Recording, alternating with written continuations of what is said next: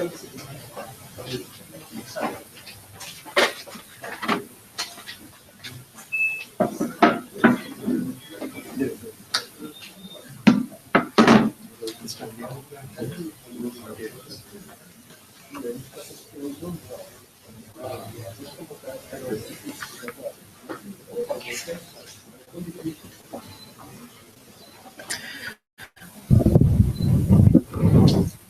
morning, everybody.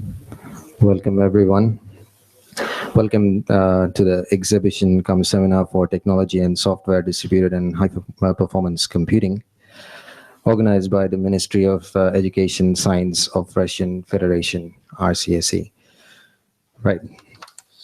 Let me first start about the seminar that is going to be held today. Basically, it's about supercomputing. If I tell you in easy words, it's nothing but computer which is 1,000 times faster than what our personal computers are. So the seminar would be held based on that, and probably our eminent personalities from Russia as well as from India will be exchanging words about that, as well as theories based on that. First of all, let me start by our speech from our director of RCSE, Mr. Mikhail Gorbatov. Thank you.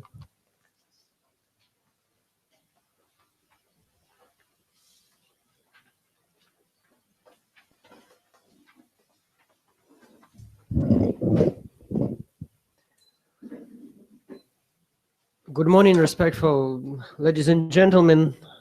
This is a great honor and joy for Russian Center of Science and Culture to host exhibition seminar Technology and the Software Distributed in High Performance Computing.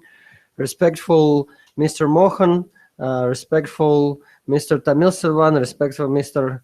Vasaran Krishnamurti, respectful Mr. Shiv Ajagan, respectful delegation from Moscow, dear friends. Today we are having a technical and science and business seminar dedicated to high-performance computing that for most of you is more common with the name of supercomputer. This event is organized by Ministry of Science and Technology of Russian Federation in association with Federal Agency Россотрудничество with the support of Consulate General of Russian Federation in South India.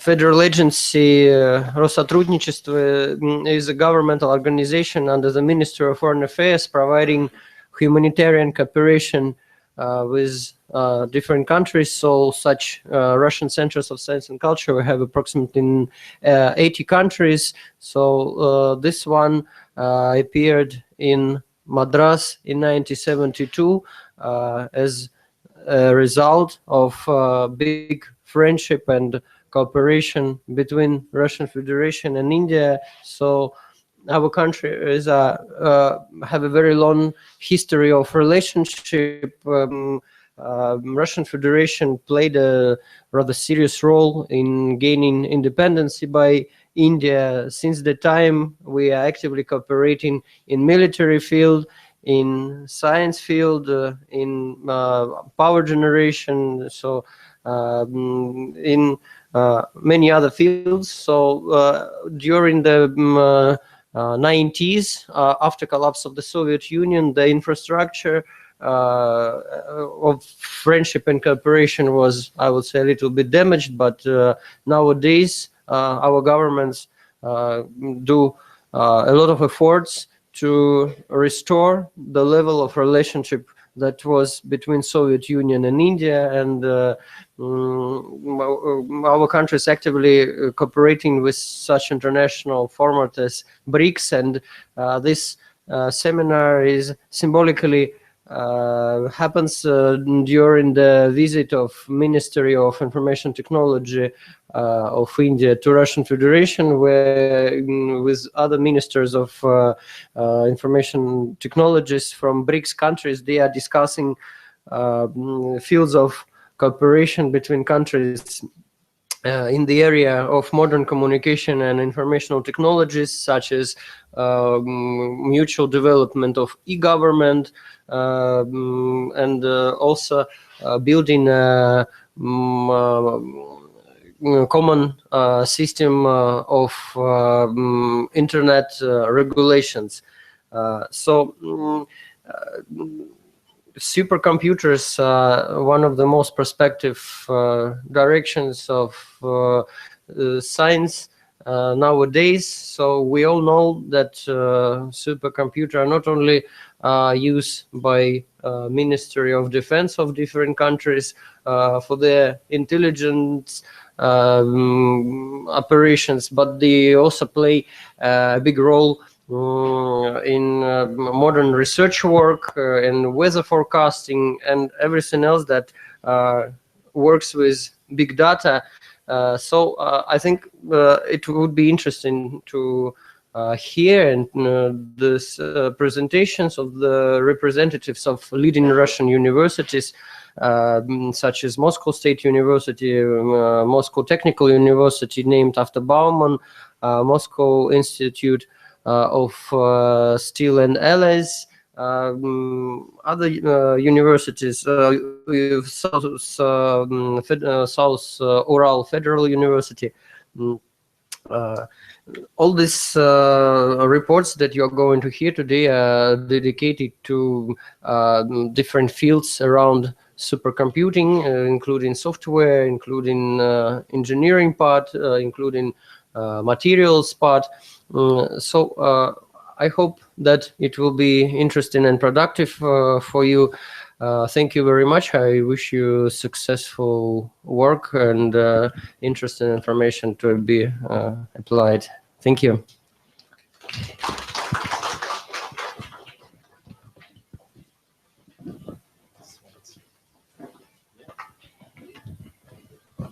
Thanks a lot. Now I would request Mr. Atmaraj, the Vice President of Tech Mahindra, to honor Mr. Mikhail Gorbatov.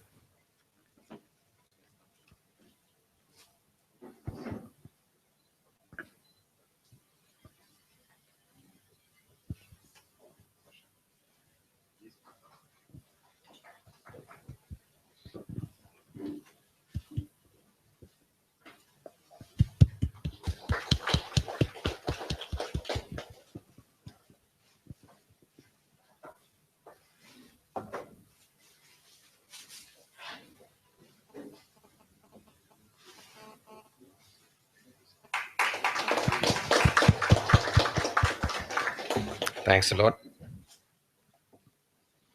I would request Mr. H.R. Mohan, the chair for IEEECS and PCS, to come on stage and have a small word with us. Thank you.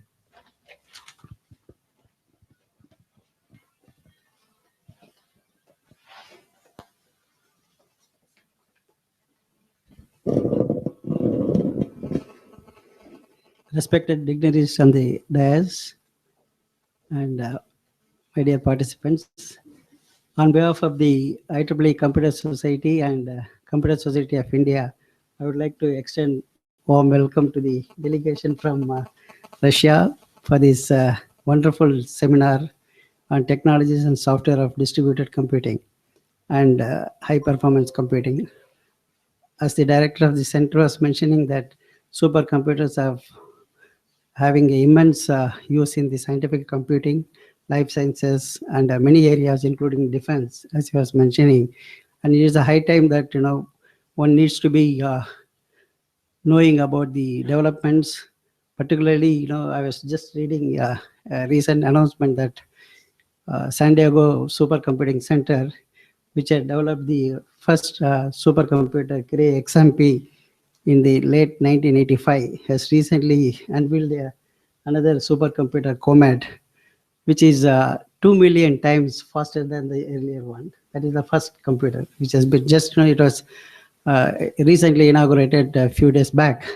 So the developments are happening so fast, and one has to be constantly keep updating. And I'm sure this type of interaction and seminar will immensely benefit to all our members and the faculty and professionals at large.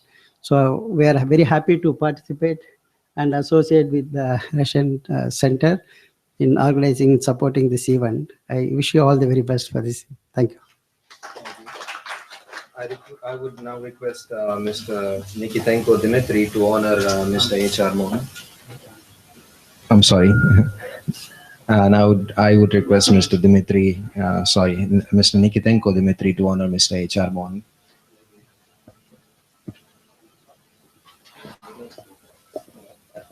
So, start.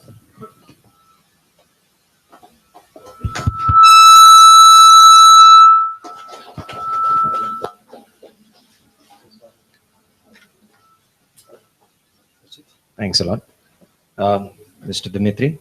Now, Mr. Dmitry, who is the professor for Lomonosov Moscow State University, to come and give us a small speech on supercomputing.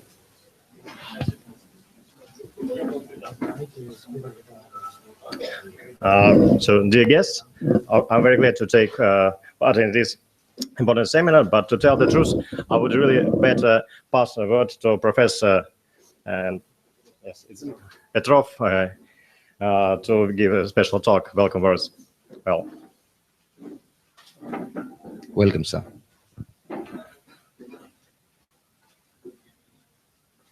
Ladies and gentlemen, the colleagues, the friends, we are very glad to be here in India. India and the Soviet Union and now Russian Federation have a tradition in cooperation in industry, in defense and culture and so on. But now we live in 21st century of information, and information is main now. We have to calculate a lot of data. Big data now is one of the main problem, and we hope that our cooperation will have success in our future. We have some achievements in this region. We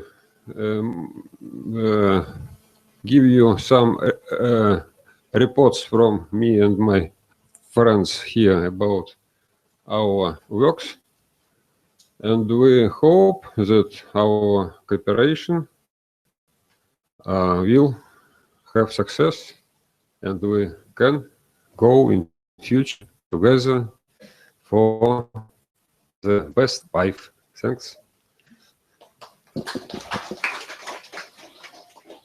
Thank you. Now I would request Mr. Tamil Selvan, who is the president for Indo-Russian IT Association, to come and have a small word with us. Yeah. I would request him to honor Mr. Dmitry Nikitenko, Professor.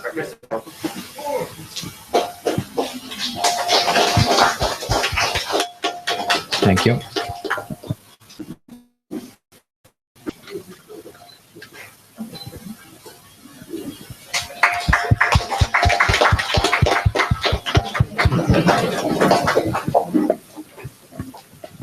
Yes, sir.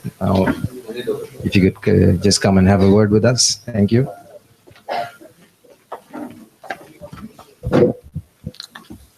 அனைவருக்கும் வணக்கம். Super computer தொழில்நுட்பத்தை விரிவாக்கத்திற்கு Russia நாட்டிலிருந்து வந்திருக்கும் நண்பர்கள், friends மற்றும் குழுவினர் அனைவரையும் வரவேற்புடன் இந்த சூப்பர் கம்ப்யூட்டரின் விவாதத்தை வெற்றி பெற வாழ்த்துகிறேன். கூடியிருக்கும் நிர்வாகிகள் மற்றும் நம்ம நண்பர்கள், ரஷ்யா நாட்டிலிருந்து வந்திருக்கும் தொழில்நுட்ப கலைஞர்கள் அனைவருக்கும் வாழ்த்துக்களை தெரிவித்துக் கொள்கிறேன். இந்த சூப்பர் கம்ப்யூட்டரின் இந்தியா ரஷ்யா இணைந்து நடத்தும் இந்த தொழில்நுட்பத்தை நமது கலை கல்லூரி எல்லாம் பயன்படுத்தி மிக நாட்டிற்கு சிறப்படைக்க வேண்டும் என்று கேட்டுக்கொள்கிறேன். நன்றி, வணக்கம். Thank you, sir. Now I would request Mr. K. Bhaskaran Krishnamurthy, who is the chairman for Computer Society of India, Chennai chapter, to come and have a small word with us. Good morning, everybody. Dignitaries on the stage, honored guests, and dear participants.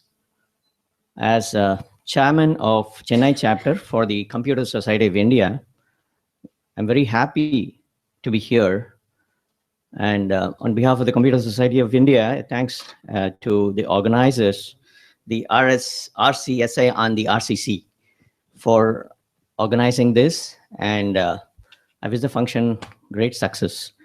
I've always had a lot of exposure to the Russian technical books right from my school days. And I grew up reading Yakov Perelman's Fun with Physics, and such books. And I've always held the technical background of the Russian cultural ecosystem in very high regard. And I am sure that such events will go a long way in breaking boundaries and expanding the frontiers of knowledge. Thank you very much, and wishing once again everybody grand success and welcome to the visiting dignitaries. Thank you. Please, sir. Now I request Professor to honor Mr. Bhaskaran, please.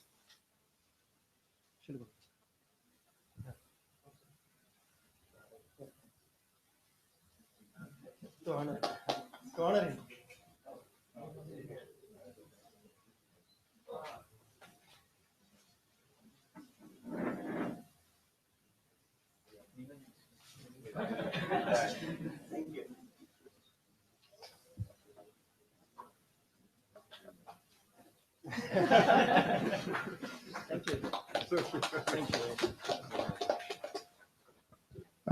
Thank you, sir.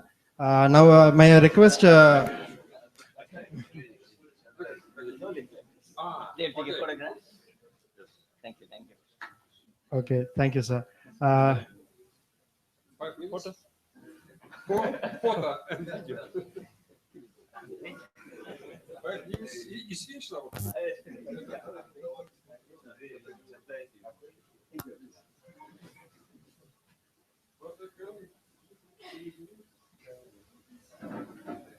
Now I request Dr. L.R. Prakash, Director CDAC, to give some speech.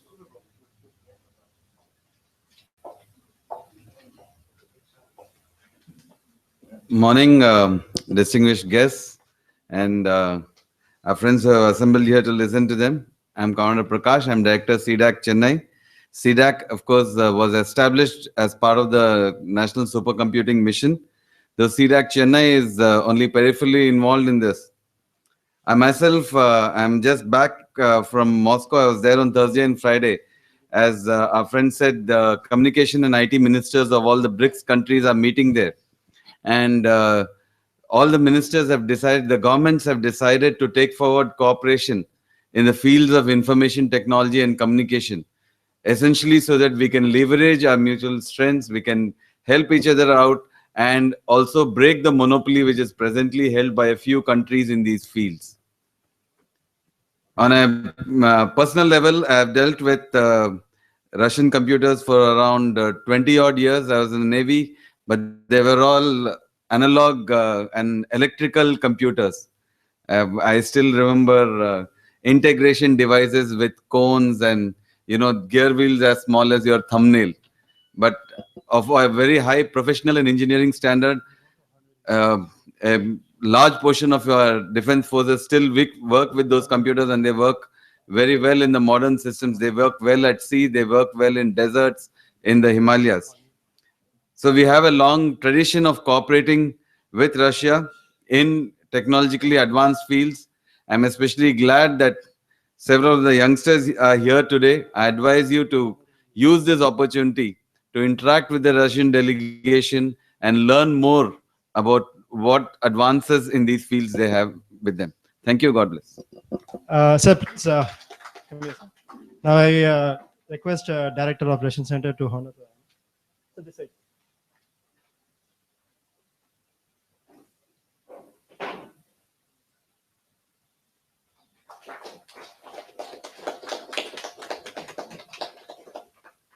Thank you, sir. Now I request Tamil Selvan sir to honor the Russian delegates by shawl. So please, delegates.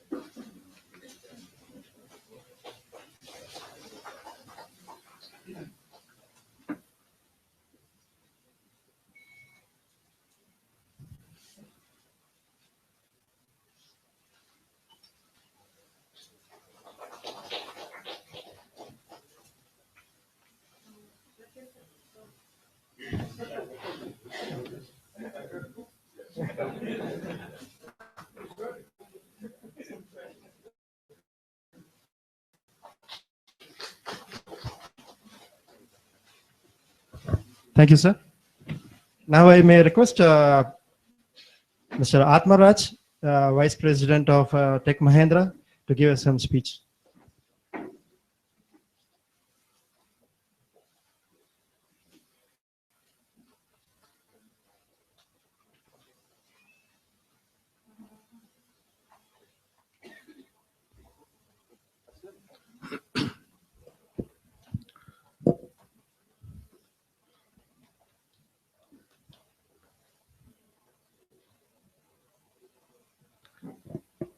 Dear friends,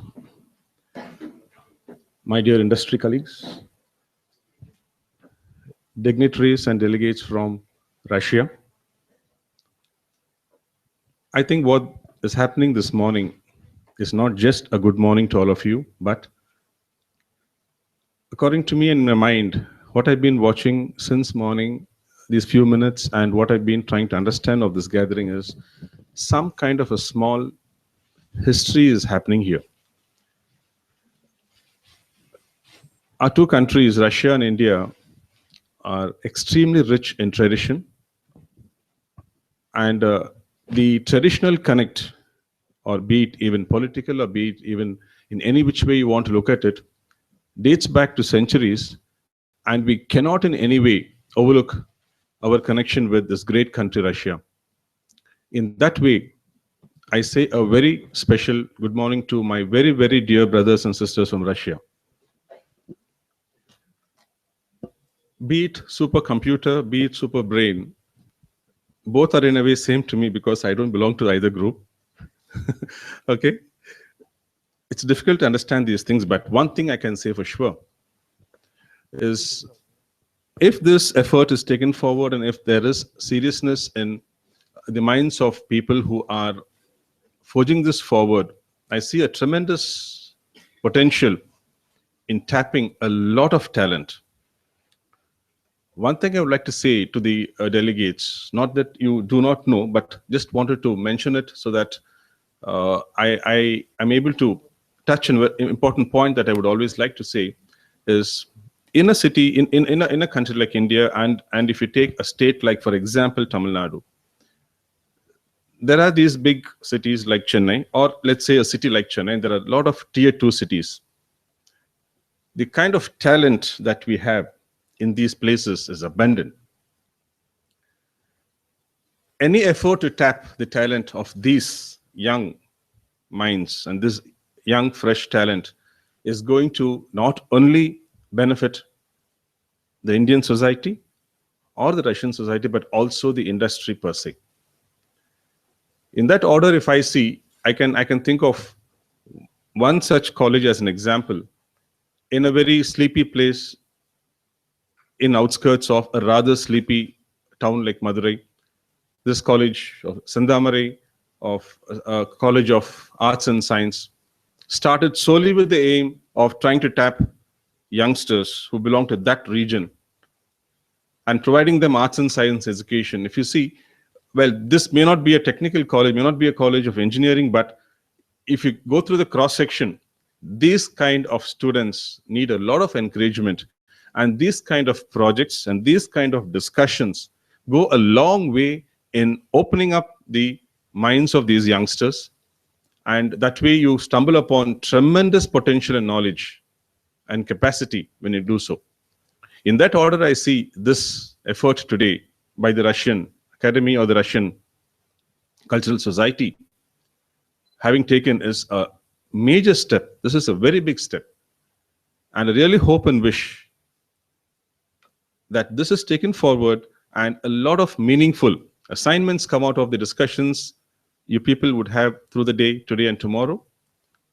And this converts into a major action, productive for both these vast cultures as well as for the industry per se.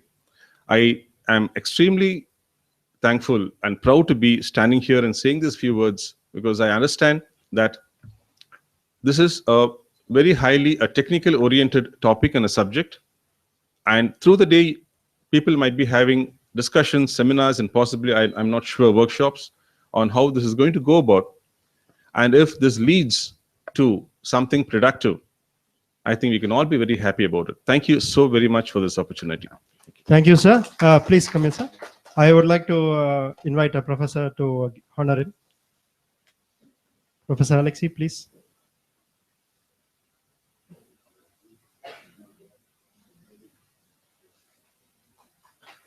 And a shield, and also a shield.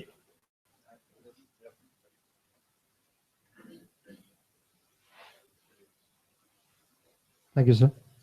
Now I request Dr. A. Azad to give the vote of thanks.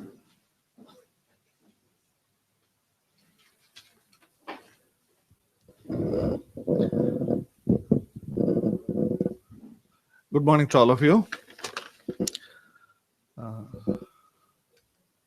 On behalf of the organizers of this program and also on behalf of those who are gathered here, I would like to convey our vote of thanks for being present here. Our first thanks go to Mr. Mikhail Gorbatov, Director, Center for Russian Center for Science and Culture, for promoting Indo-Russian friendship and for organizing and being part of this movement today. I also would like to thank Mr. Atmaraj, Vice President, Corporate Services of Mahindra Group, and Dr. Prakash, Director, CDAC, for being here despite of their busy schedule. I would also like to thank on behalf of everyone, Mr. H.R. Mohan, Mr. Tamil Selvan, Mr. K. Bhaskaran Krishnamurthy, for being with us and giving your kind words for this program. I'm immensely thankful for the Russian delegation, those who are present here, Mr. Dmitry Nikitenko from Moscow State University, and Professor Andrei Petrov from National Research Nuclear University. They have traveled all the way from Moscow with this delegation, and they are going to share with us their knowledge. I would like to say that I'm very happy about this exhibition and the seminar on technology and the software distributed and high performance computing. Today, data has become big data. Things have become the Internet of Things. So we are living in the world of very fast changes. They say that whatever the knowledge acquired from the birth of human beings, where an equal amount of knowledge was generated in the last 10 years, and how much knowledge was generated in the last 10 years was created in the last 1 year. Like that, the knowledge multiplies, and today managing knowledge, managing what we know itself is going to be a task. So this exhibition and seminar will be immensely useful for our staff members from the colleges and also scientists, IT engineers, and those who are all interested in these things. All of you should know that Russia has always been a country of innovation. You know, they are the people who first sent a rocket. The equation for a flying object outside space was invented by a Russian scientist. He explained in his equation that if a rocket should travel in space where there is no atmosphere, he told that it should lose part of its mass, which is the fuel. In those days, the understanding of the people was that planes are able to fly because they push the air. When you go out of space, there's nothing to push, so nothing can fly. The rocket that you send, once it crosses the air barrier, it will stay. Only it will not fly. But he has told that if it can lose a part of its mass, it can still travel.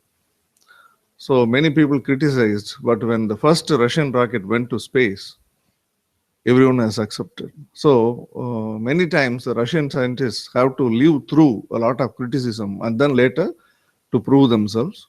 Later, you know that the achievements of Russia, for example, to launch a rocket, you need a computer because thousands or millions of calculations, thousands of factors have to be taken into account before you launch a rocket. So Russia pioneered a lot in computer science. Not only that, they optimized also. They developed very good algorithms. You know that before 15 years, the biggest problem was handwriting recognition. You know, B8 problem. B and 8, they look similar, but how to distinguish B and 8 itself was very big. So the handwriting recognition software was successfully written by Russian engineers. The problem was with the minimum processing, you have to do it.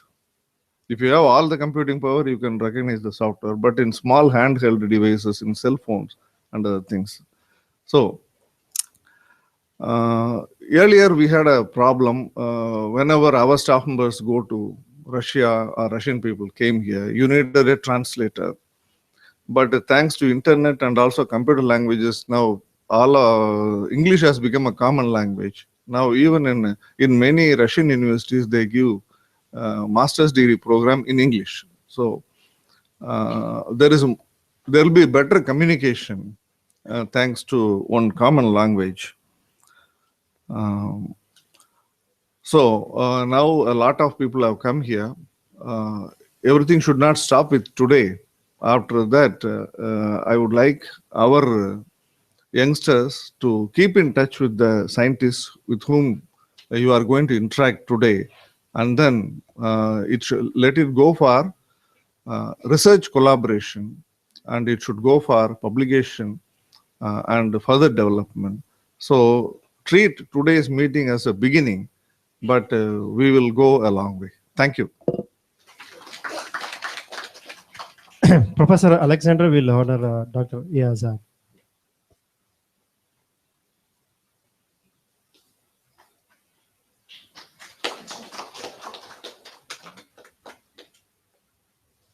Thank you very much. Now we will be starting the seminar in a short while.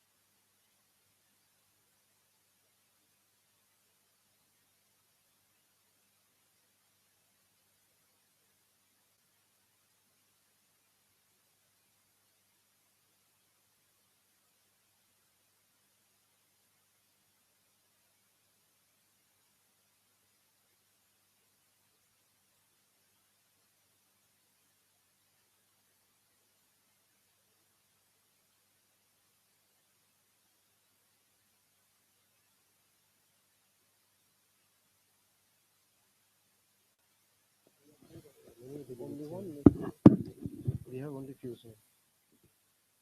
Only few, yeah. Okay, so select the one.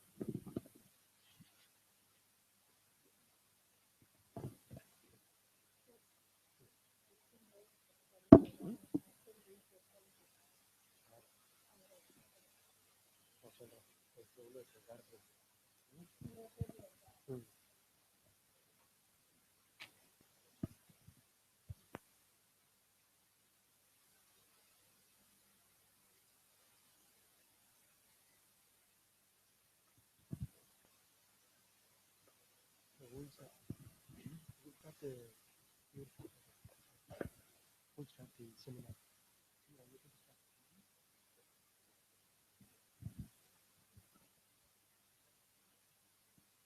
Seminar. We can start the presentation. Yeah.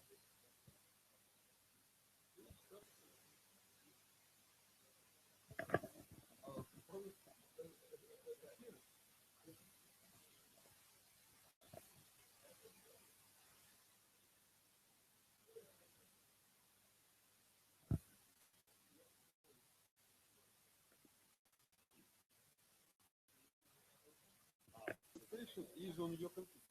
Yes. You can open it.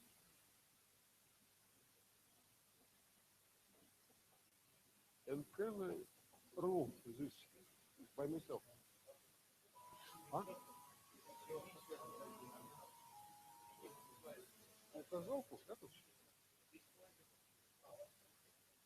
У меня указка стоит. Нужно. Да, вот этой? На их, да? Нет, это моя, наша. Нет, а у них только. Я нажму. Она будет работать? С этим компьютером? Это запускается USB. Да ладно, я вам там буду... Ну, хотя что, это было бы удобно. Ага.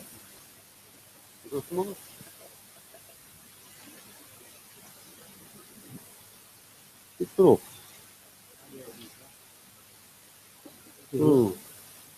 No, here. It was in this computer. No, on this computer.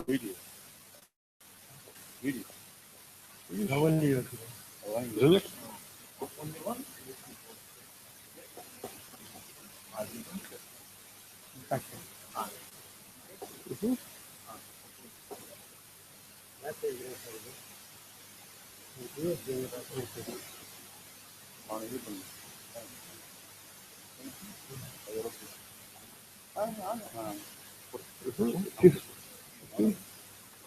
Yes, and Petrov presentation, this one.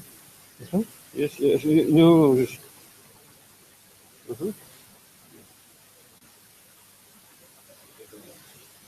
It's a big. Yes, this one. Okay.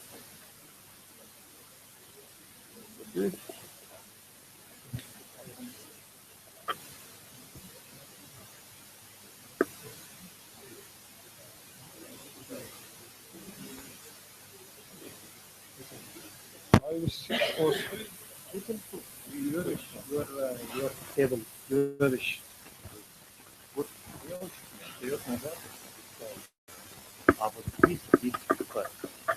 Средний.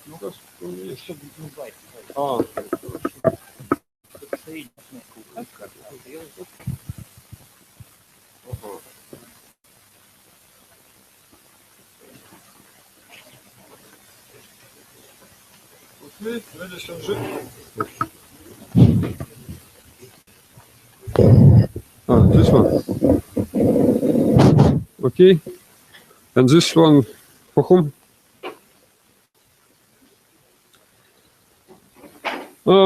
Some words about fundamental mathematics for high performance computation.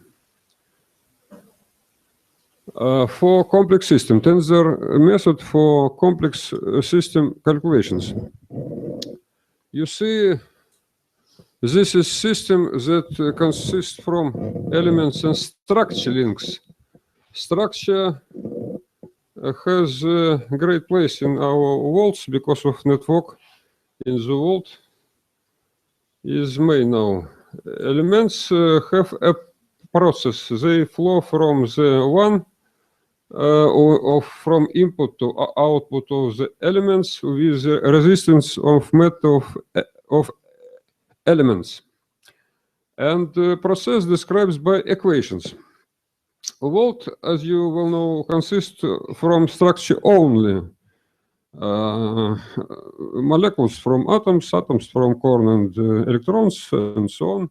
And only boson Higgs give us hope to have a mass, matter, and so on. And for joke. Problem of mathematics that process describes in one part of mathematics and structure describes in another part of mathematics. When we have process impact resistance response, we have no structure describing. When we have a structure with element connections, closed and open passes, we have no matrix. And dual networks, tensor method, what I developed after Gabriel Cron, allowed to combine all this. We have two kind of elements, open and closed. You see, when we made changing a structure, we open a closed and closed and open elements. And there is a property of duality. Firstly, as I said, tensor method worked built a long time, more than 35 years in General Electric. And method was developed him named Dirac optics. Problem of this method was power invariance. He postulates that in changing structure, power is constant, but it's not constant. Now we know that power consists constant under changing structure, but not in one network, but in two dual network with dual structure. Here you see example of two dual networks. There is a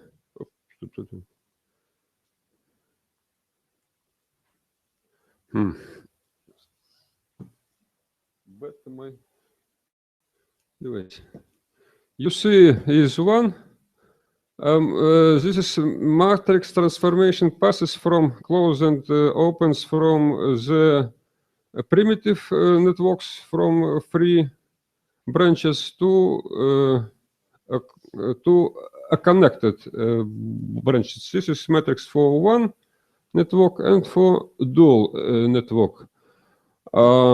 Fundamental property of our space is that we can describe open closed passes across closed passes and open passes, but we cannot describe open passes across closed passes. Because of this, we see here 0 blocks in this matrix. Analogy of this is X and Y chromosomes that, as you know, in man and woman, bones plays roles. And this is structure property in invariance of duality networks. In dual networks, in open passes, in closed passes, in the given network and the dual network. This is, it's maybe red, must be red. Okay, this is diagram that describes changing power in the dual and given networks. When you change a structure, this diagram rotates, and this is pass power of closed passes, power of open passes in given network, and the same for dual network, but they add each to other together to constant, to invariance. This is factically invariance of flow of energy. You know, a fundamental law of energy constant, but now we have the next law of constant flow of energy. This property is the basic of changing of structure. When you change structure, you connect junction or disconnect junction. With this, in matrix changes paths belonging to open path and closed part of this matrix. And when you have network, you can divide it on the paths for calculations on separately processors or computers, and then combine it to the decision for whole system. This is the base of algorithms and formulas for calculating of such transformation. And you have a matrix path for separately subsystems, for subsystems that combine that in the whole systems. And property of this algorithms no iteration because of this philosophical problem of path and whole. When you divide whole on the paths, you have a connection force in the links between the subsystems. And this is problem because of you have to calculate after first step the arising interchanging between the paths. Then the next, you have iteration. But dual systems allowed us make calculations without such iteration because of all changing. I come to the dual network, dual for a connection system. And we have 8 algorithms that describes solution matrix for dividing on path, for combining from the path the whole, for closed path, for open path, for constraints growth, for constraints decrease, and the same for the dual networks. This is all algorithms for this. Is practically this is generalized diacoptics. And this is algorithm for one of these 8 algorithms when you can divide your system by paths, calculate for separately processors this path we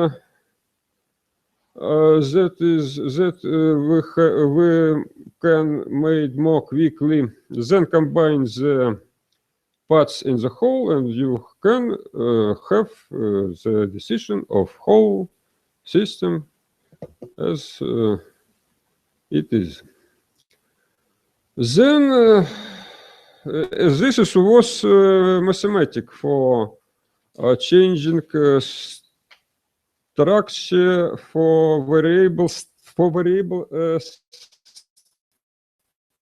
structure. When you applied this method for a reality system, have used analogies between process and structure of real systems. In the middle of 20th century, Gabriel Caron writes this words that here exist analogies between very different parts of our worlds that allowed us to use this method. And when you attempt to construct a network model for real systems, here is closed system and open systems. All influence and response values divide to two kind of them: the along and cross. Along measured in 1 point as electrical pound. Excuse me.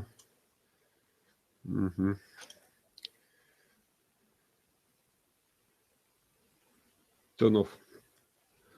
Yes, 1, and across as difference between the result of measure in 2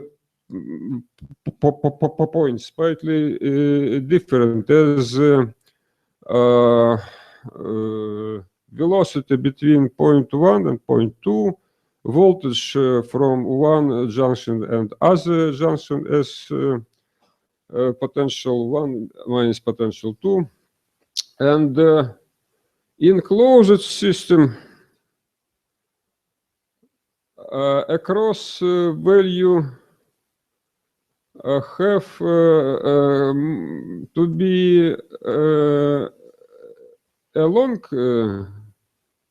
and influence across. In open system, inverse. Influence open and a response across. You know mesh method of calculating of electrical network. There you have voltage in meshes as influence and currents is a response. If you have nodal or junction method of calculations, there is current is influence and voltage is response. Some words about applications. This is flow network model for products in industries. You have demands of products or plan in Soviet Union, branches, industry, agriculture, transport, trade, and so on, and resource from our nature, energy, resource, material flows, and this is network model. Factually, this is model for Leontief model output. Leontief, you know, has had a Nobel Prize for decision of this problem in 1973. Yes. And this is a network model for this problem. It necessary, but this is problem for modeling for difference between technical systems, dead systems. They flow energy come out without concentration, and living system as economic system, because of economic systems have growth of free energy. And it was necessary to combine mesh quantities and junction quantities together. When some influence come from open junction of the system, system by yourselves generate mesh quantities in it, and they add flow to the flow correspond to product flow. This is mechanism of working of leaf system. practically. And this is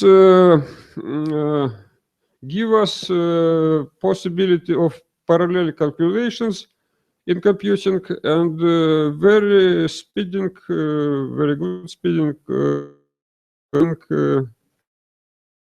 calculations. Another bank network model. We have a bank as a transformator from short long cycles from the input. You see this one, and the long time as usual flow on output. If you would have passive and active, you have profit. If no, you have losses and you destroy your credit organization. We use this model for describing whole bank system of Russian Federation. This system worked during 20 years from 1995. Based on it system work in the Central Bank of Russian Federation. Here is example of a result of working of financial results for Moscow banks. This is loans, this is valute operation, and this is ценные бумаги, как securities.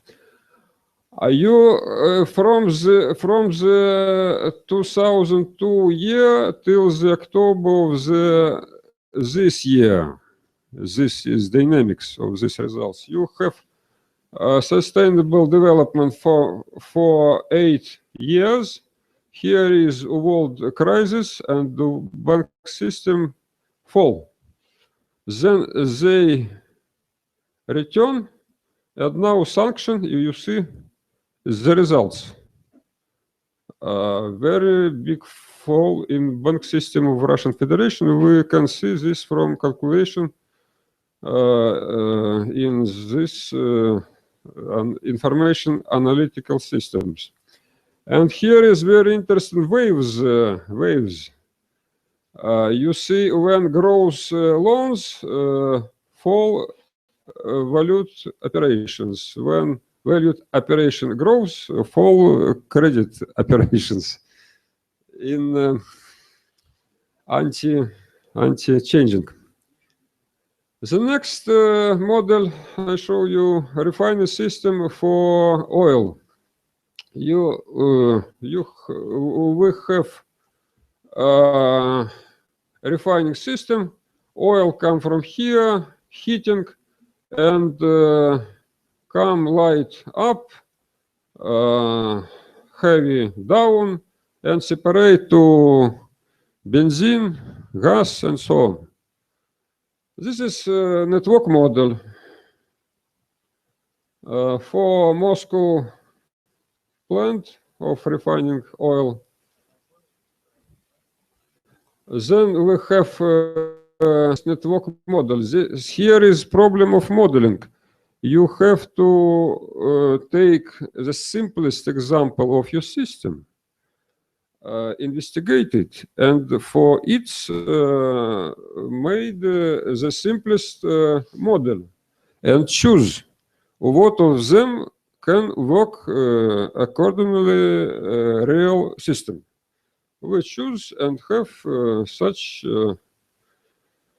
network model. Then we this is transformation matrix of passes of this model. We have matrix of decision, put to it flow from output to input, and then have result of calculations for in opens, in closed subsystem, for thermal flow in open injunction subsystems.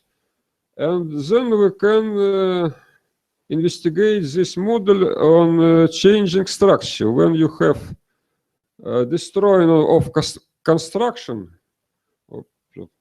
you see here is junction divided. It corresponds that construction pump in the upper of this system, and what when be with flow of very heating flow. It's a great problem, and we can calculate. You see, destroying rows and columns 0. We put explosion and can calculate results, but using the algorithms that I showed before. We can use only matrix of changing passes, that not all passes, that only 2 in this case. And from this matrix, you can have the such matrix, and the calculations very speeding much more faster than the whole systems. And tensor method applications, it depends from space in what you work. For continuous spaces of geometry, we have general theory of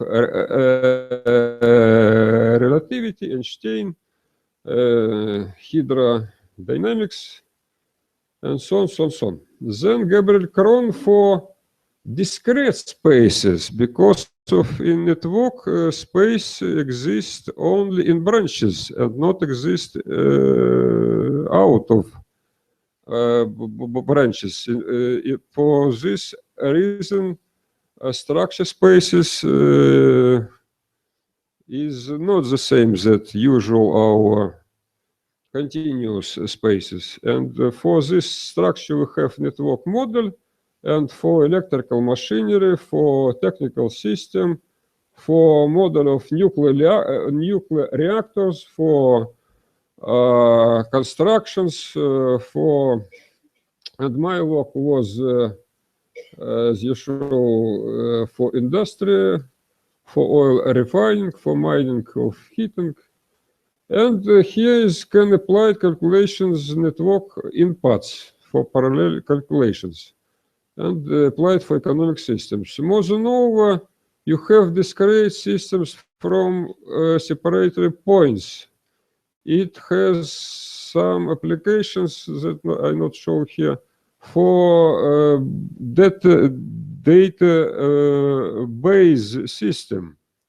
And for language, we know applications in Russian in Soviet Union. For linguistic, because of tensor is a quantity that exists independent from coordinate system where it projected. You have in bank system such sum of money, and if you have one another plan of account is a different system of coordinates. If you have phrase in one language and another language, words different but sense the same.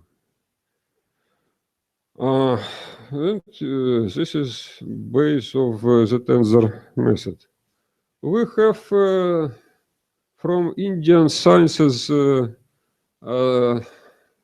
some works were made. Balasubramanian, Lin from Liverpool, and Sengupta, differential forms on electromagnetical networks. Swamit, Holosy, Roman, Graphs, Networks and Algorithms, translated into Russian by my friends, Professor Gorbatov, in this year. And I hope that our cooperation allow this method for fast calculating in future and in other system, in another network, in another region for our the best future. Thank you very much.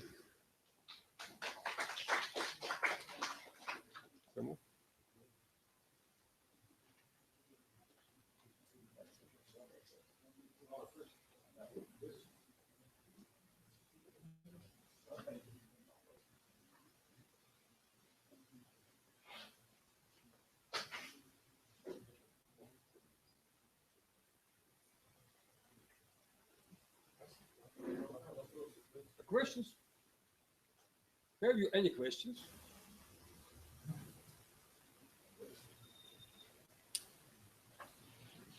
No questions. Okay.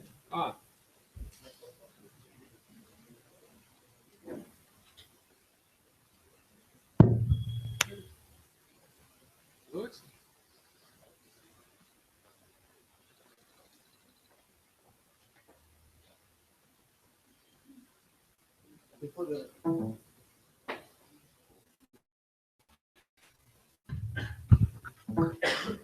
Before the next session start, we would invite Mr.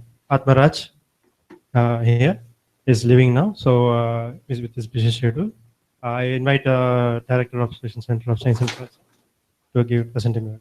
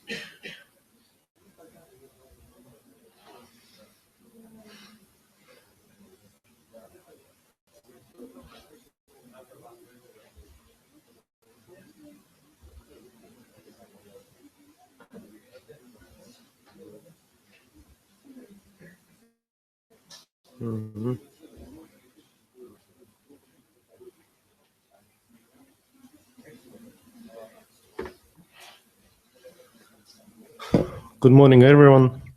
My name is Alexander Skolov. I presented my report. I'm from Bauman Moscow State Technical University. And the main topic of my report is development of software, special software subsystem of multi-scale numerical simulation of processes of deformation and fracture of composite materials. This is the first of my report today, and it is report of it is the research. It's the simulation of real practical task. The main objective of this research was to develop special software, and then this software was integrated into our special software, which was developed in Bauman Moscow State Technical University with my colleagues, Distributed Computational System, GCD. This new subsystem was developed to simulate deformation of composite materials with different reinforcement schemes. It was tessellal composite materials, dispersively reinforcement composite materials, fiber reinforced composites, and so on. The main method we use, it was a homogenization method, and this method was based on finite element analysis. This illustration presents the crack growth in unit cell. It is a representative element of tessular composite material with plane weave. This simulation was made using our software. The main subtasks for this research were test new graph-based technology implemented in our software. This graph-based technology was developed and used to develop program implementation of multi-scale homogenization computational method in our system. Then we have to carry out computational simulations of processes of deformation and fracture of different types of composites. Then we have to validate results. It is very important task because computational results we obtain have to be validated, and we have to be the accuracy of these results must be controlled in comparison with experimental results.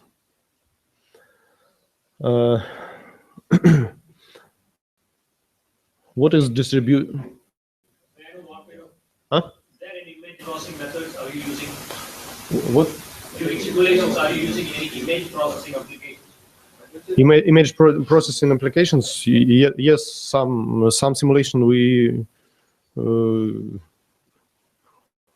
carried out in image processing, and one of such tasks was stated while generation in frame of task of generation unit cells, automatical generation of unit cells. It's not of my main objective of my interest of research. This kind of tasks were solved by my colleagues too. What is distributed computational system at all? This task will be I will describe in my second presentation today. It is a three-tier client-server architecture software. This system, development of this system was has begun approximately 10 years ago, and this software has client layer. This client layer presents by its client software, and clients connected with the server layer, which is divided into two parts. One of them is logic layer, so-called application server, and the second one is database layer. Database we use to store the results of our computations. Also, on the logic layer, we implement several well-known numerical methods, such as finite element method, finite difference method, multi-scale homogenization, dynamics method, and some other methods.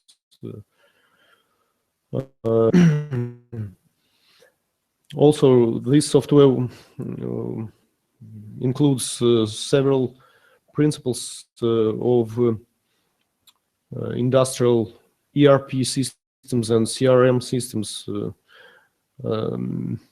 Development of such system helps us to develop our system. The main purpose of development of the system at all was to support the concurrent engineering of design process of new composite materials at all, including joint design of composite materials. When the new composite, in framework of designing new composite, researchers have to be, several tasks have to be done, and one of them is experimental research, and the second one is computer simulation research. And these tasks have to be done simultaneously, decreasing the time of design of a wall composite. And using this system, all of these specialists can do its work simultaneously, in parallel.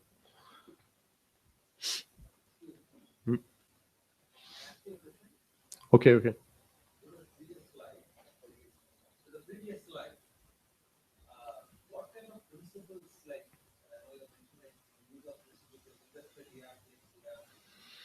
What kind of principles? This system, for example, has many very useful technologies included in it, like something like that. In such system, widely used computer-aided software engineering instruments to develop extensions, to develop special new modules, new binaries in this system, and extended functions, introduce new functions into this system. So you have the core of this system, and every new function can be integrated into this system using standards,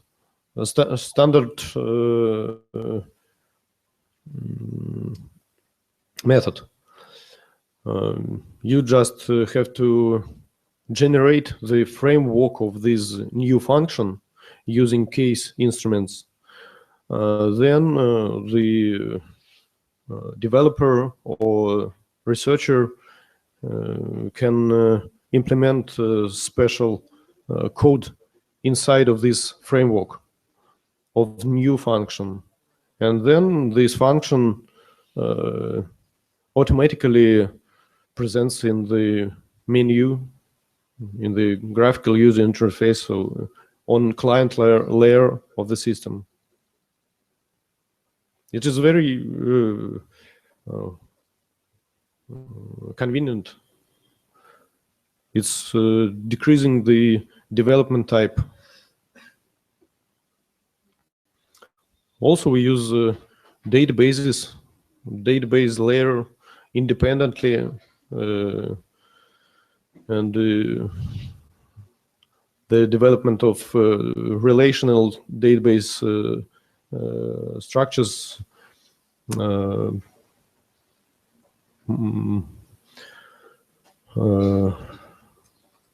provided using independent relational database management systems.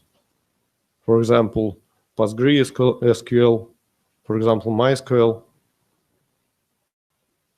and so on, so on, so on. For ERP systems, I can describe about several types of technologies, maybe later, if you want.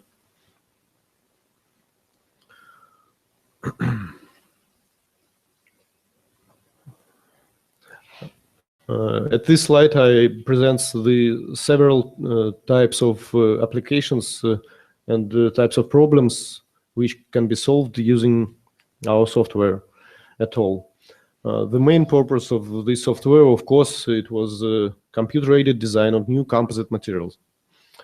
For aircraft structures, shipbuilding, aerospace, constructions, medical instruments, development of building materials, and so on. You can use this software to design new materials with predefined properties. It is a very important task in these fields of industry. Also, you can estimate or identify unknown properties of selected composite components when you try to obtain effective properties of composite under research. You faced with the big problem of incomplete initial data. And so you can identify this data using special global optimization methods, such as particle swarm optimization, for example, or several local optimization, Monte Carlo optimization, genetic algorithms, and so on. Also, this system was developed to provide a remotely accessible database and accumulate data about composites and materials in it to provide data for mechanical engineering tasks, for computer-aided engineering, for structural analysis. And this data can be useful for such computer-aided engineering systems such as ANSYS, Abacus, Nestran, and LS-DYNA, and some others systems. Also, I described about the graph-based instruments we used to develop computational methods. These graph-based instruments can be used for automation of technically complex computing operations of engineering calculations at all.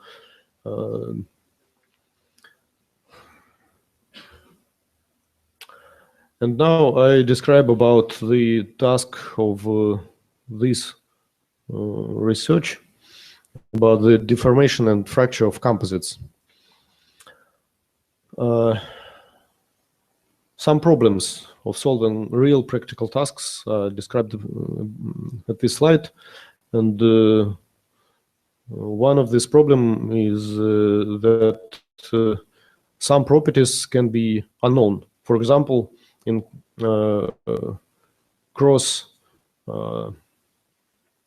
for example, at this slide you can see fibers, glass monofibers, and the mechanical properties in the direction of the fiber can be known, and the cross direction, and in the cross direction can be unknown. Using experiments, can't researcher and technologists using experimental research it is impossible to obtain such properties because the width of these fibers very small. It's approximately 10 micrometers, and it is hard to investigate the properties, mechanical properties in these directions. But it is, but these properties have to be known to obtain effective properties of wall composite, for example. Also, initial experimental data can be inaccurate, and this is the problem too. Also, one of the problem was that after when we obtain effective properties using homogenization, for example, we have to validate these properties. We have to be sure that these properties is correct, and we can use these properties to for structural mechanics using, for example, lenses. And this is the problem too, because when we obtain just one scalar, for example, Young modulus, or maybe shear modulus in some direction or plane, it is very hard to be sure that this is correct.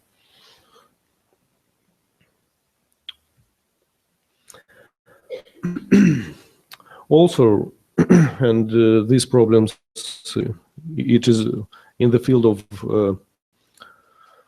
high-performance computers systems. The dimension of the problem is large, and in real problems, it is very large.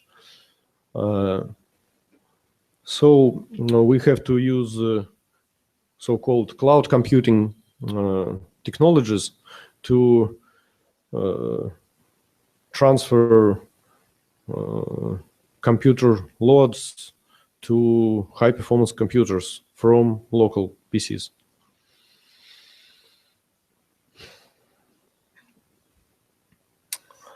At this slide, I present designation or definition of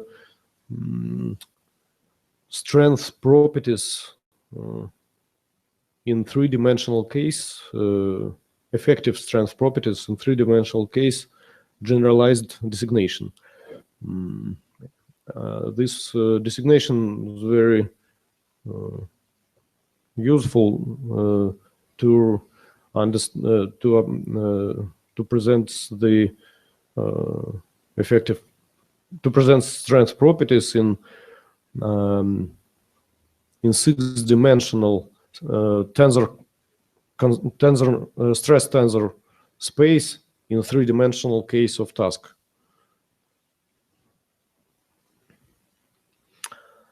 And now I present the input data for this task. We have composite material under research. At these slides, on upper slides, you can see two types of composites: porous composites, composite and tissular composite with plain weave. And in the lower slides illustration, you can see 3D models of reinforcement schemes of these composites. This these 3D models was generated automatically using special software implemented in this software system too.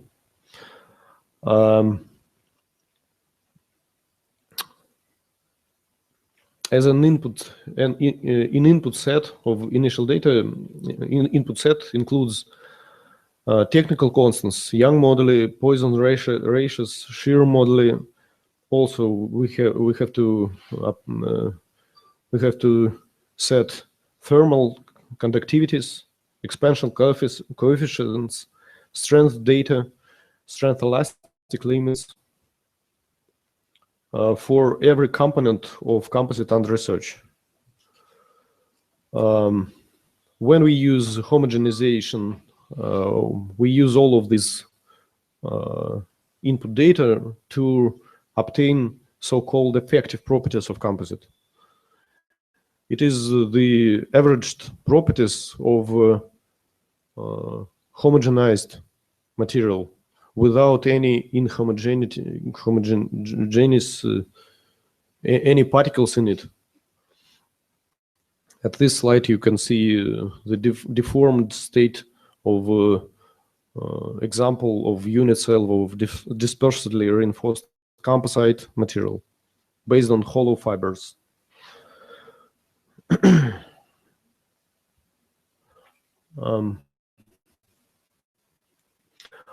Also, as a result of this research, we have to obtain strength properties. And at this slide, you can see the section of effective strength surface of 1D dispersedly reinforced composite material presented earlier, based on hollow fibers.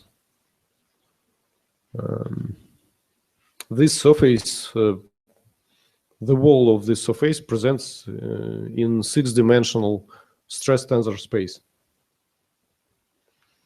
At this slide, you can see examples of results of deformation of several types of unit cells, the models of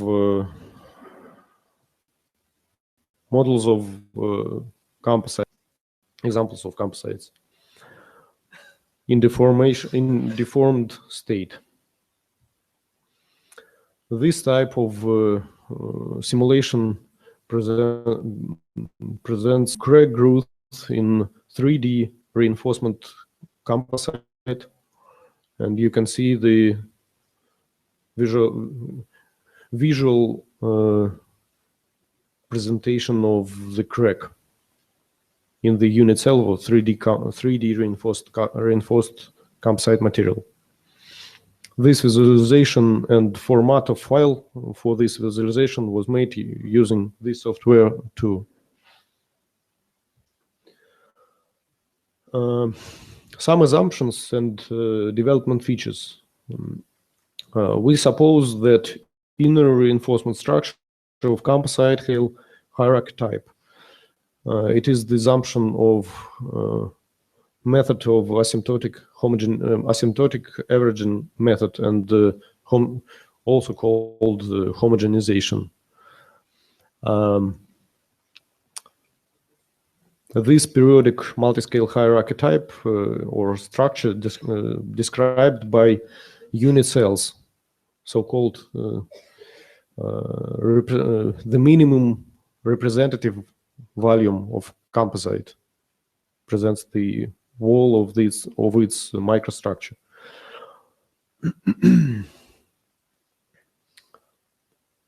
Also, we have to define for every scale level, we have to define unit cell.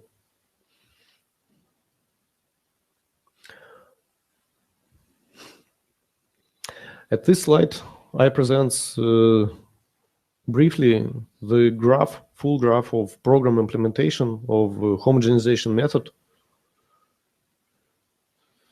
It's just for illustration.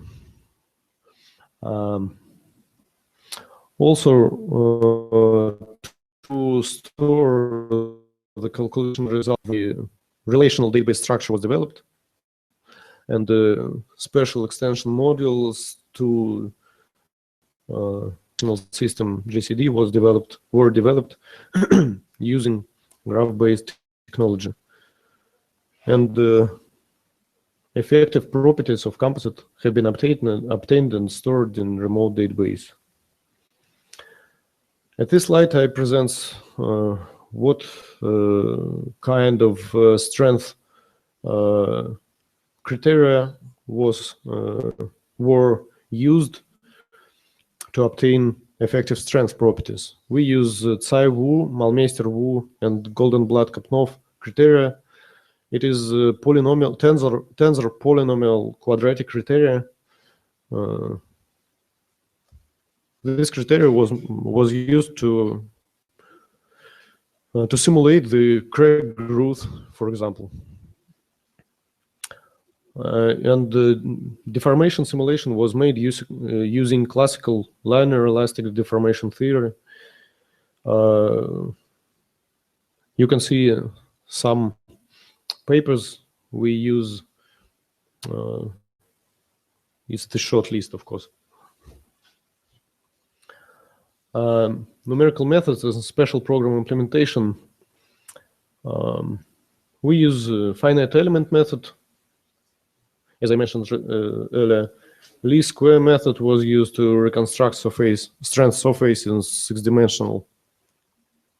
Okay. Just results briefly. It's the results of strength surface reconstruction. It presents the crack growth in tissular composite material.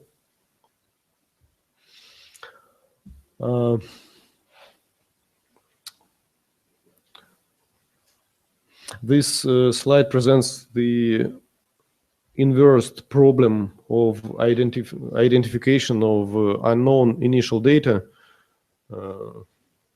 I have a little of time, and I have to go forward. I can describe it later if you want.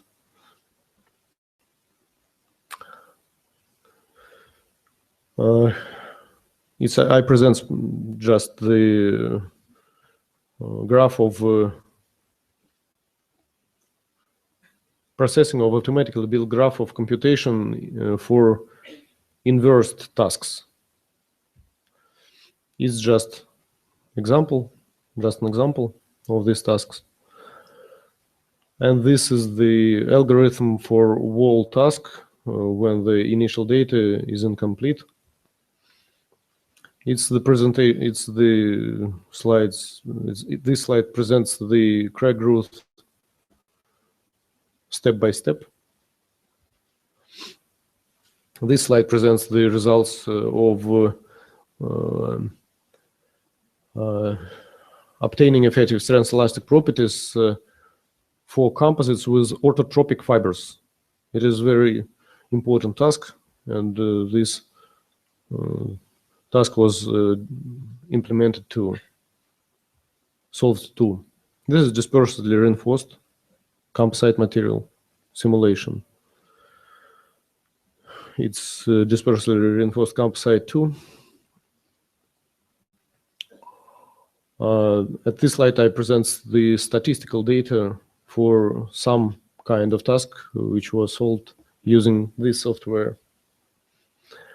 At this slide, I present the terms of stress tensor concentration components obtaining formulation. It was used to simulate the crack growth in composite. Conclusion.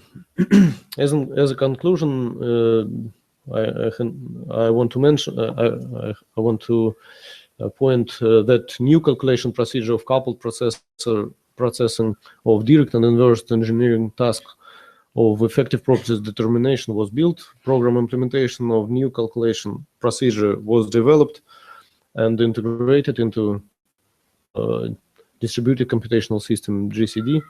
New program implementation led us to use different mathematical models for every component of composite, and new distributed computational software system was developed to process effective properties of real composite materials with different arbitrary inner structure in assumption of its periodicity on every scale level.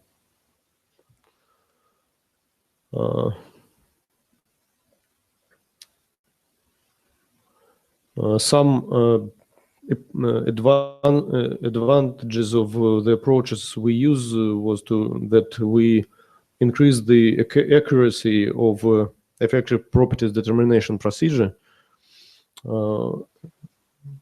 and using the distributed computational system and our program framework will result in decreasing the development time at all. Thank you very much. Questions?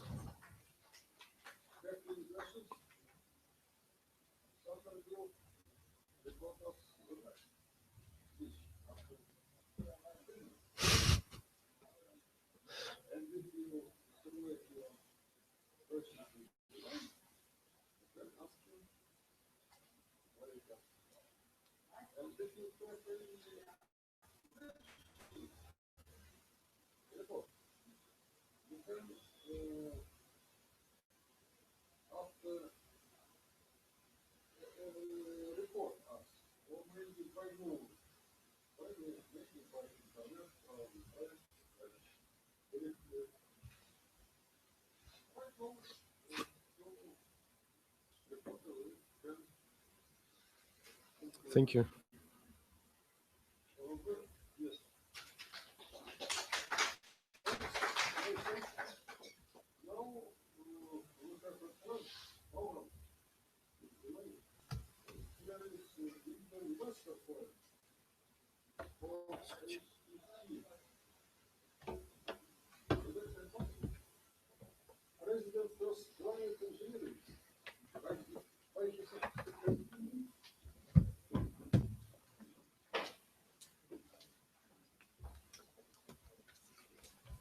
Vanakkam, namaste, Dobry den. Well, greetings and best wishes to head of the delegation of Russian Ministry of Science and Education, Madam Tatiana Tomilova, esteemed delegation members, most distinguished Professor Dr. Andrei Petrov of MEFI. We are honored to have Dr. Petrov to India,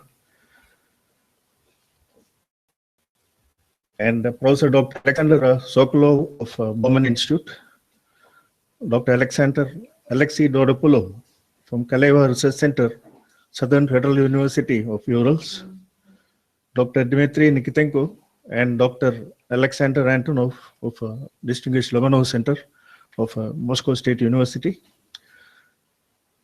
esteemed Director of RCSC Chennai, Mr. Mikhail Gorbatov, distinguished guests from Computer Society of India, Dr. Mohan, Mr. Atmaraj, and colleagues from Tech Mahindra, and Dr. Prakash, from Director of CDAC Chennai, Mr. Tamil Shelvan of Indo-Russian Information Technology Club, and friends from IEEE, TCS, and other industrial bodies, distinguished members of the media. It's a great privilege and honor for us to have the Russian delegation here, especially on the applications of high-performance computing. I also like to greet Director of Anna University and from Hindustan University. It was in 1959, 56 years ago, that Ural-1 computer was gifted to Indian Statistical Institute in Calcutta. And 2 years before, India had acquired a computer from UK. The Ural-1 computer had capacity of 24,000 operations per second. And Professor Mohi Mukherjee, who was with Indian Statistical Institute and later with BITS Pilani, was in charge of this project. And ISI had ordered only for the computer, which had 3 manuals in Russian, The Soviet scientists also provided India over 300 manuals with about 100 applications. Of course, both were free. Nowadays, we have many computer centers, about 700 HPC centers in India, the various capacities, but with limited applications. The utilization of the nodes is maybe less than 25 to 30%.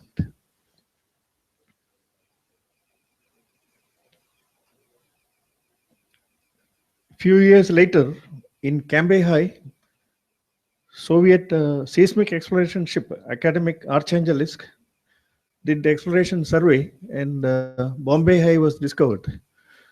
The seismic study data was sent by telegram to ISI Calcutta to analyze and confirm potential for crude oil. And in the last 50 years, about 600 million barrels of crude has been produced in Bombay High. Indian Statistical Institute, the URL was also used by Professor Mahalanobis, who made a substantial contribution for India's plans for projects like in Neyveli Lignite, Bokaro Steel, Bakranangkal, and other large projects using operation research techniques. Recently, India was also using PAMAP application for real-time control of GSLV and other launches. The title of my topic is not Master Plan of Indian Supercomputing. Dr. Prakash, or Director of CDAC, is the most appropriate person for this talk. So I would retitle the potential cooperation between India and Russia in HPC and HPC applications. In 2012, under late Minister of Science and Technology, Dr. Vilasarao Deshmukh, who took special interest and put the subject of supercomputing in the control list of Indo-Russian Summit. Indian delegation from SCRC IISc visited Moscow State University Lomonosov Center, and held discussions. And delegation from T platforms visited SCRC IISc, ran a seminar, and also met officials in Delhi. Subsequently, delegation from RSC Tech, who built the JCC Supercomputing Center in Moscow, made several visits to India, ran seminars, and participated in HIPC 2014. And during this period, India has also proposed by SCRC and CDAC teams a master plan for supercomputing in India. Our congratulations to the Lomonosov team for successfully implementing the Lomonosov 2 project with very high computational density and energy consumption. And I think this computer sets the model for the future exaflop system. Probably in this hall, we can have maybe the 100 2 cubic meter exaflop system. And possibly the future Microsofts and Apples and IBMs of the next millennium. Now to specifics of potential cooperation. India do not have several hundred advanced science and technology products and systems. In the year 2004, our Param computer was Asia's first and world's number 3. Tata's Eka in 2008 was maintained the record. In 2004, India also gifted Russia a Param computer, which is still running in Moscow under Prime Minister Vajpayee when he visited Moscow. Now, there is a large potential for exaflop supercomputing joint research. There has been initiative between US and Japan, China, the European Union, and so there is a strong interest also from Indian side to have a joint research project in exaflop supercomputing, and maybe this could be located in Chennai with interests of Anna University. The basic module demonstration is done by both by T Platforms and RSC in Russia, and the computing density, the energy consumptions, and the potential for applications ensures a viable, financially viable and bankable project. And it could be a symbol of advanced science and technology cooperation between India and Russia based on a joint exaflop research. Because India also has the large code writing manpower for various applications, especially in high performance business computing. Organizations like Mahindra, Tata, Wipro, large organizations who can put several 100,000 of professionals who can write the code and at a very low cost, and so make such cooperation feasible. Probably the Russia could do the hardware and India could do the software, the various applications for exaflop. There is also a potential here for fusion research, modeling for civilian energy applications. The work of military team under Professor Dr. Petrov is very important for India, because we are a country with restrictions on resource. There is a limit to various resources which we have, and use of tensor method of dual networks for distributed calculation of complex systems or multiple networks may be useful for India to have a national model for our economy and finance. Our Reserve Bank taken a decision to start IT department, and there is a center, research center called CAFRAL, who are forming a small team for such applications. India also will soon implement a large master plan for capacity and capability building for high performance computing. It is estimated to have nearly 100 supercomputers. Of course, this will go primarily to the government institutions, and there is urgent need for participation of the private sector in this master plan. For example, Mahindra, TCS already has an HPC, but other large IT organizations may be involved in the master plan. Russia can contribute to the master plan by providing their existing capability in integration of supercomputers from T Platforms, RSC, and other organizations. And master plan also need to use the large application strength of supercomputing, which Russia has evolved over research teams working in HPC applications in Russia, both civilian and non-civilian. And there is interest and the benefit for India, especially to look at non-civilian applications, both in the nuclear and also cyber security is also a large area where today we have very little cyber security protection, especially including our military systems and various infrastructure of the country. Anna University can look at having an Institute of Cyber Security with Lomonosov. Lomonosov have a specific center for Information Security Institute, which is one of the specialist institutes in the world. And Anna University may consider a cooperation with them and train cybersecurity experts in defense, in banking, and other applications. There is also interest to have a joint venture for producing supercomputers in India as to meet the requirements of the master plan. And specific proposals have been submitted by Russian organizations to India, but need official government proposals. There is also large potential for cooperation with Viniv Sarov in the energy sector, and which has not been explored so far. Indian delegations have not visited Viniv Sarov. But I think the role of Viniv Sarov in any supercomputing cooperation between India and Russia should be considered.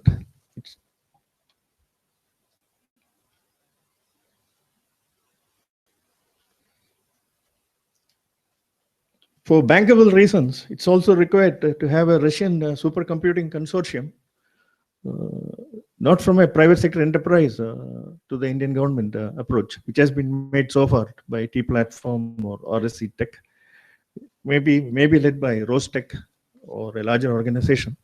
And if there is proposal from a Russian supercomputing consortium, from Rostech or a Rostech-led consortium, which involves Moscow State University, JS Joint Supercomputing Center of Russian Academy of Science, Viniv Sarov, for civilian and non-civilian application, military, nuclear, and civilian applications, involving the large corporates in the Indian IT sector, also government organizations like Electronic Corporation of India. ECIL was a computer manufacturer several decades ago with TDC 312, 316, and so on, and strangely stopped.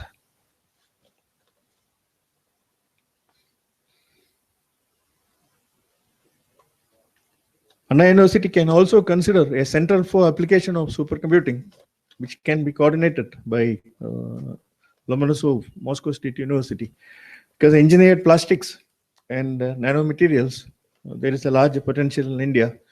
For example, Chennai is the center of automobiles, and our Tejas aircraft need a substantial input of engineered plastics to reduce the weight.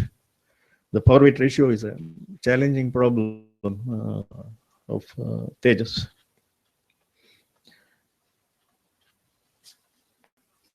India's Council for Scientific and Industrial Research has the largest network of laboratories where about 20,000 scientists work. And the problem has been the domain experts and the HPC expert, the operator. There has been lack of coordination. And select or center like Lomonosov and CSIR can bring scientist to scientist and this will lead to good results. There is Indo-Russian partnership in science and technology. We modernized to get long-term partnership between teams of researchers and individual researcher to researcher. Because let's take these two presentations made. Because we are laymen, but there are at least a dozen Indian researchers who will consider it a lifetime opportunity to hear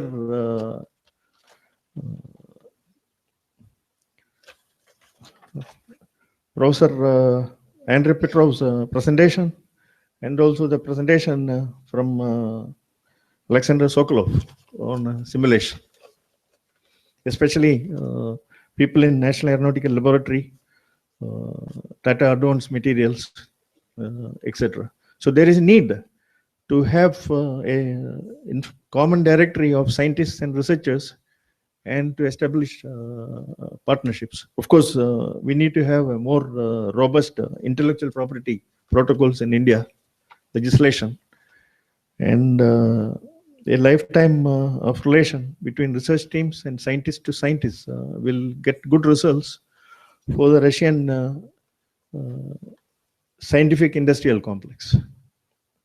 Because India is a large market for Russia, and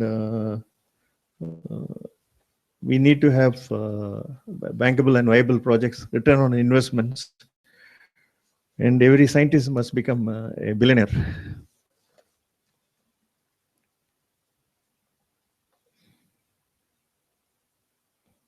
We had supported and escorted the visits of the two Russian delegations for several years. And the Indian supercomputing complex, which is led by CDAC and Indian Institute of Science. Russian delegation also met with Professor Dr. Vijay Bhatkar, who was the father of supercomputing in India.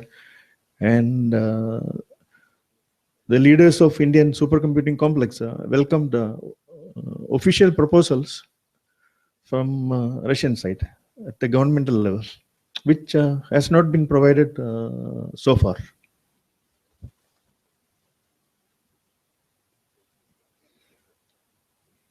The master plan supercomputing project of India initially was estimated to have about 73 supercomputers of various levels, from petaflop to 50 teraflops. It was budgeted at nearly $1 billion, and we understand it's being increased to 3.5, and financial approvals are being arranged and will be implemented soon. The budget provided for applications is very small in the master plan. And Russian supercomputing complex has several advantages in participation in this sector. Of course, there is competition from existing enterprises from other countries. Is best lifetime value, wide range of applications in civilian and non-civilian applications. Source codes in country, because Russian are willing to transfer the technology and the know-how. Joint venture protections, export credit facilities. Americans, US Senate has recently stopped US exports, US Exim Bank activities. Joint research projects. The challenge of participating in the Indian master plan by the Russian supercomputing complex sets also an example for other scientific and technological capabilities for the Russian scientific complex. This is in, for example, in the energy sector, plasma gasification, and it's a number of areas in solar energy. In solar, Russian scientists had discovered what is called perovskite mineral, which offers an opportunity to provide solar power at about 2 rupees. And India has the most abundant. So there are various large areas and potentials where Russian scientific complex can participate in the Indian market. It also helps Russia to go beyond and establish a post-fossils economy and create a knowledge economy for Russia.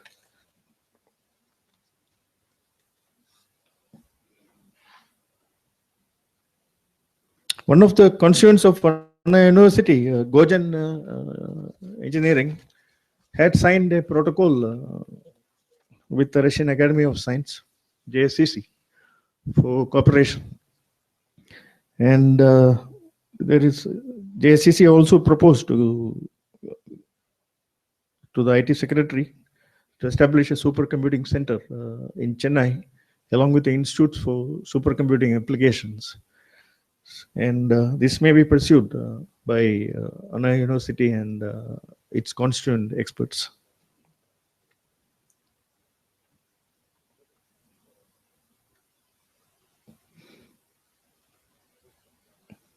India and Russia has a strategic cooperation, and to create Indian interests and Russian interests for a multilateral world. Supercomputing and its applications offers a major opportunity. There is a cooperation in defense field we have in BrahMos and other areas, but a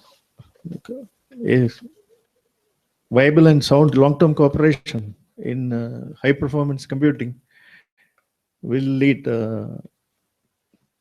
both countries to establish a knowledge base enhancing a total productivity factor of various sectors of the economy, and also assure employment for the 700 million young people which will become part of the workforce in India due to the population dynamics, and also provides Russian economy an assured market of 1.3 billion people. We are very much thankful to the Russian Ministry of Science and Education and the Russian Center for Science and Culture for facilitating the visit of the delegation. And this is a small step. We hope will lead to concrete, specific results in the near future. And we wish the officials at the Russian Ministry of Science and Education and the Russian IIT the very best in their future discussions with the Indian Ministry of Science and Technology and Ministry of Information Technology. And hope we will have positive results very soon. And spasiba and do svidaniya.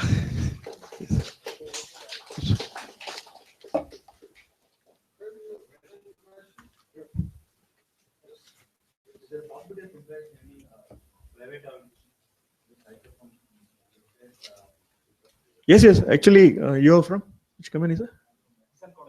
Huh? Yes, yes. Actually, you are part of Hindustan Computers.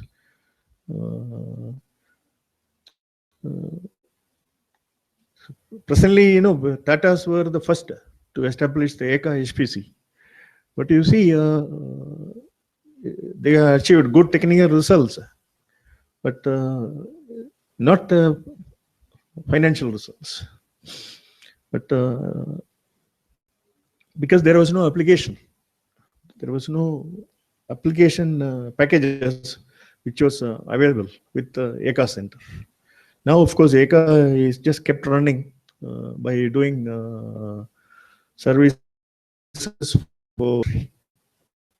But the companies like Hindustan Computing and SSN can possibly establish India's probably these 2 petaflop HPC maybe in 6 months' time or 1 year, and become the center of super. Amazon is achieved good results with EC2 program, leasing Node, and also providing small applications. But SSN can become Indian center of supercomputing by having a 2 petaflop HPC with the various applications. And government offers income tax concessions for companies like Hindustan Computers, and SSN can also develop various high-performance business computing applications. Because you see, Russian work in business computing application is limited. Of course, the model tensor method used by Russian banking system is an example by Russian banking system. Now, SSN can develop a very substantial range of high-performance business computing. You could probably join with an Institute of Management or with the Indian Institute of Information Technology and become a center of supercomputing. See, normally, yes. See, funding normally is in many ways. One is through export credit, which provides. Then second, your parent organization, your sponsor, Hindustan Computing, will get tax credits. In first year itself, they will get 100%, because Hindustan Computers makes about 3,000 crores of profits per year, and to have a 2 petaflop center will be self-financing by tax credit. Also, you have 2% CSR commitment, which can meet this requirement. And organization is like yours is ideally.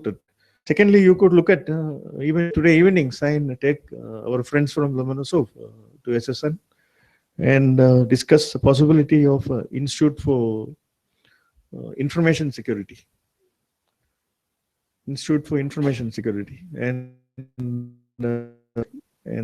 so you can make a major contribution for the master plan planned by India. Because master plan provides only $100 million for applications, which is highly inadequate. If you take the total node hours by present lease charges of the Indian supercomputing complex is about $20 billion, but completely financed by Indian government. You see, there was probably a revenue for one project from Pepsi for modeling the chip, you know, the potato for 5 lakhs. And so supercomputing complexes in India have not been built by techno-economic feasibility studies. These have been done by back of the envelope calculations and rough master plans. So I believe SSN can take a premier role and help Indian supercomputing, and it can also lead to probably HCL becoming the world's largest IT company by using the IP strengths of Russian supercomputing applications. And applications are the most important. Must start with applications, then the computer. We can always meet and discuss. Oh, yes.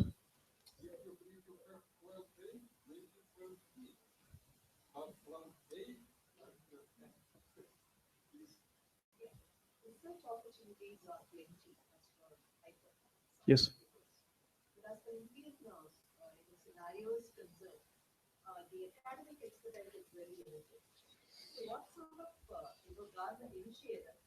So actually, here you are from which?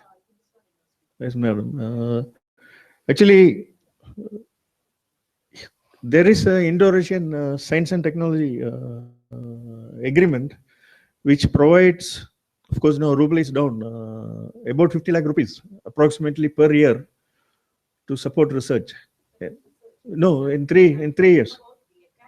Yes, I agree. I know India's top talent who are competent for research go work with Google and IBM and others. Yes. But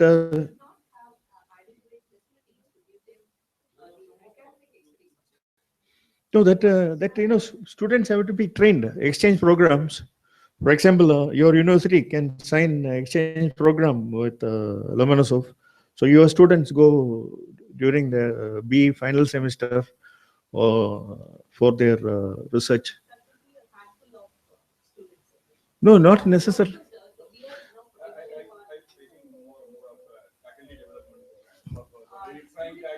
Yes.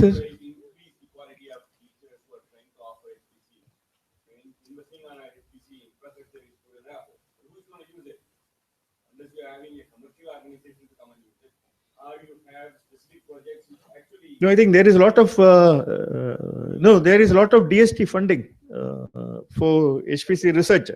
No, very few applicants. Very few applicants. You see, Department of Science and Technology is getting only some 40 applicants, 400. And very often these are politically channeled to various places. And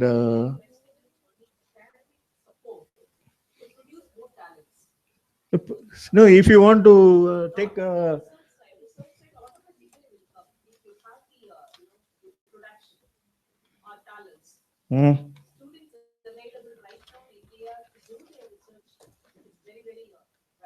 no, because we have to increase the remuneration for the research scholar.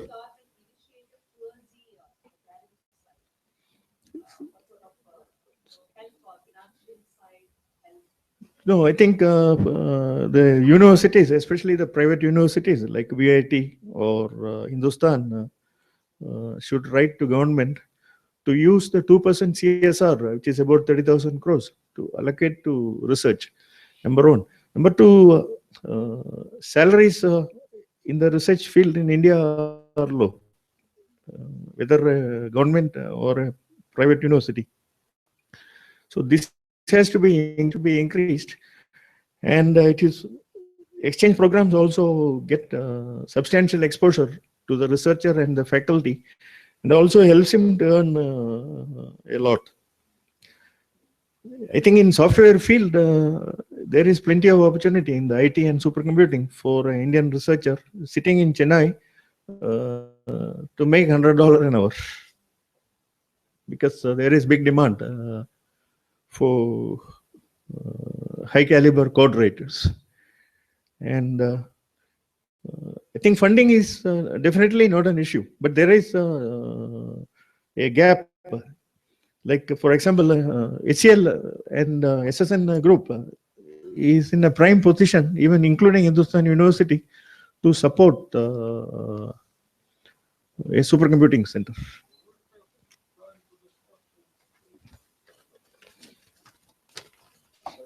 I think Mikhail Gorbachev here is highly professional, hardworking, visited several universities, would be happy to meet you and help establish a petaflop level supercomputer. And I'm sure SS and HCL can build India's and the world's first exaflop supercomputer with Lomonosov.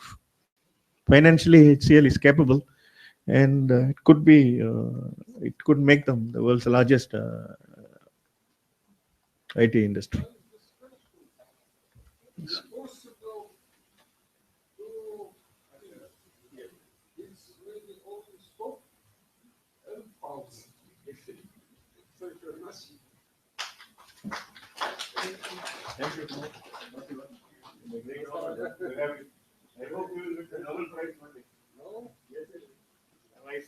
A special wish to our distinguished professor from MEFI. I visited MEFI several years ago. Actually, in fact, MEFI trained many of the Indian atomic researchers in 60s and 70s. And our special wishes to Professor Andrei Petrov and his team in MEFI to develop his research in tensor methods and help establish a true model of equitable world economy. And I wish him that he will win the Nobel Prize very soon. Our best wishes.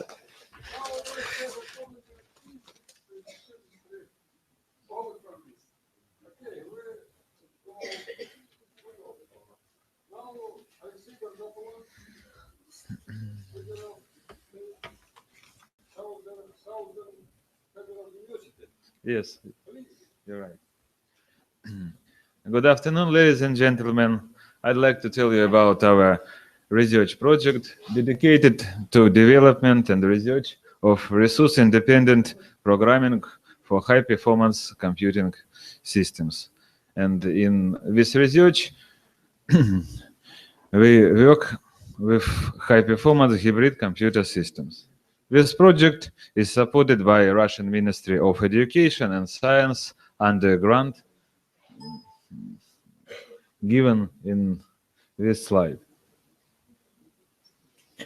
So the project aim given in this slide is to develop new programming technology that will be used for programming hybrid computer system based on two types of computational resources: on general purpose processors and the reconfigurable computer units with field programmable gate arrays, also called FPGA chips.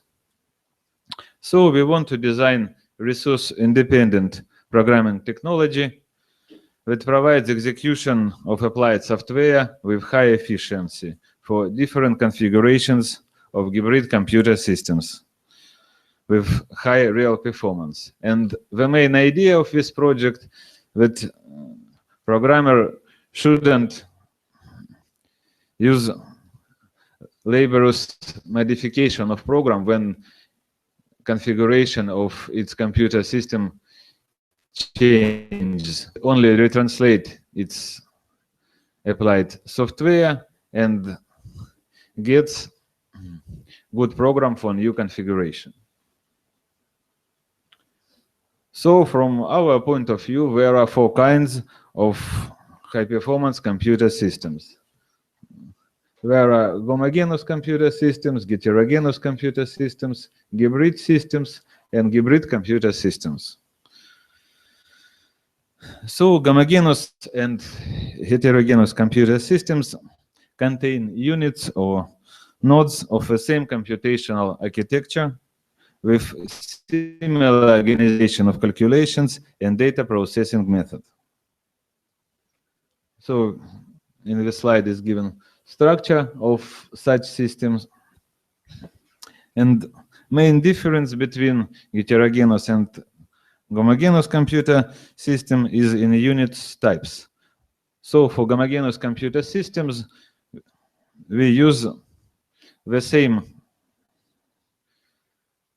computational units with the same computational architecture. And for heterogeneous computer systems, usually used units with the same type of computational architecture, but different types.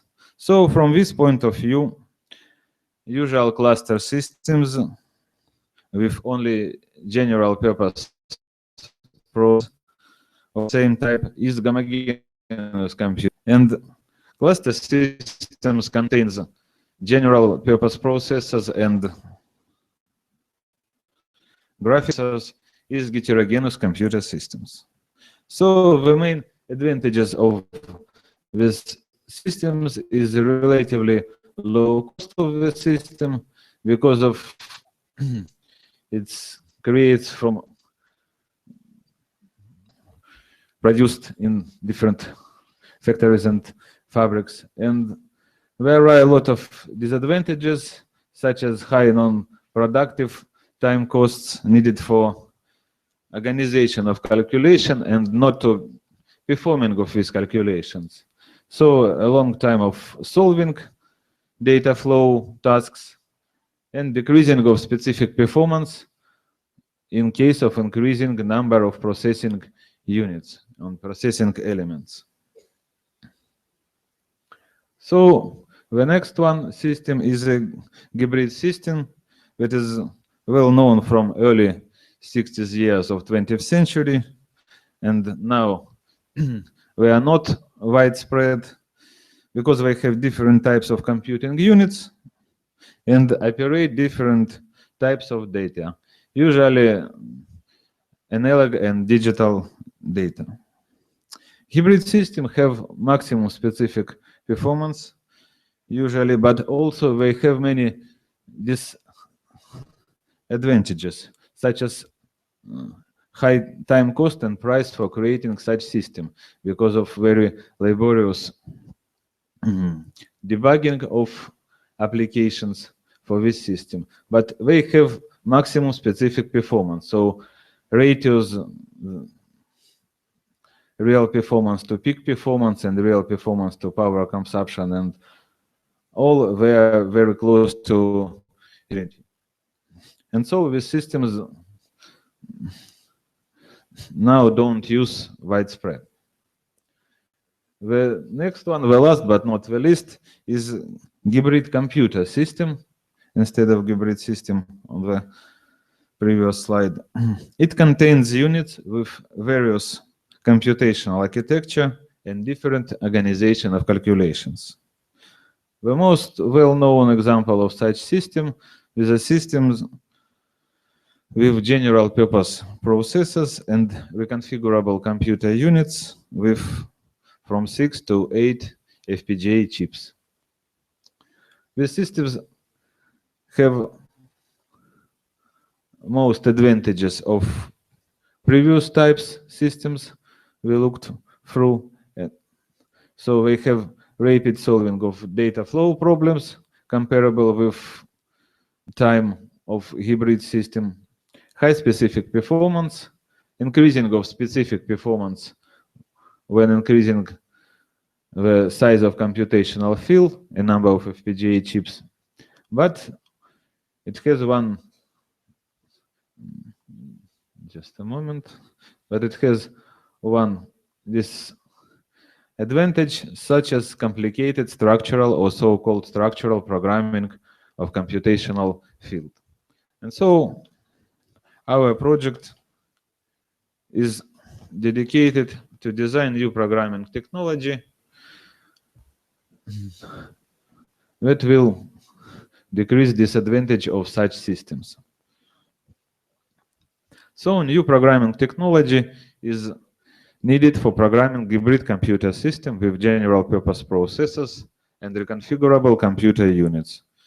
And that is why project research goals given in this slide remain a general form of representation, both parallel and pipeline calculations in the graph of applied software, also methods and algorithm for mutual transformation between parallel and pipeline fragments of applied software for execution on various numbers of general purpose processors and reconfigurable computer units.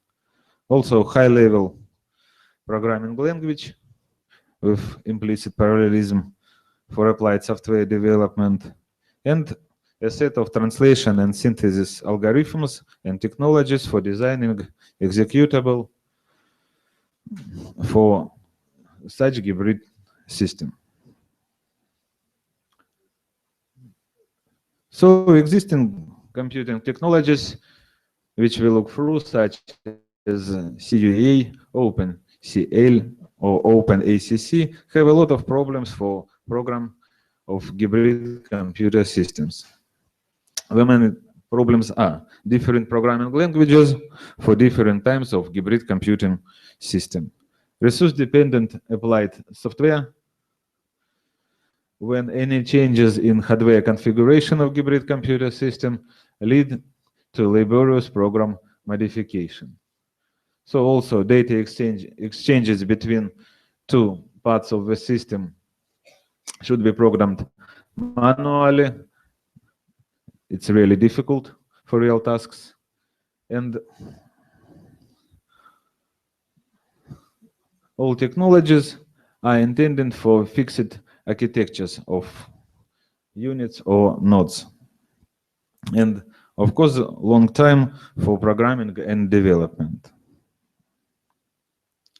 That's why we offer new technology based on performance reduction transformations. So during our research, we decide that transformations between various forms of organization of calculations, parallel and pipeline, may be performed using methods of performance reduction. So the performance reduction is a proportional decreasing of parameters of applied software that in some cases reduce or decrease needed computational resource. But it always, but in case of for transformation between two types of organization of calculations, we can use performance reduction to execute our applied software on different configurations of hybrid computer system. So there are 5 methods of performance reduction. They are given on the slide. The most interesting is performance reduction of subgraphs, performance reduction of functional devices, of data channels, and performance reduction of frequency and data interval. They are needed usually for adjustment between different reduced fragments of information graph. So our decision for resource-independent software development for high-performance hybrid computer system is creating of information graph where each operation is putting element. And this is the general form for representation both parallel and pipeline calculation. When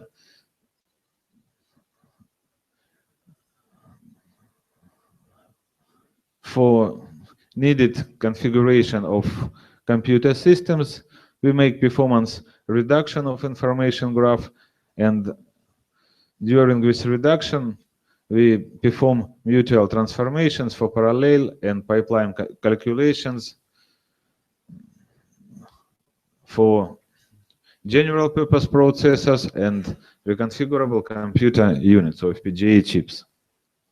And then, with the help of high-level programming language called Kalama, which is developed in our university, we program the applied task, and then with a set of translators and synthesizers, we get executable for this system and run the application and get the decision or result of these calculations. So I'll try to explain the example of performance reduction of subgraphs. Here you can see an example of source program of Kalama language. It's just simple adding of array of data.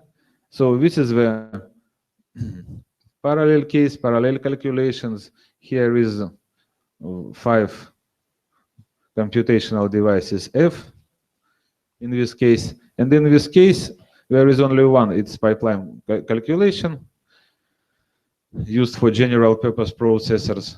Here is only one computational device F, and these programs differs only in these 2 words. Here we use vector for array data access, and here we use stream for array data access. And so the computational structures for these 2 programs are greatly differs. And so this is one of the mechanisms for performance reduction of subgraphs.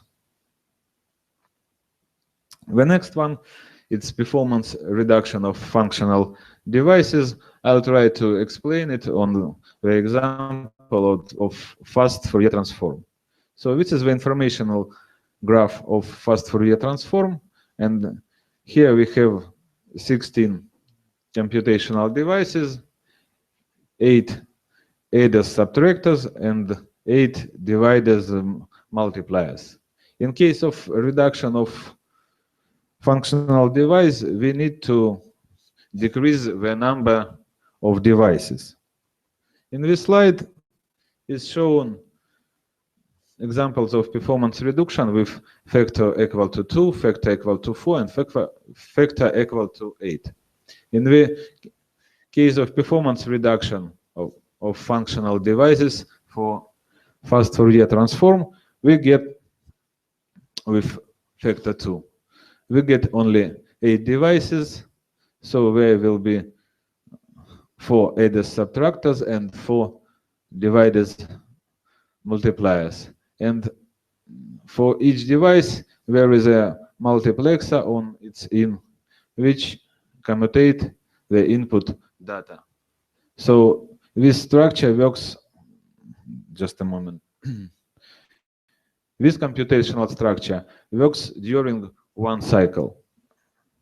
And this structure needs 2 cycles to perform needed calculations. So this structure perform calculation for 4 cycles, and this for 8 cycles. But all of this structure, they reduce hardware expenses for its realization. So there are different factors of such reduction transformation. One my performance reduction is reduction of data channels. So this is the example of the source program pictured. We have 2 computational devices and we have 4 input data channels. In case of reduction marks, this is directives of preprocessor of this language. So here we mark what in this fragment of source program we need to reduce data channels. And then after translations, we've got next program automatically, you see, with only 2 input data channels and delay elements for our computational blocks. So in this case, we reduce the input data channels. And so performance reduction of data interval and performance reduction of frequency. This is support transformation to adjust different fragments of source information graph. So in this slide is shown performance reduction of frequency. It's just a mark for synthesizer of VHDL to perform these operations in the frequency with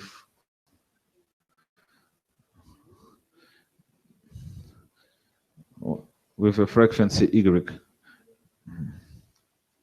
And so main advantages of this technology is one and the same language for programming all parts of hybrid computer systems, automatic synchronization of information flows between computing structures, and resource-independent programming when configuration of the hybrid computer system is changed. No need to modify or refactor your program. You should only retranslate with current configuration. And so, in this case, application can be ported into various architectures and configurations of the computer systems. And the most important feature of this technology that it's short time for programming. It's now we plan that it will be from 1 to 3 months to program and debugging applied software for such hybrid computer systems. Okay, thanks for your attention. Questions, please.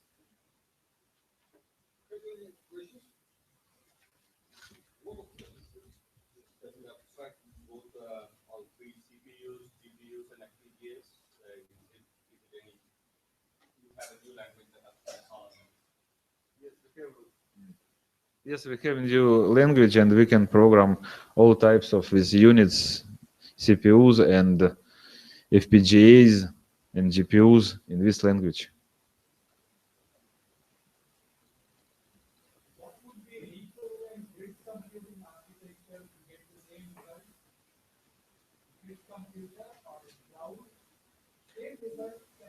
No, we don't plan to use it for grid computing and iCloud. Another types of system. It's for reconfigurable computer systems, mainly with FPGA chips and general purpose processors.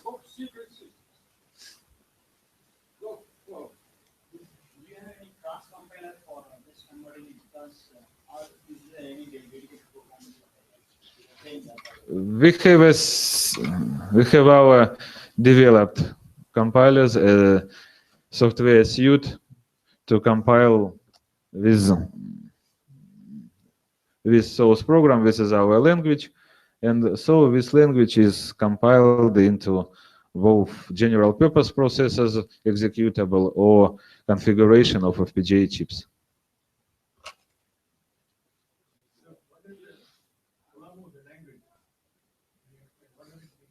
What does it mean?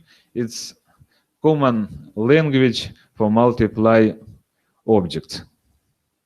So it's COLAM, a common language for multiply objects.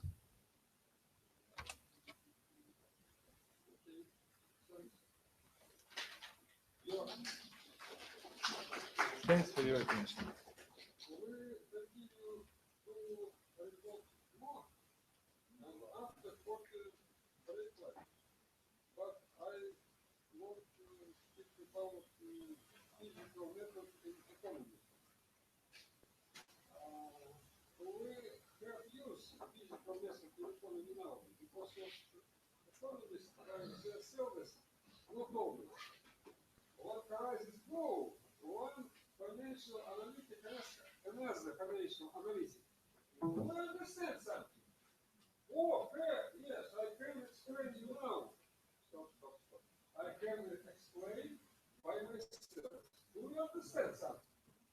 Understanding can explain it.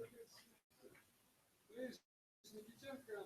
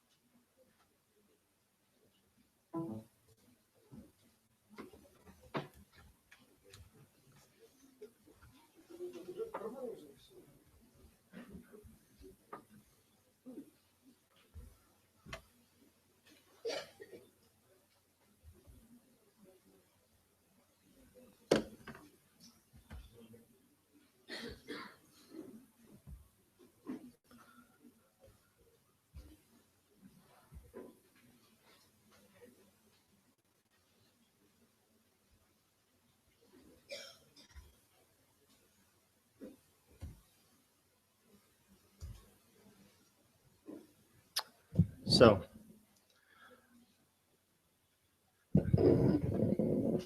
it seems to work. Okay, so I guess first of all, I'd like to thank all of you for visiting this really valuable seminar, and I am sure that everybody of us will make profit from that. So somebody will find new things, somebody will understand better what he is doing, and so on. I'd like to tell you about the practice of running the largest HPC center in Russia. It's located in Moscow State University. So the Moscow State University itself is the oldest Russian university. It was established in the 18th century. At present, it consists of over 40 faculties, several hundred different departments, and with almost 50,000 students. Over 1,000 full doctors, over 2,000 full doctors, 1,000 full professors, thousands of PhDs. So it's really a very impressive academical organization. It's named after Mikhail Lomonosov, a famous Russian scientist and academician of the 18th century. As you see, the campus of MSU is rather large, and actually it's not located only here. It's twice as large from the other side of this street, I would say, and it has another small campus in Moscow, so it's really impressive. Speaking about Computer Center of Moscow State University, its history started in 1955, so 2 weeks ago we had 60 years anniversary, and all the major machines of Soviet Union started their life in most of them started their life in Moscow State University Computer Center. The first one was Strela. It's first Russian mass production computer. It was just only 2,000 instructions per second, but for those times, it was really a very impressive machine. The first world computer with ternary logic, not only binary zeros and ones, but including third option. A very interesting architecture. Well, for now, our computer center consists of about 20 laboratories and about 200 specialists. Almost half of them are PhDs and doctors.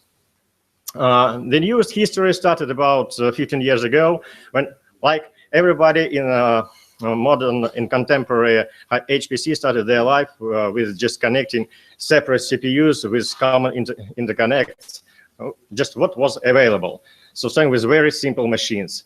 Year by year, the machines increased their performance, and starting from about 2006, we had the largest and the most powerful machines in Russia.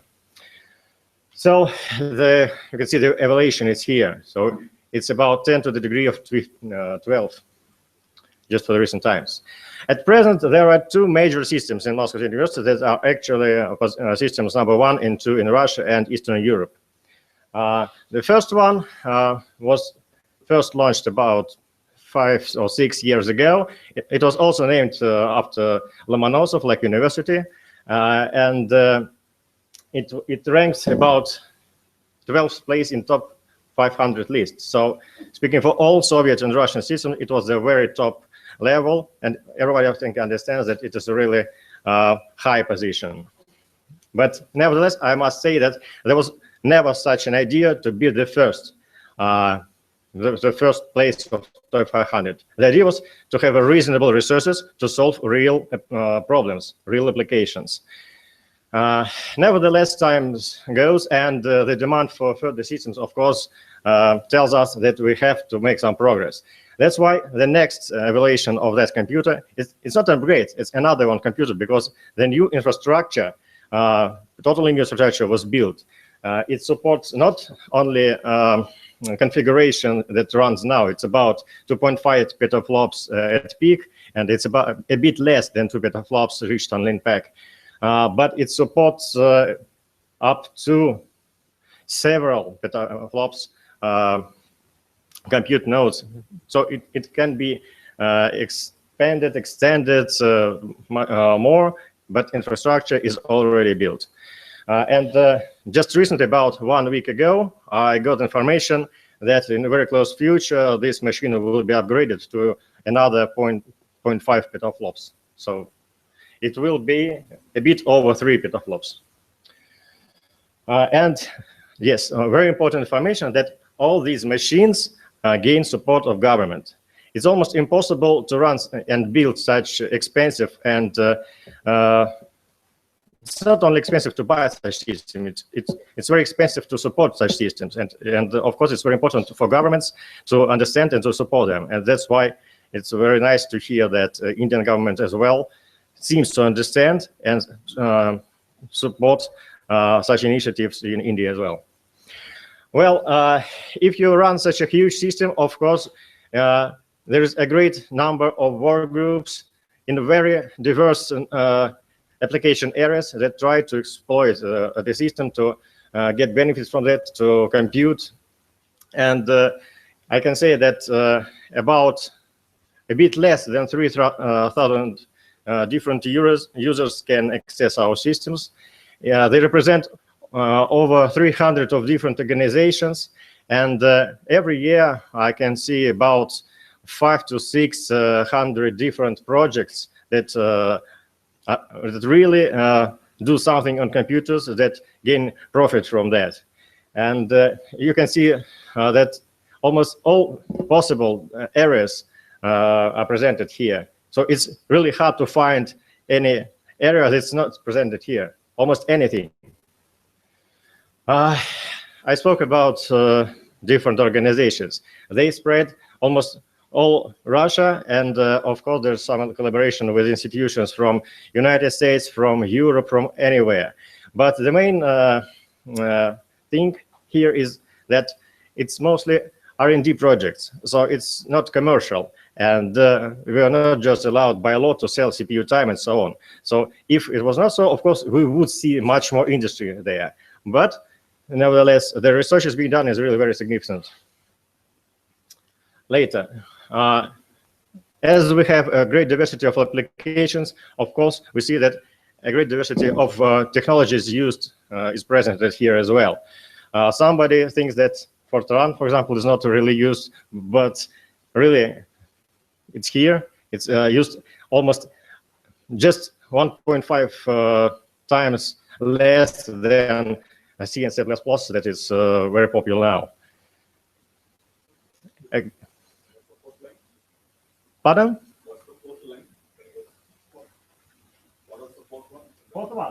It's special applied tools, maybe it's like Fireflies, ANSYS, so on and so forth. Actually, it should be here.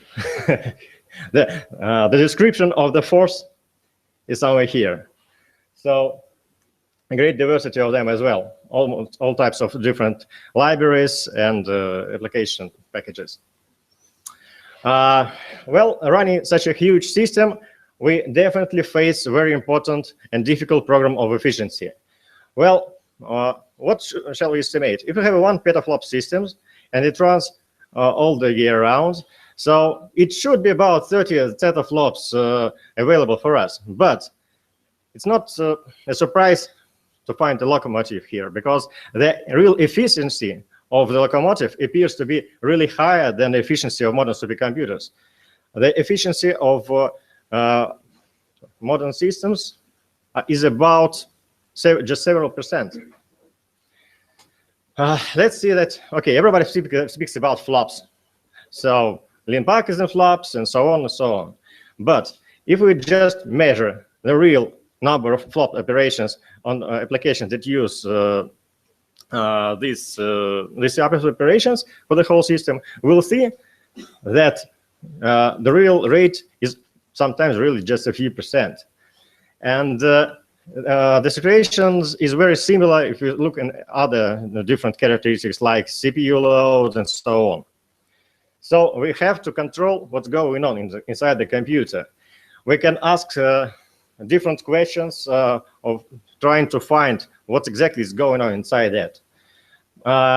And at first, it may one can think that it's not really too difficult because there is not too much substances to control, but their number still grows.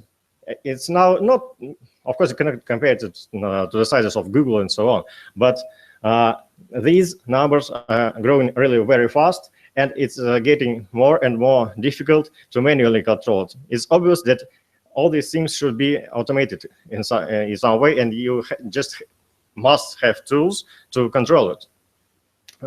Moreover, there are really very different scopes and visions of what's going on inside computer. So, the cost of delay. Why should you control it? Another point of view. One can be surprised that just 1 day of petaflop system, running petaflop system, is about 1 million rubles. And if you speak in dollars, it's over $20,000. If we speak about larger systems, for example, Titan in Oregon National Laboratory in the United States, it can be several $100,000 just supporting running the system just for a single day. So if a system stops just for some reason, well, the schedule is going wrong and new jobs just stopped getting into the queues. What we'll have? Almost half of the computer will be idle for several hours. So we'll lose real significant money, time, flops, everything. So one should be really concerned of controlling all this.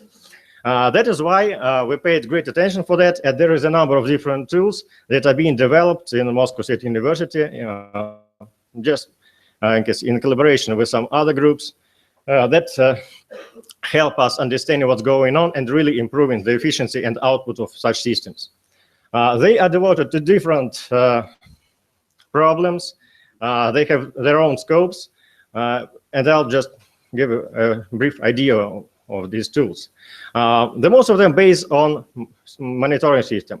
You have to get some information, first of all, to manage it and to understand what's going on. So getting the basic information from the nodes, from the system itself, is up to monitoring system. It's very hard to build a nice monitoring systems now because modern supercomputers are very large in a very different way. A great number of nodes, cores, and so on. And the monitoring system should not influence the flow of jobs, should not influence the efficiency of running them. Later, such a system passes information to different other tools, and they help us to aggregate in another way and not to see just what's the CPU load for just a computer node that is got from just a system, from system level, but to organize us to level of job, to level of application or a sequence of runs, to a kind of project or group, specific user, or maybe just to see how it changes through a period of time. So the monitoring serves really the base for that.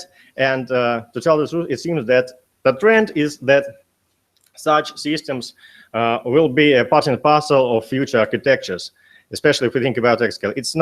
It's really impossible to have a very separate system that will just be installed of exascale level.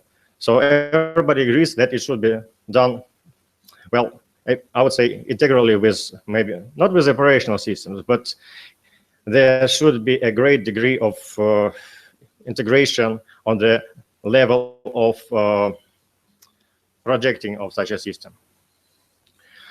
So one of such a systems is being developed. So it's been tested in on a small Lomonosov system. There is actually the major machine of Moscow State University Computer Center. And I would outline just three main ideas for modern monitoring systems that should be paid attention. It's on-the-fly analysis. If it's possible, everything should be done immediately. It's almost impossible to collect data later. If you collect it and store it, you'll just face all the challenges of big data problems. And if you try to optimize a single job, you'll have to spend absolutely unreasonable number of resources just trying to get saved data, analyze it. So it's quite unreasonable. Just in case, very coarse data saved from Lomonosov system per day is about 150 gigabytes per day. It's really coarse data. It's about 5 minutes generation. So if you continue collecting it, even for now, it already appears unreasonable. Second one, in situ analysis. Everything that can be collected just on the place where it was collected should be done there. If you collect it on a node, if possible, just manage this data on the same node. And it will allow you to pass smaller amount of information data. Yes.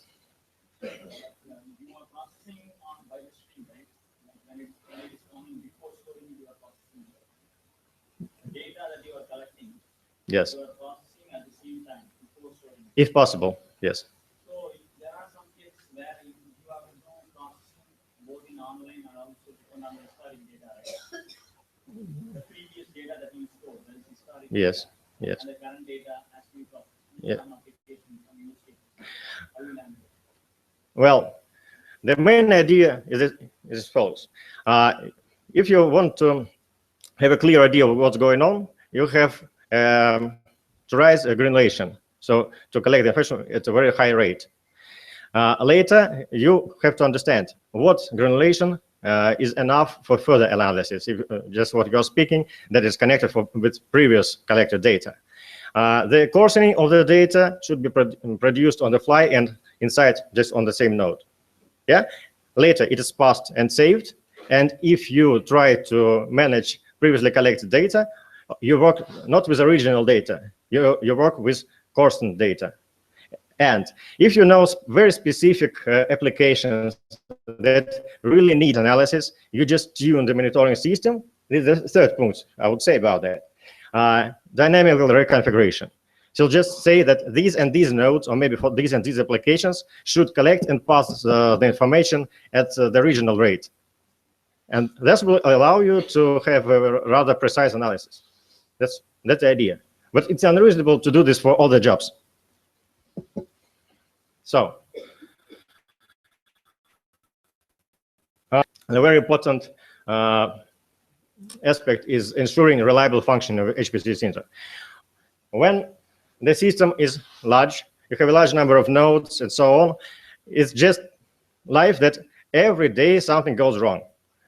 Any node, any HDD, and so on and so on.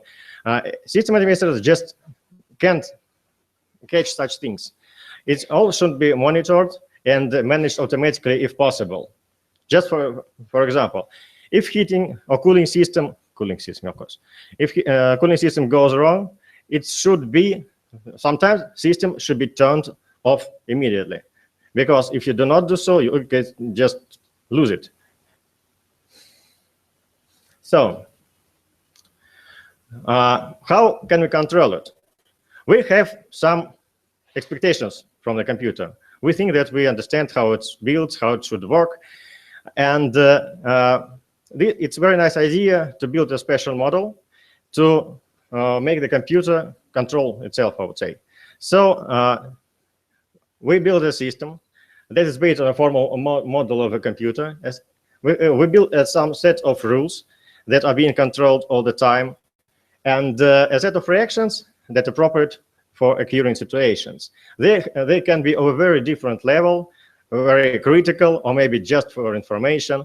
And to tell the truth, there were already some situations that saved much time and money for us due to running this system. So it's an open system. Some data on that is available here and on the posters in the hall. So everybody is welcome to join this project. Another one, AutoStat, it's more for managers and administrators. It helps to understand what's going on on a special, on a whole queue of jobs, for example. So is it clearly planned? Is it other queues are planned properly? And do users behave properly? Do they behave according to the rules? And so on. So every day we receive a really very large number of different graphs, analysis devoted to the recent behavior of jobs, of dynamical characteristics, of integral characteristics, and we can, by this, just make some new adoptions in policies, or maybe some even general rules of accessing the system. Moreover, it really helps for planning the extension of system. Sometimes we can see that some resource became critical and people just not run their jobs. They, for example, they really need HDDs on the system. Some new tools devoted to precise analysis of any exact jobs. The idea is very simple. We collect some set of dynamic characteristics on a predefined rate, and we control averages, minimums, maximums, advise exceeding some limits, and provide basic information on any job. Of course, due to rather coarse granulation, it's not the very right tool just as a mean to optimize your program. You must use some tools like, I don't know, Scholastica and so on for that instead. But due to this, you can clearly see the problems in the program. You can see bottlenecks in input output, for example. You can see deadlocks, so on. It's quite useful. Another one is it's actually really for large centers, much more than for a single supercomputer, because it helps to manage and administer user logins, quotas, licenses, and so on. At first, it appears that it's not a problem, and practice shows that everybody, both at our center, in leading German centers in United States, all the administrators use very primitive instruments for that. It's like some CSVs or maybe some sheets in Microsoft Excel controlling the users. Sometimes a ticketing system for interacting with users. But this all led to a great increase in the number of mistakes, errors, and it becomes really very difficult to make any operative interaction with users and with situations. So it appears that almost all the types of objects are really interconnected with each other. A number of users is separated in different projects. Every project should be provided a set of logins and organized like, for example, like a Linux group. They have different restrictions accessing some licenses or software packages. Some projects are allowed to use system in some special ways, like access to some restricted areas, and so on, so on. So it's a rather complicated task. Another thing I would like to tell about is the rating of supercomputers. I think everybody of you heard about top 500 list that's based on LINPACK, and it's issued twice per year in November and in June regularly on supercomputing conference in Germany and the United States. That's why we chose spring and autumn to have 4 times per year analysis of the best systems for us. Our rating illustrates the position of HPC systems only in Russia for now. And to tell the truth, it's been modified just at present. And now it based on LINPACK. But I think everybody understands that LINPACK is needed only for such a list and for selling the systems. Real applications usually have nothing similar with such a metric that LINPACK uses. That's why we think they will support the results of HPCG and of other different benchmarks that are available for large systems. Unfortunately, at present, it's only in Russian, but I hope that it will be issued in multi-language support just maybe in next year. Very important topic that we have a very good practice of interacting with big, really well-known vendors of hardware and software. So we have great interaction with Intel, Hewlett-Packard, so on and so on. And I would outline NVIDIA because we were awarded the status of GPU Center of Excellence. It was just about 4 years ago, but one should know that it's very difficult to gain such a status, and this means that NVIDIA really appreciates the level and quality of the work in terms of this center. It unites both educational and research activities, and if you Google, you'll find the details if you want. Speaking about collaboration, we have successful research projects with leading work groups in the world. I'll just put some from Europe, and both we have connections with BRICS. So we have successful grants, joint grants with South Africa. I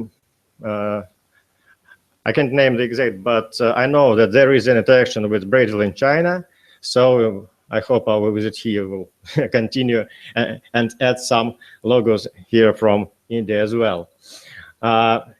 Some more details on the different activities in Moscow State University. We tried to publish on the website that is specially created as a support for our presence on various exhibitions, seminars.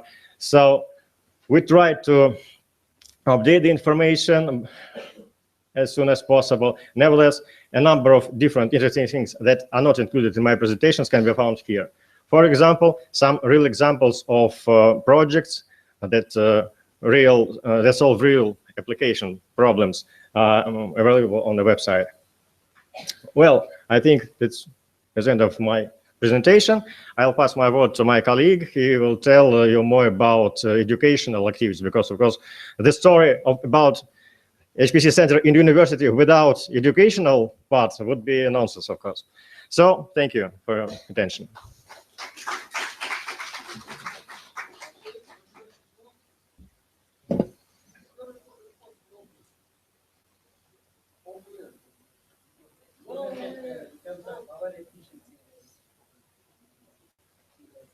Yeah, maybe later.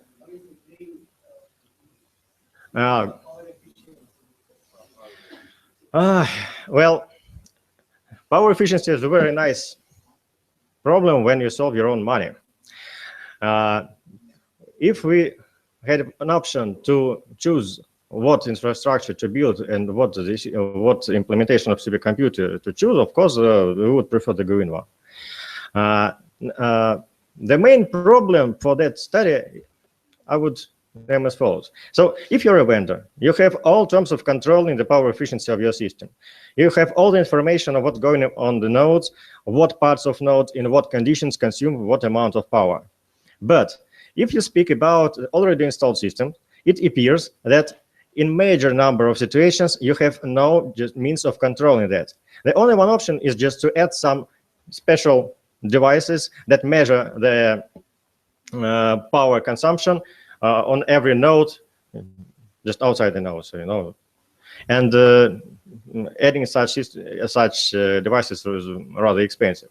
That's why, unfortunately, for Lomonosov system at present, we do not have any access for any information, detailed information of our consumption of applications. But as far as I know, and I spoke to representatives of the platforms, they are going to support that close at high priority. Ability, of course, I showed some kind of job digest and other statistics. Of course, we will have a possibility to see the profile of energy consumption. And this will provide us means for further optimizing that. If you visit some leading conferences like International Supercomputing Conference in Germany, Supercomputing in the United States, just 1 week, and the next maybe in 2 weeks, even Russian supercomputing days, there are reports and very hot topics devoted to efficient computing in terms of power consumption. But for now, I have no very special tool to control what's going on inside our machine. But we think about it, and you're absolutely right that this question is really important. That's the answer. Pardon? Green computing or the power efficiency still need to be addressed, or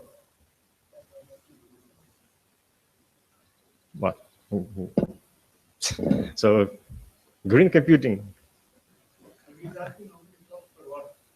Just flops per watt. We can just follow slide. I don't remember that exactly number, but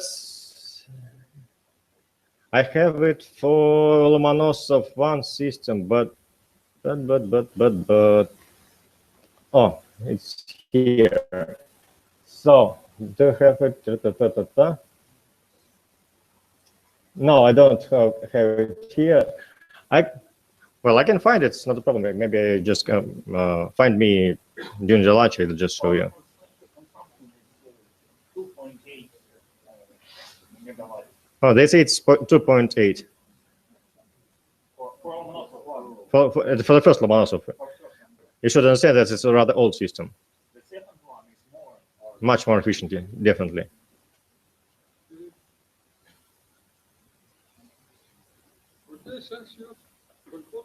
Welcome.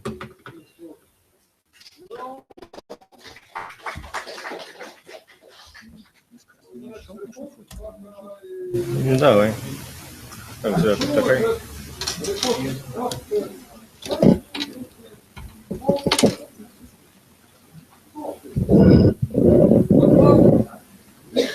Alexander Antonov, the same Lomonosov University, Moscow State University. PowerPoint скачай? Да.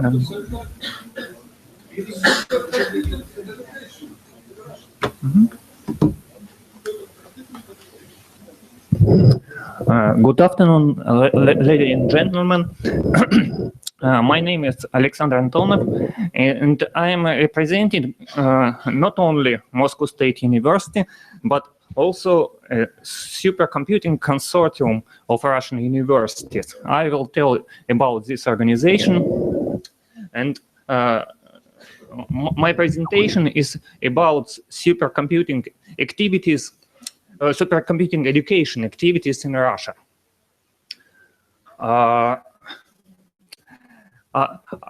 Computing world is changing, and changes are very fast. All devices from mobile to supercomputers are becoming parallel, and degree of parallelism is growing very fast. If now modern supercomputers have a degree of parallelism about some millions, then if we tell about exascale future, the supercomputers will have billions computing devices. it will be processor cores or some else. And if we tell about even mobile devices, practically all mobile devices now have some parallel computing nodes, and in future they will be high parallel devices too. And to effectively use all types of computing devices, we need to know a lot of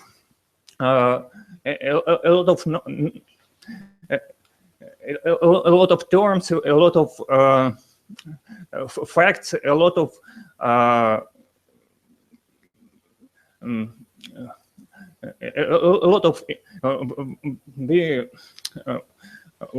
we must know a lot of new information, and it leads us to the idea of supercomputing education.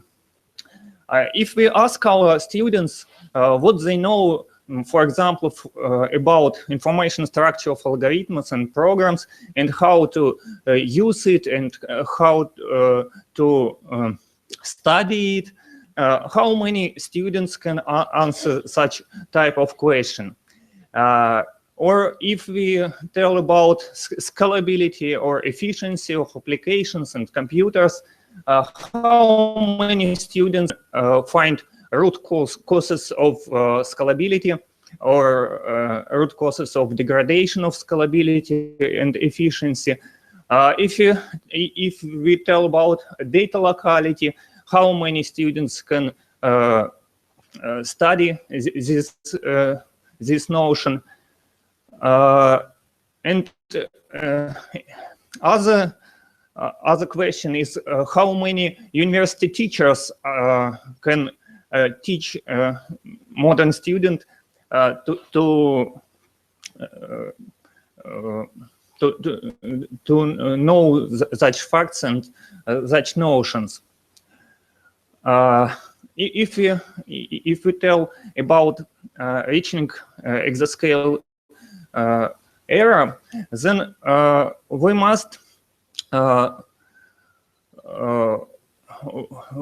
begin supercomputing education right now, because if we start now and we'll tell common 5 or 6 year, we will teach 5 or 6 year, then to the predicted time of exascale, we will have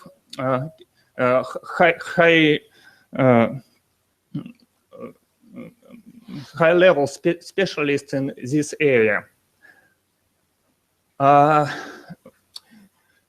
To answer a lot of questions connected with using with effective using of parallel systems, we need a real systematic approach to the supercomputing education. A common approach is to organize trainings or student schools on this topic, and we also organize a lot of such trainings in connection with industrial leaders such as Intel or Axeleris or NVIDIA. But organizing such trainings not solves all the problem. We must think more about education, and we need a lot of different approaches to this question. We want to tell about building a real educational infrastructure. This question is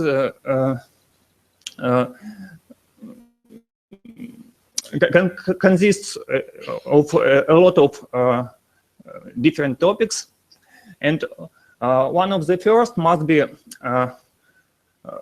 strong inter-university collaboration. To realize this, we organized a supercomputing consortium of Russian university. It was based in 2008, and it was organized by 4 Russian state universities.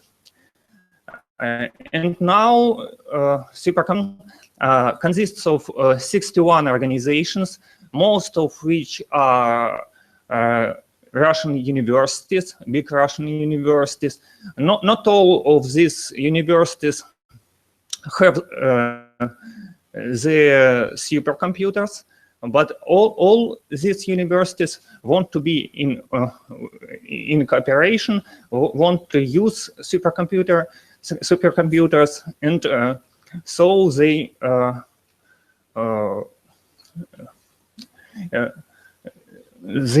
in supercomputing consortium too. A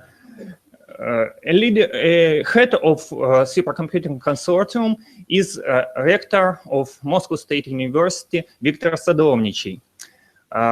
Organizations of supercomputing consortium meet once or twice a year on different conferences, and one of the in supercomputing consortium publishes a digest, supercomputing education in Russia. This digest is currently only in Russian, but we plan to publish this digest in English too. In this digest, all Russian universities which are in supercomputer consortium tell about their experience in the area of supercomputing education. Supercomputing consortium helps interact with government, ministers, and funding agencies. One of big examples of such interaction is a Russian national project, supercomputing education, which was realized during 2010-2012. This project was proposed by rector of Moscow State University, Viktor Sadovnichiy, to former Russian President Dmitry Medvedev, and it was realized during these years. It was a really big national-wide project. More than 600 people from 75 universities of Russia were involved in this project, and total budget of this project was about $8 million. To organize work in this project was developed a national system of research and education centers. Russia is a very big country, and it is divided by federal districts, and in every federal district of Russia was organized the research and education center. So were organized 8 centers in 7 Russian federal districts. 8 because in central federal districts, the district where capital of Russia, Moscow, is located, we organized 2 research and education centers. And every research and education center after that organized a work in the federal district. During the project, we have realized a lot of different education activities. First is entry-level training. It was a very big deal. More than 3,000 people passed such type of trainings in more than 60 universities of Russia. The trainings were in all federal districts of Russia. The second one is retraining programs for faculty staff. We need teachers also. More than 450 faculty staff passed such type of trainings in more than 50 organizations. And the third one, type of education during the project was organizing of special intensive training groups. 40 such groups were formed. In these groups, people trained of more deep things for 15 education programs, and in total 790 trainees successfully passed such type of advanced training during the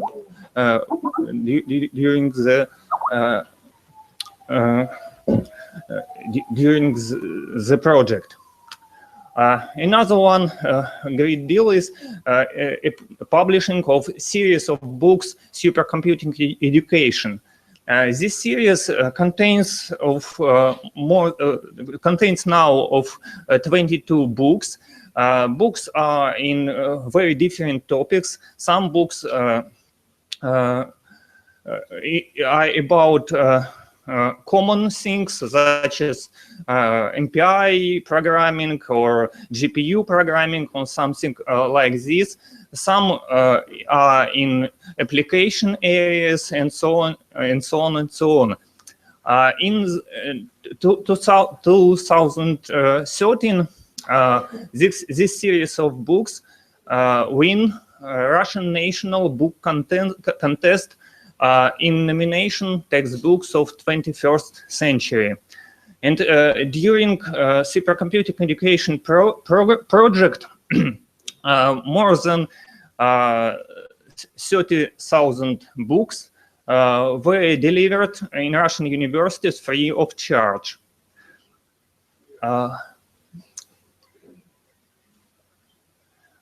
During the project, 50 educational courses were extended or developed. These courses also are on very difficult topics, and these courses now are used in many universities in Russia to provide supercomputing education courses to the modern students. Here are results of the project, a summary of results. It was a really big project, and it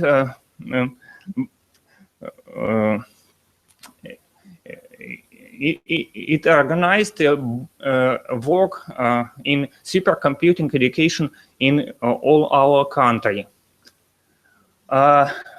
After that, after any type of teaching, we need to test knowledge of the students. So we introduce we in Moscow State University introduce a system of for such type of testing. It's called Sigma system. It's free, available in internet network. It's a collective test bank on the topic of parallel computing. Each lecture can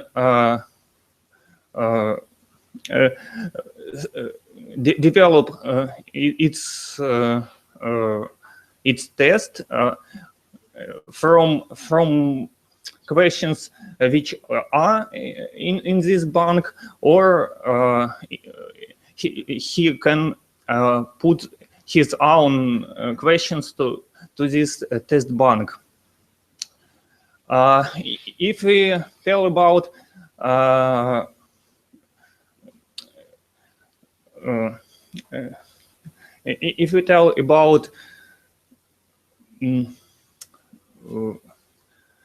algorithm structure, then we need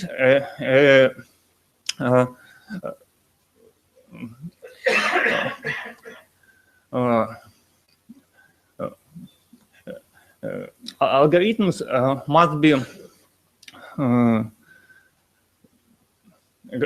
deeply coordinated with software and architectures.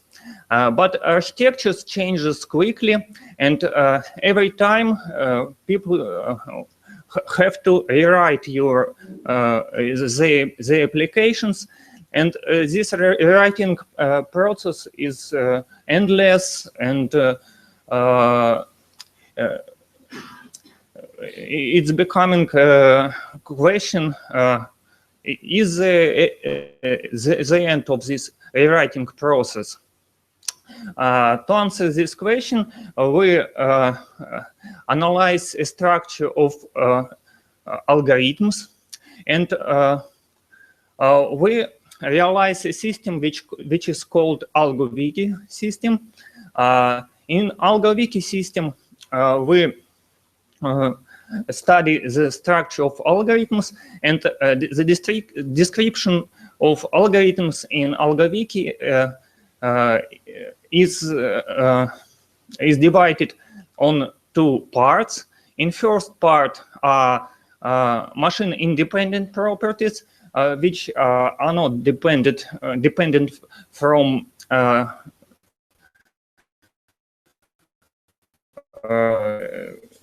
computer architecture. These properties must be used for any new architectures when they arrive. And equally important is the second machine-dependent part, where are described machine-dependent properties of algorithms and programs. AlgoWiki is a free open encyclopedia of parallel algorithmic features.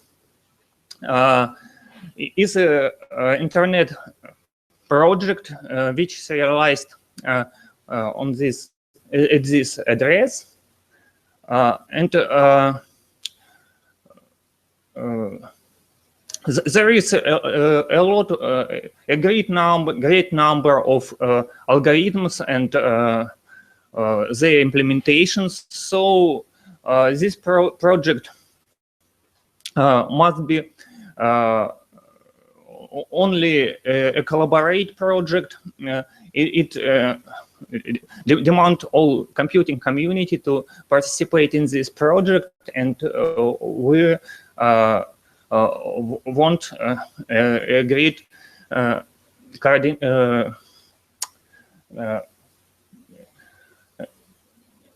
cooperation with all computing community.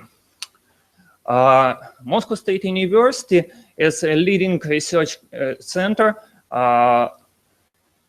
organized in internships on the base of its supercomputing center. If you are interested in this type of internships, we can give you more information about this. Another one project is a new international scientific supercomputing journal, Supercomputing Frontiers and Innovations. This journal is at this address in internet network. It's mainly internet journal. Editors in chief of this journal are two very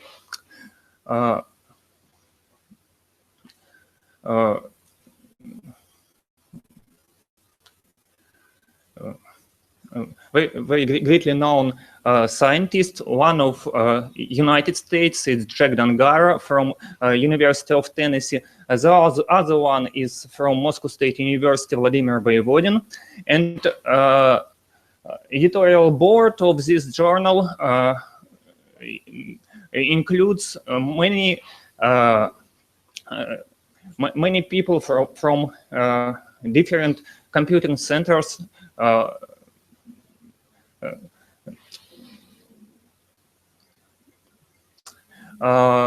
We also organize a lot of supercomputing conferences. This year, some Russian supercomputing conferences merged into one big Russian supercomputing days conference. This conference was held in September in first time, and we will organize this conference annually. Also, we organize a system of students' schools. This system is in different Russian cities and in different months is distributed across our country, and it's distributed across a year. And one of these schools is now known as Summer Supercomputing Academy. It is organizing by Moscow State University in the middle of the summer. This supercomputing academy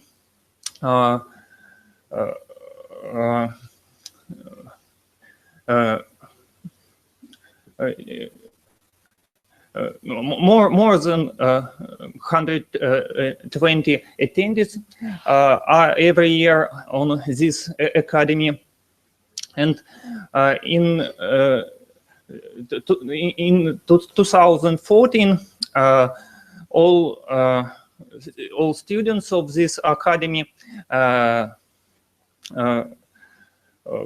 took part in a great scientific workshop, extreme scale scientific computing,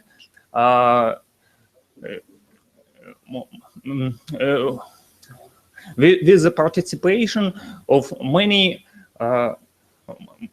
scientists from a lot of countries of the world.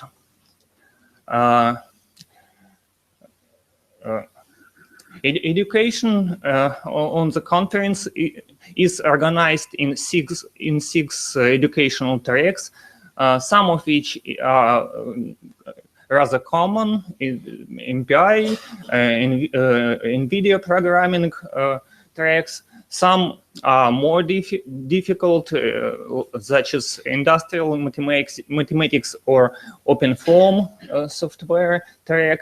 And one special track is for school teachers. It means not high school, but primary or secondary school teachers of informatics. Every year, more than 600 visitors came to our supercomputing center for excursions. Mainly, they are school children, from primary or secondary schools, and every time a special track on our supercomputing academy is for school teachers. The teaching of school children must not contain any terms, languages, or very very difficult things, but teaching for school children is organized in a playing form. And if we say about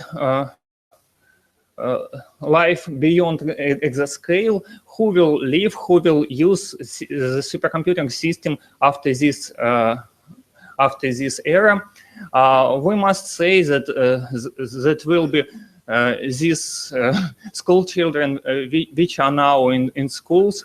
They will use such systems, and we must begin the education just now to have highly qualified specialists in the future.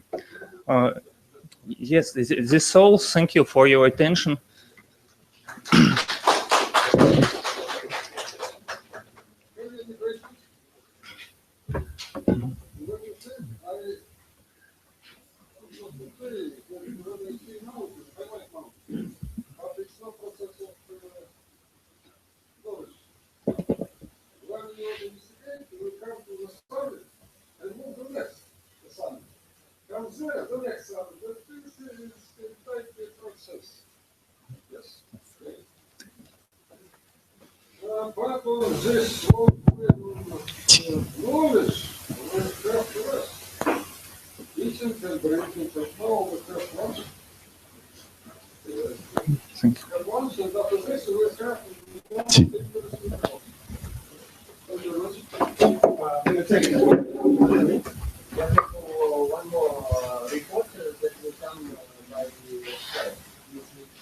Yeah. Yes, there is a conference from Russia, from RCS, Russian supercomputer manufacturer. So the deputy manager is online. Just 15 minutes of presentation. After that, we can move for a lunch and we can have a discussions. Please hold.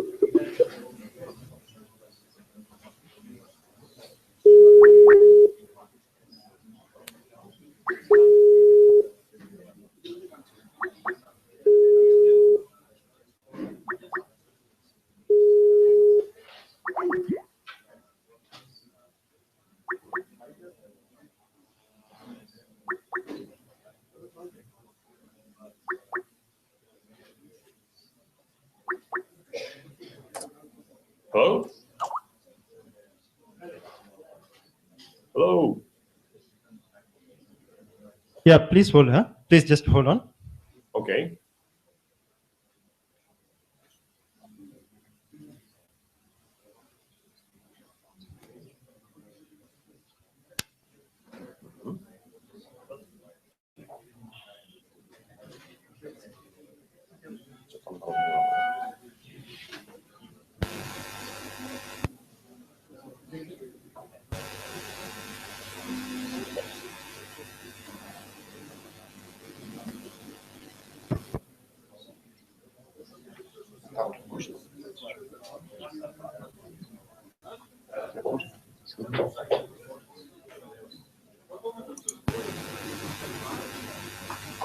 Вот так нам выгодно.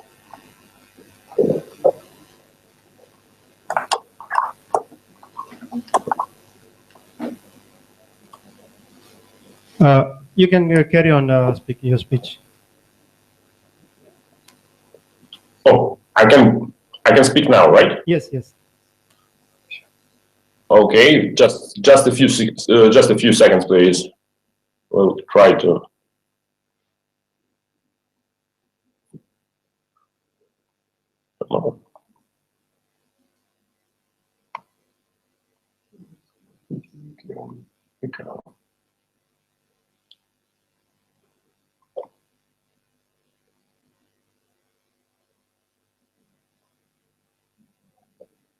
Okay. Okay, can you hear me now? Hello? Yes, you can carry on, please. Okay. Okay. So, good afternoon, ladies and gentlemen. I would like to introduce you our company, RSC Group. I am Deputy CEO. My name is Michael Shmelev, and I will briefly introduce you our company and our technological achievements. We were established in 2009, and since then we have been specializing in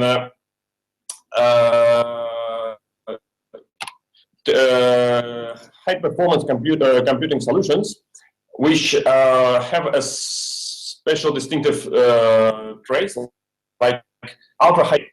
You can see that we have been specializing in ultra-high density and energy-efficient high-performance computing solutions, and this is tightly connected with our unique technology of liquid cooling. I will elaborate a bit later.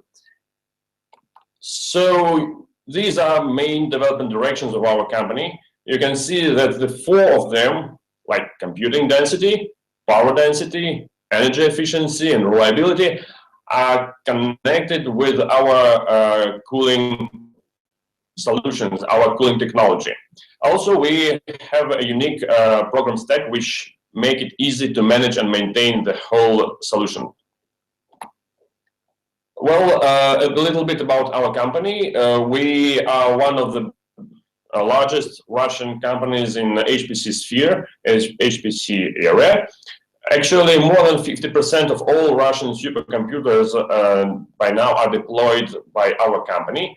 And we have top 3 the most energy efficient systems in Russia according to Green 500.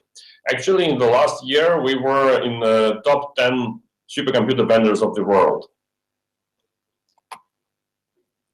We have 2 technological solutions. One is called RSC Tornado, and the other is called RSC Petastream.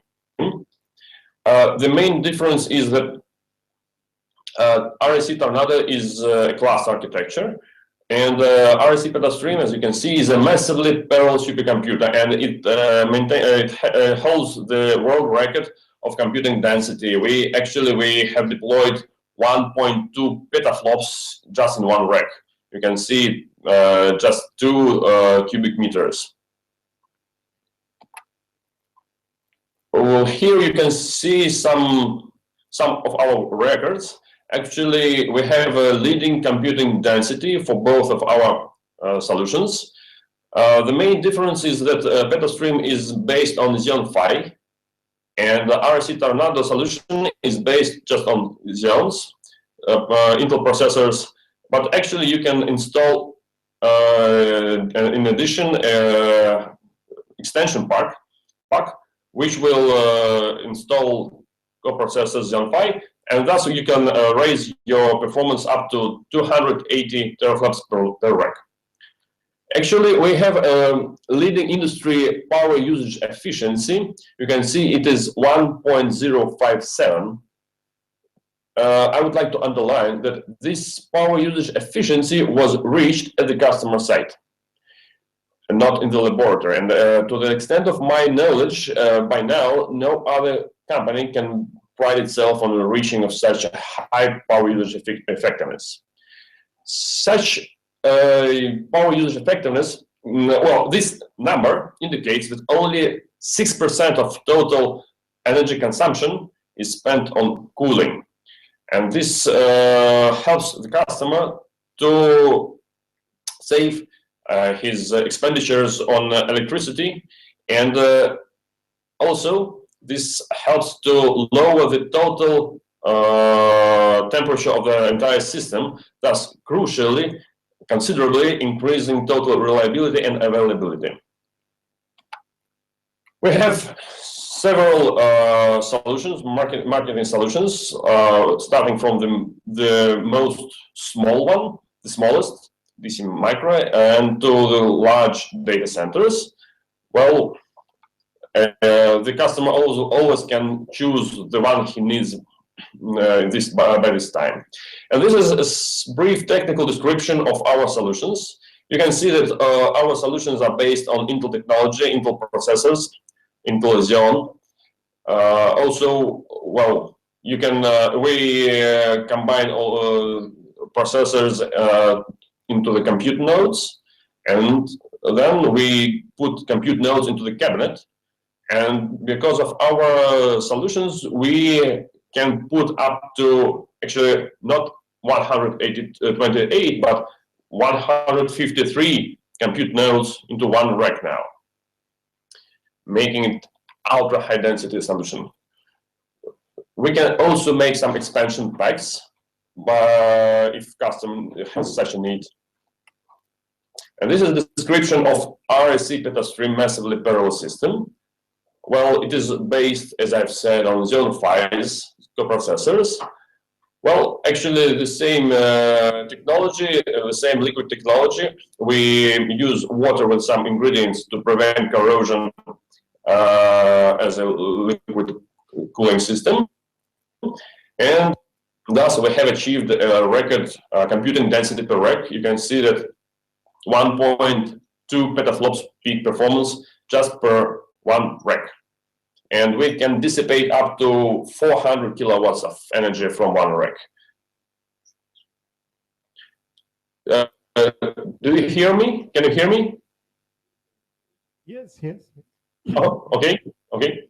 So our company has finished already several large projects. The largest and the latest one is in St. Petersburg Polytechnic University. Also, we have established a supercomputer center in Russian Academy of Sciences, so-called Joint Supercomputer Center of Russian Academy of Science. There are also some other customers in aviation industry, energy sector, and so on. And well, this is a small description of our supercomputer center in St. Petersburg.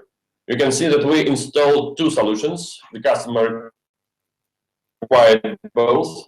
For RSC is good for computing, for running some applications.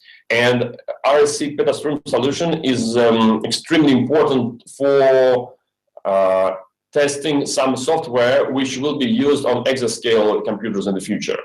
Because of its massively parallel structure, so it is very useful for testing of future software. This is a supercomputer in the Russian Academy of Science. There was also both types of solutions. And well, this is a small quotation from Jack Dangara, who is a famous HPC expert. He says some warm words about our solutions, and these are his photos on the background of our racks, actually in Joint Supercomputer Center in Moscow. And this is, as a summary, we can say that actually we now possess the unique technology of liquid cooling, and we have made a good market adoption of this technology. And we're well known in Russia and actually in other countries, not only Russian region, but also in Europe and in Asia. That is briefly about us. So any questions, I would be happy to.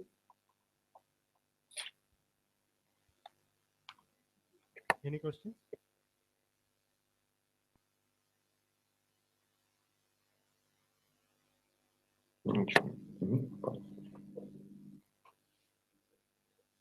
Any questions?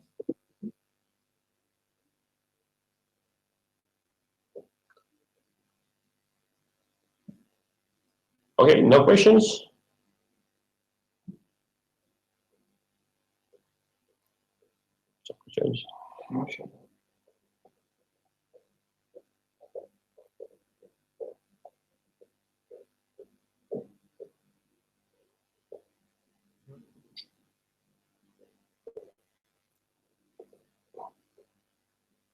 Yeah, we have a question here.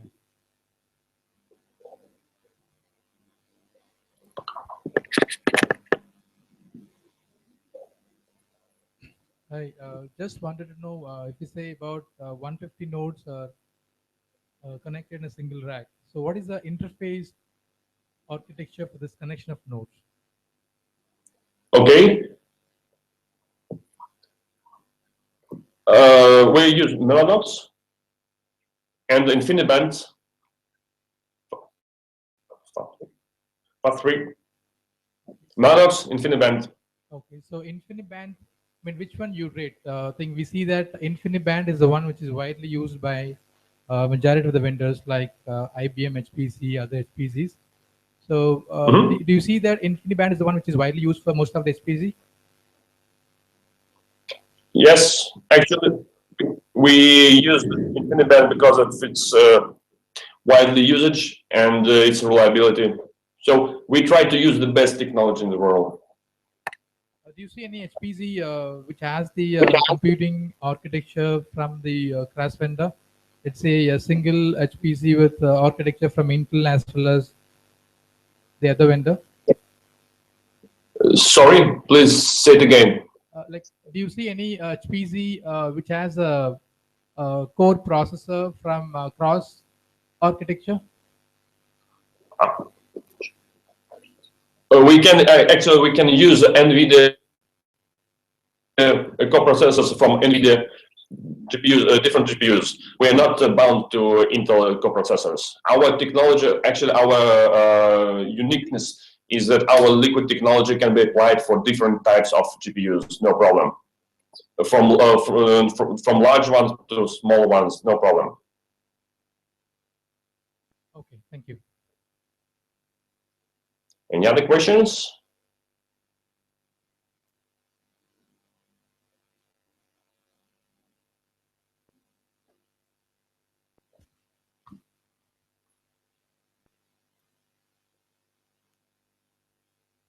Any more questions from audience? Yeah, we have another question.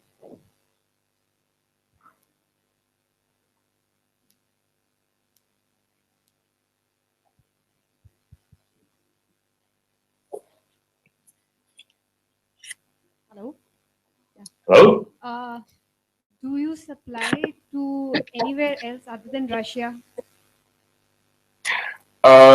Actually, we are trying to expand now after establishing a very firm position in Russia. We are now looking for opportunities to deliver our technology, our know-how to other countries like India, Europe, India, Singapore, well, everywhere where people need HPC centers.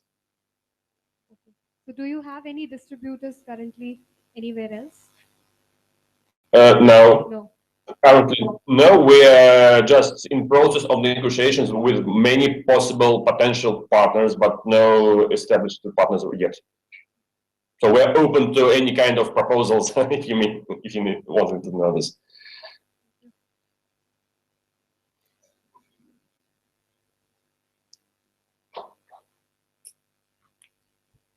Any more questions?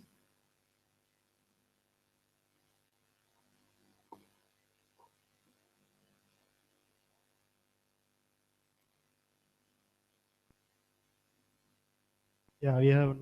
Kindly introduce yourself. Hi, this is Rajesh from the software industry.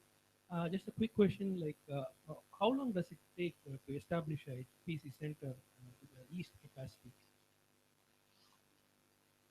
Well, such a question is a very complicated one because there is no, you can never just establish as a computer center. There are lots of technical details which should be described and confirmed, and even computer centers of the same size can differ much in terms of money, in terms of time needed for construction. But in average, I think that from the moment of signing a contract till the moment when the final user can use it, about half a year will pass. Thank you.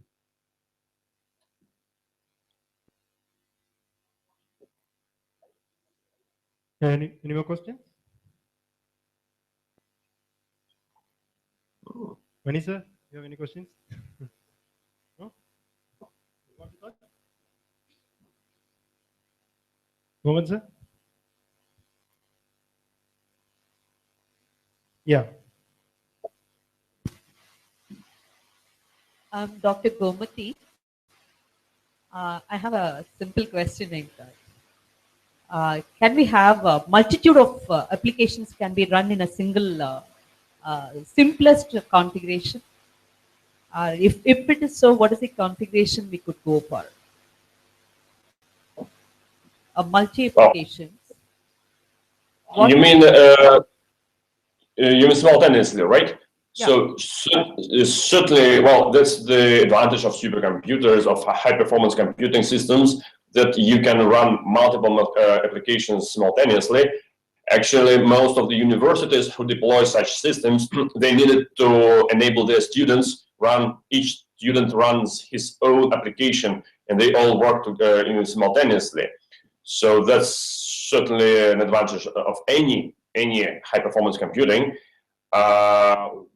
Which configuration? Well, actually, that much depends on software you will use, and there are different types of softwares. But any kind of RSC supercomputing systems will enable the user to install certain software to run multiple applications. That's not a problem at all. Is it an answer to your question? I need some more information about it, because we have seen that, or we heard that one particular or the minimal configuration, whatever we are taking, will be able to support one particular application.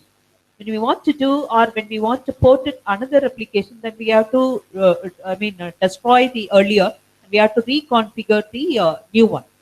So if it is so, our single configuration can take care of multiple applications with multiple software, application software, and as well as the development software. Say, for example, when I'm using Navstrong or ANSYS, two different applications.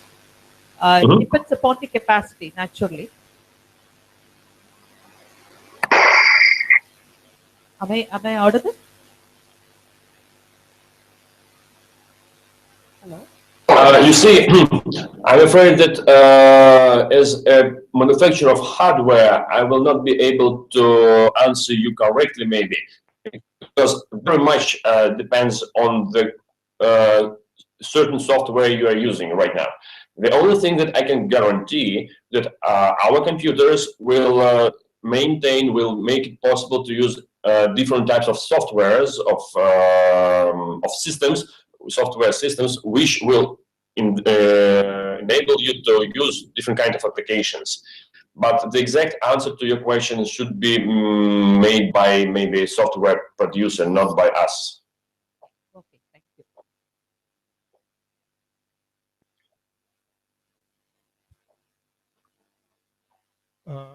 Can we close the session?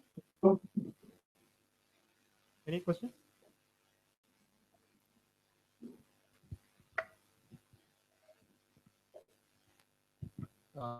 Thank you, Mikhail, very much for being with us. This is Mikhail Gorbatov, Director of Russian Center of Science and Culture. Welcome to the seminar.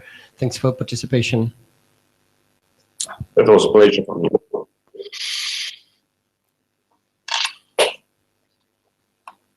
Okay, can Yeah, you can. I? Thank you. Okay, thank you very much.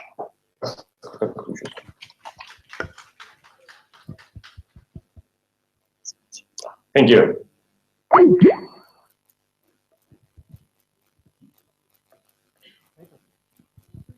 So we can give the certificates. Yeah. You can take the certificates. Sobernika, please. Yeah. Sorry.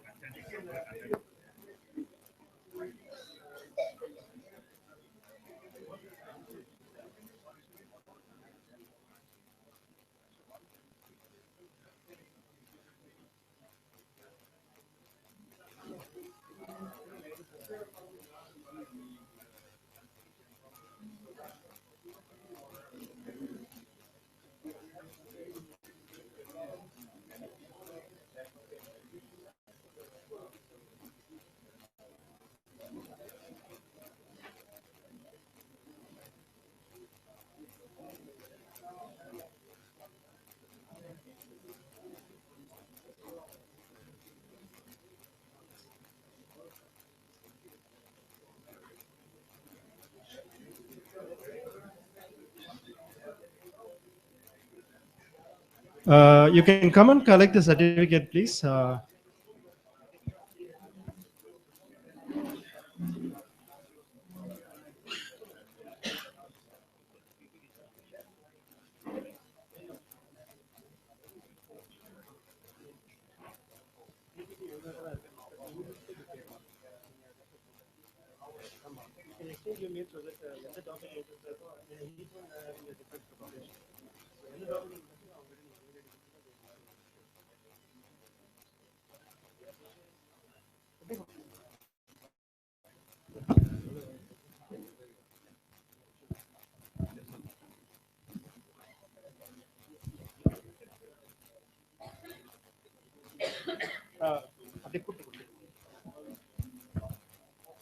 Venkatraman.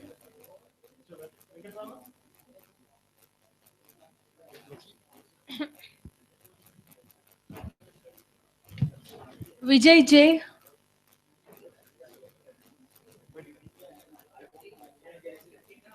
Okay.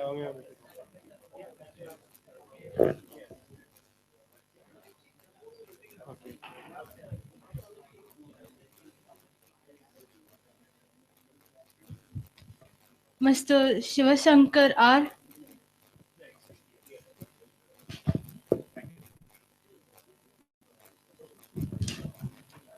Mr. Ravikumar S.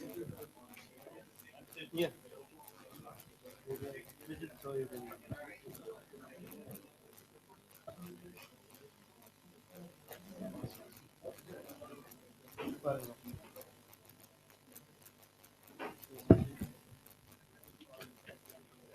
Professor K. Mainuddin Ahmad. Dr. N. Sashikala.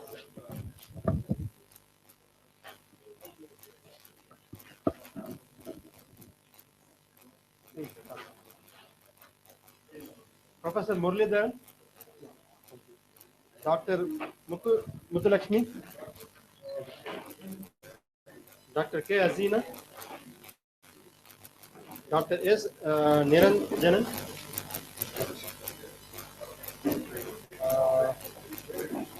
Ms. Rahima Devi, Dr. M. Mehana Sultana,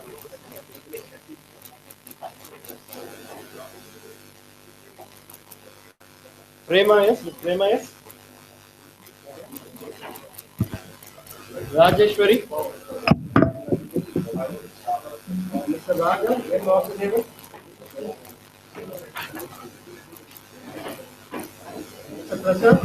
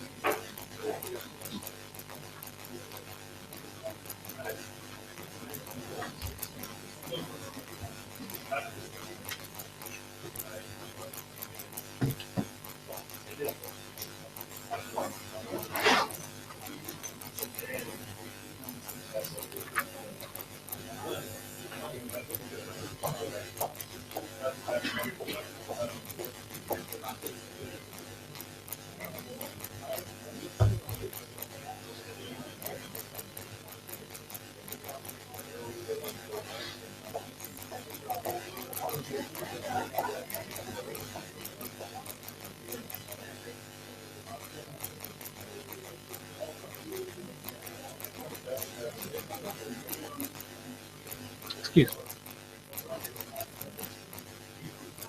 What is the cooperation agreement again? Regarding what purpose?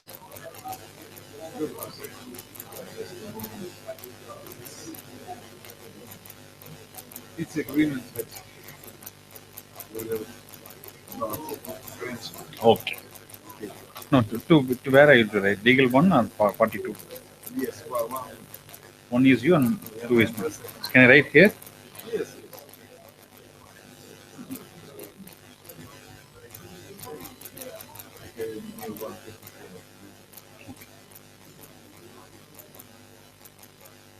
I mean, my name and ID is enough, right?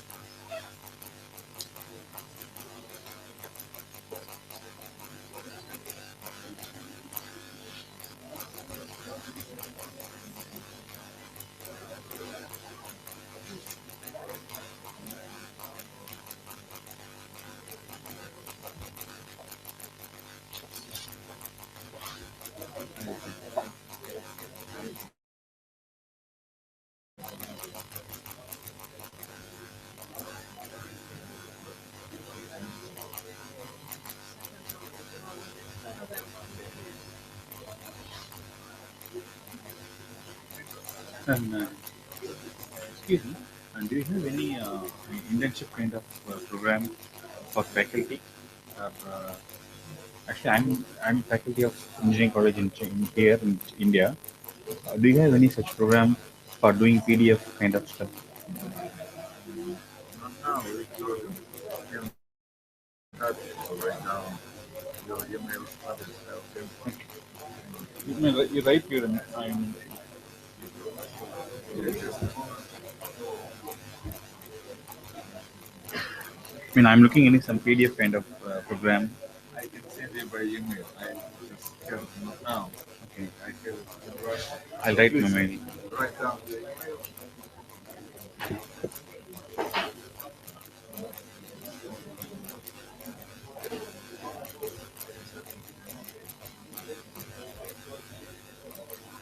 Yeah. Clear? My spelling is clear? Yes. M Dot dot dot in. Yeah. And this- Arul Kumar. yes, B.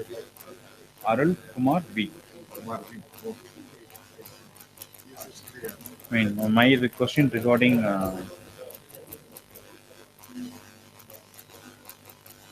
storage for PDF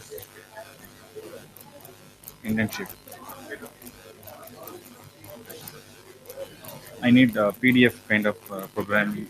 If university offering on HPC, it will be useful for me to do my PDF. Okay, no problem. Shall I keep it this or me? Yes. Thank you.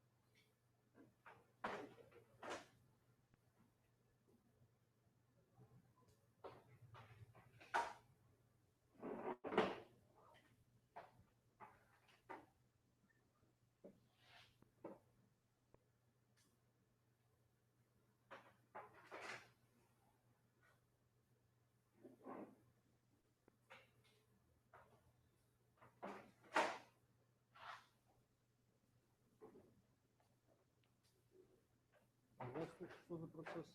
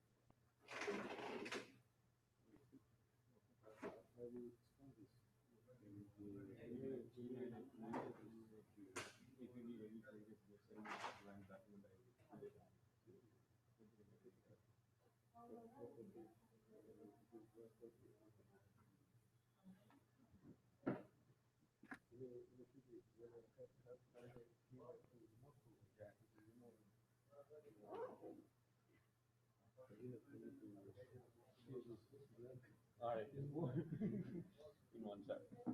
All right. Very good.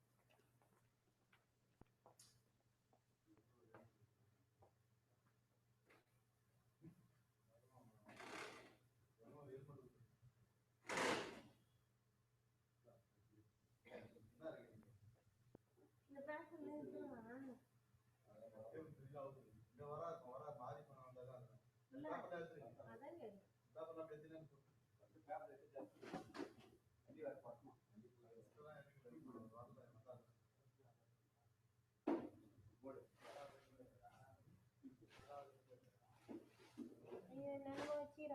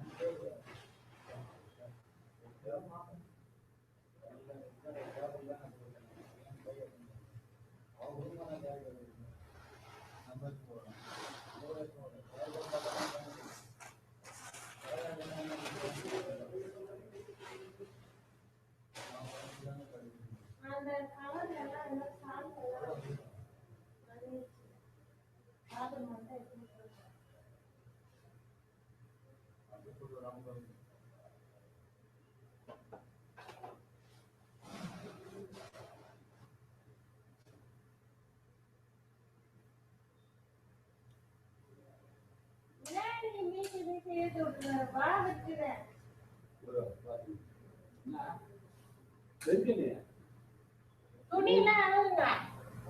நீ பெருக்குமா துணி எவ்வளோ நாங்காமா நீ எவ்வளோ போற நீ எவ்வளோ பெருக்கு வச்சு பெருக்கணும் நாங்கள் ஆகுமா அதெல்லாம் வந்து எடுத்துக்கோம் அதெல்லாம் வந்து கை இருக்கலாம் அவ்வளோதான்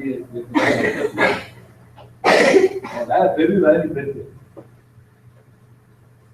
அதான் எடுக்கணும் கற்பிட்டுலாம் ஆப்போம் ஆப்போம் அவர் எடுக்கணும்ல அந்த துணி நாங்கள் அவுக்குறோம் இதெல்லாம் வேலை கிடையாது ஆம்பளை பசங்க எவ்வளோ இருக்கு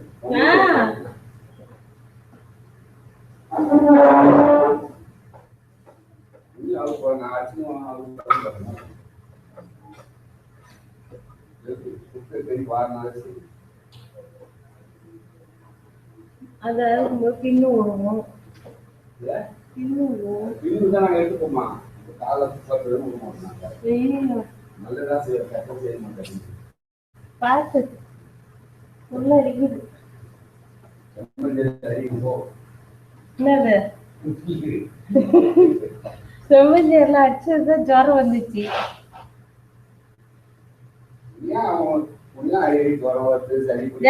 அடிக்கடி ஜுரம் வருதா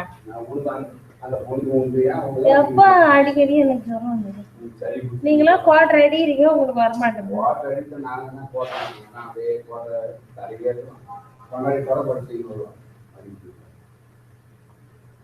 அம்மா பாப்பா சரி பிடிக்கும் அதுக்கெல்லாம் பிடிக்கும் ஏன்னா போனா பாண்டிச்சேரி போனேன் எந்த தண்ணி கண்ட தண்ணி எந்த தண்ணி குடிக்கல கேன் தண்ணி மட்டும் ஒரு பாட்டு கொடுத்தாங்க 2 பாட்டு மட்டும் குடிச்சுட்டு அப்படியே வந்து எங்கே டீ கறி அங்கேயும் தண்ணி குடிக்கல எப்படி சரி ஒரு பயம் தான் எப்படி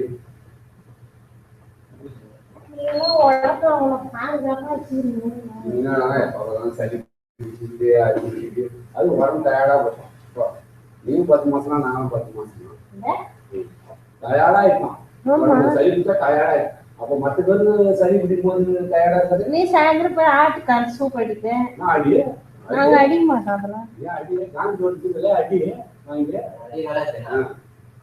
நான் சேலை போட்டா நீ சேர்க்கிறீங்க ஆனா ஒண்ணு நாங்க சேர்க்கிறோம் நீ சேர்த்து நீ அந்த பொண்ணு சேர்த்து வைக்கிறீங்க அப்படியே சேர்த்து சேர்த்து இன்னொரு சுனாமி வந்து அடிமா போயிருந்தோம்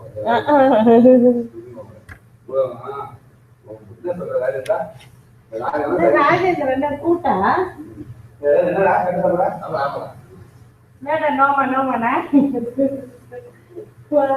போகும்போது எல்லாம் சூப் போட்டா வாங்கி சாப்பிடணும் எதனா ஒரு சாப்பிடணும் 10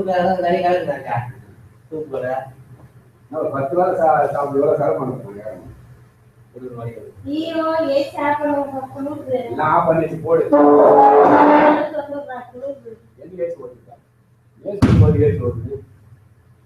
ஆஃப் பண்ணி வச்சுருக்காங்க தெரியல சுத்தமாக ஆஃப் ஆகிடுச்சு உள்ள கூலிங்குது காட்டம் இருக்கு என்ன அந்த பதம் எடுக்கணும் நான் எடுத்துக்கணும் கூலி பண்ணி கொடுப்பேன் லாப்பா என்ன ஆகும் லாப்பா அதான் சொல்றேன் அப்படி போட்டு மூடாது என்னத்த மூட அப்படி போட்டு மூடு அப்படியே உண்டு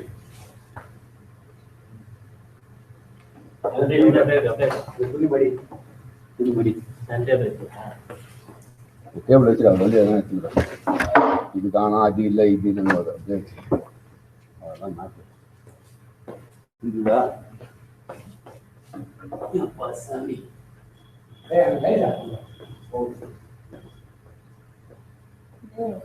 டேபிள் எல்லா டேபிள் வெளியே வாங்க உள்ள வாங்க இதெல்லாம் வந்து இது சரி பண்ணணும் இது இல்லைன்னா லாஸ்ட் சரி பண்ணலாம்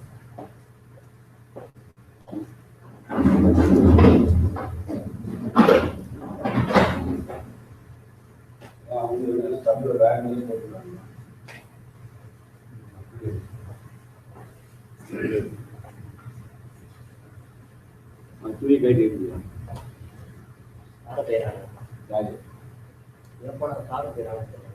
பட்டாசை சாப்பிட்ட ஒன்றா கம்ப்யூட்டர் அந்த இது இருக்கணும் எடுத்துட்டு அந்த துணியை வச்சுட்டா முடிஞ்சுட்டு எல்லாத்தையும் முழு வந்து இதுதான் அரேஞ்ச்மெண்ட் தான் எல்லாத்தையும்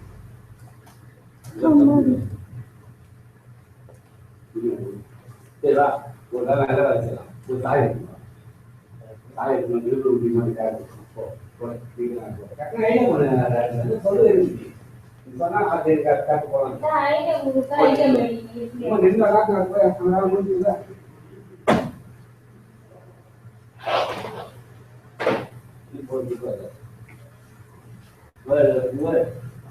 வண்டியா வண்டி இருந்தாரு வண்டியில் போட்டு நல்லா அனுப்பி அக்கதான் நல்லா உள்ள போகுது லாஸ்ட் இருக்குது அதான் பண்ணிட்டேன் அப்புறம் நான்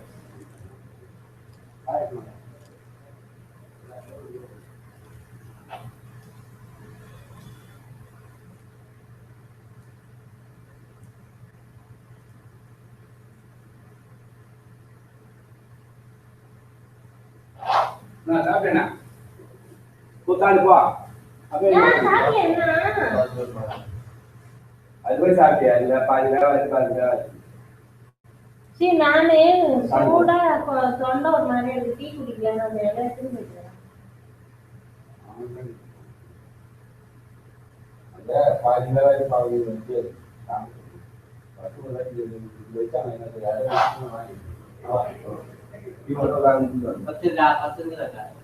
பாலம் இல்லை பாருங்களா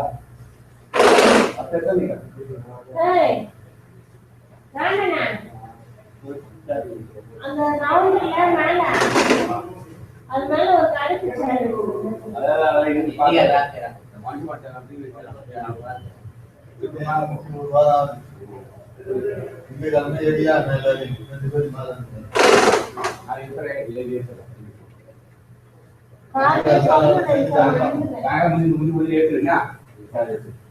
காலையிலே சொல்லணும் மறந்துட்டேன்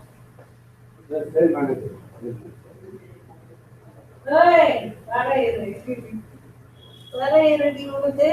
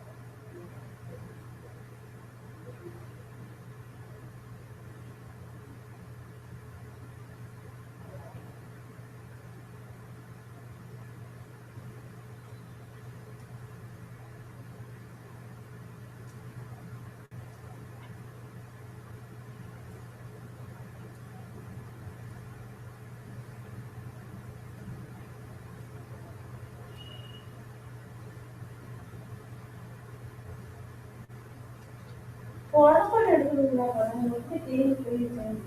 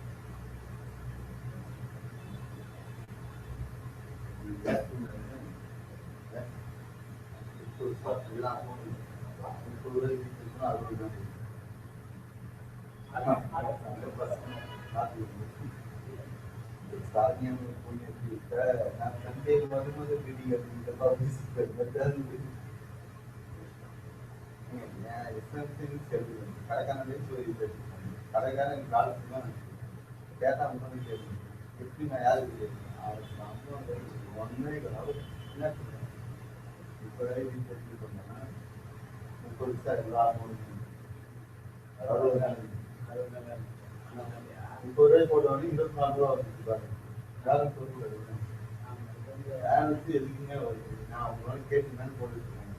கேட்டுதான் சார் போட்டுருக்கேன். நம்ம எசன்ஷியல் எனக்கு கிடையாது சார். ரெகுலர்ஸுக்கு இந்த எசன்ஷியல் போனது எங்களுக்கு அப்புறம் எனக்கு எசன்ஸ் நம்பர் ஆமாம் சார், எங்கள் கம்பெனி அந்த உங்கள் கம்பெனி எசன்ஸ் நம்பர் எனக்கு இருக்குது. ஸ்டார்ட் ஒன்றா நான் ஸ்டார்ட் பண்ணி வேலைன்னு நான் வந்து பார்த்தா பன்னெண்டு பெருசாக சொல்லுது. என்ன பண்ணணும்னு சொல்லி தான் மேட்ச் அவள் நான் எப்படின்னா ஐடி பண்ணுவேன். உங்களுக்கு இந்த ஐடி தான் ஐடி நான் எப்படி அது அப்புறம் நீங்கள் கஸ்டமர் ஒன்றே கடவுள் அதான் ஃபோன்லேயே வேலையும் பண்ணுறது உங்களை நீங்கள் மாற்றிங்க. நான் எங்கள் மனிதனுக்கு கேட்கணும் ஒரு வாரம் மனிதனுக்கு கேட்டு என்னென்ன அதெல்லாம் வாங்கிக்கணும்.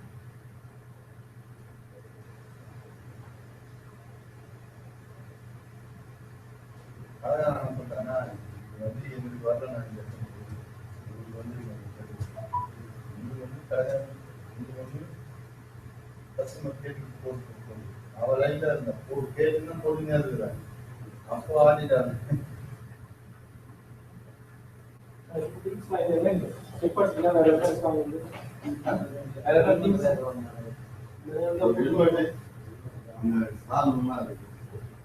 ஷால்லாம் யார் யார் வரல ஆடிட்டீங்க. லாக் பண்ணுங்க. இதெல்லாம் கரெக்டாக கொடுத்துருங்க. சரியா இருக்கு. அதான் வந்த பேர் தான் அதெல்லாம் சொல்லுவேன்.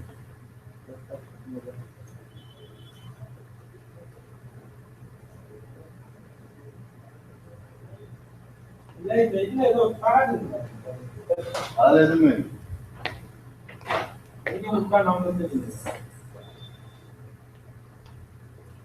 இது அவங்க டெலிகேட்ஸ் தான்ப்பா. என்ன அப்படியே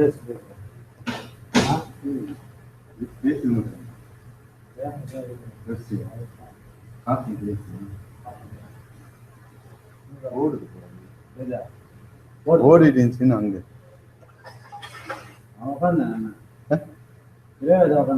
காணாம இருக்கு.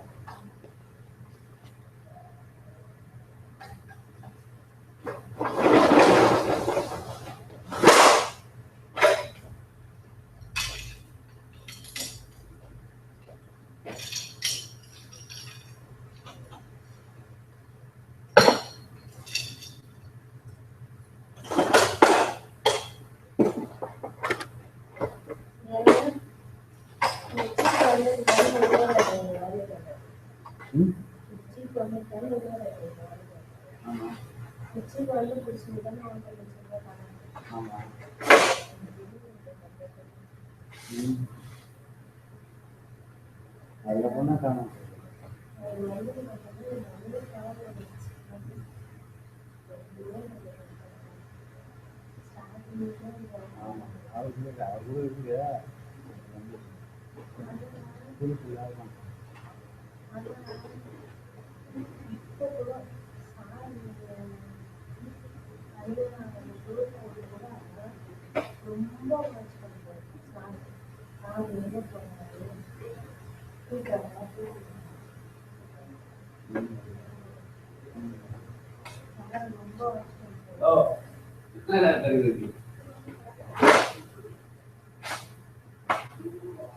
ஆய மூடிது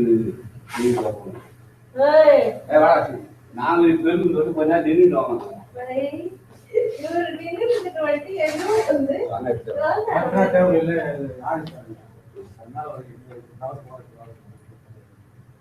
இல்ல இல்ல இதுல ஒண்ணு இது மட்டும் நமக்கு அந்த புதுசா வந்து இல்லைண்டா அந்த டேபிள் இதெல்லாம் டேபிள் போற கவர் போட்டு அங்கேயே வச்சு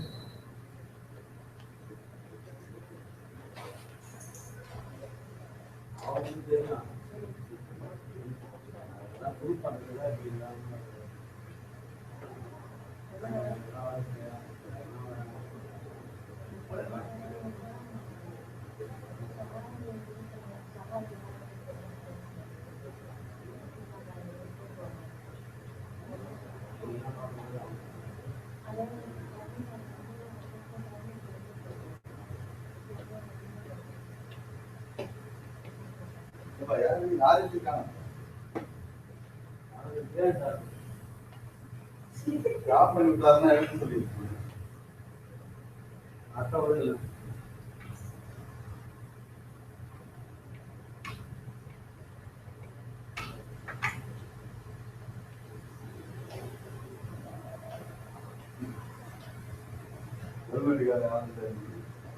அங்க ஒரு ஹெல்மெட் கிடந்த அந்த மரபீரோல ரொம்ப நாளா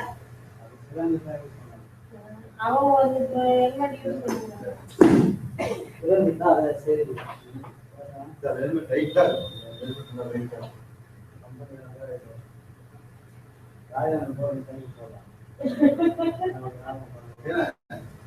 சைக்கிள் போறீங்களா டெய்லி முடிக்க இங்க இருந்து சைக்கிள் எடுத்து ஊர்ல போறான் சைக்கிள் ஓட்டுவோம் எல்லாமே ஹெல்மெட் போட்டுருவாங்க. சைக்கிள் போறவங்க கூட எவன் வந்து இடிக்க பைக் இறங்கிச்சா இப்ப லாரி இந்த மாதிரி சாவணும். லாரியில் யார் பண்ணா சாவாங்க ஹெல்மெட் போட்டு மாட்டாங்க சாப்பாடு ஏதோ வந்து தலை கல்லில் அடிபட்டு ஒரு ஆட்டோக்காரன் தான் கம்முன்னு வந்து இடிப்பான் இது பண்ணுவான். ஹெல்மெட் சட்டம் போடணும் சைக்கிள் போடணும் போடணும் ஒரே ஒரு ஆவண போட்டுறாரு. பெரிய ராமன் அவரு சைக்கிள் அவர் மெதுவாக போவாரு. இந்த ஹெல்மெட் இருந்தாலும் இந்த சீட் ஒரு பைப் பண்ணி வரும் சைக்கிள் மேடம் ஹெல்மெட் போட்டு தான் வராங்க. அவர் போட்டு சைக்கிள் போட்டு ரேஸ்ல போறாங்க. அவன் ஹெல்மெட் போட்டு சைக்கிள் சைக்கிள் நீங்க ஒரு சைக்கிள் பார்த்தோம்பா போட்டோ கூட இருந்து பெரிய வீல் முன்னாடி வந்து சின்ன வீல் ராலியாக உட்காந்து ஓடிப்பா கரெக்டா வெப்சைட் நிக்கிறான் போயிட்டான் சார். எடுத்து நம்ம ஆன் பண்ணுறதுக்கு போயிடும்.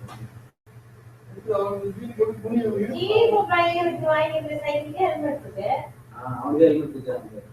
சின்ன பெரிய பின்னாடி வீல் மட்டும் பெருசு முன்னாடி அதை கொஞ்சம் சின்னது மேலேயே உட்காந்துக்கிறான் போட்டுப்பான். சைக்கிள் தானே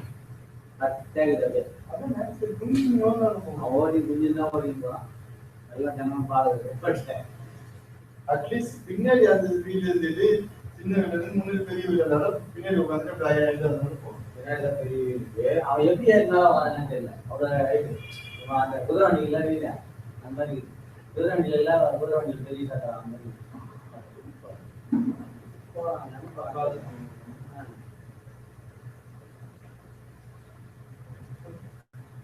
எதுக்கு அதை வச்சு ஓடிப்பான்னு தெரியல. எல்லாரும் பாக்குறீங்க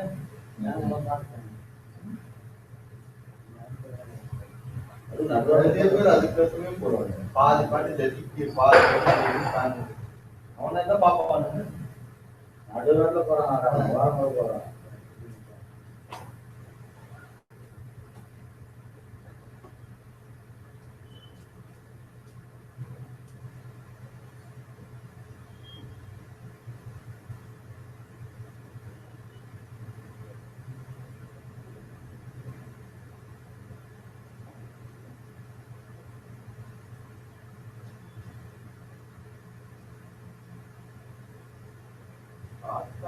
பாடியில அவ்வளவு நிக்கலாம்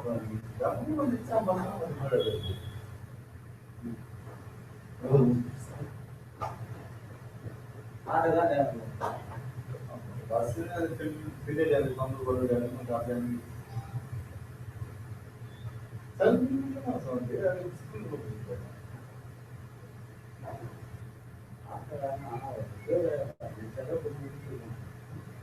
ஆட்டக்காரன் திரும்ப காலையே பண்ண மாட்டாங்க.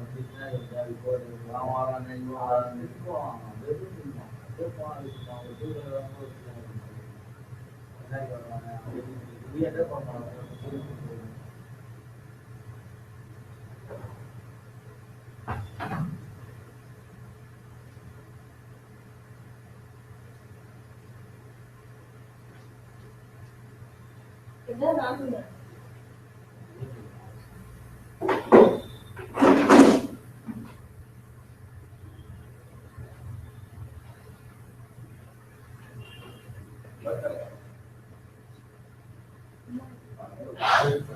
ஆஃபீஸ் வருங்க.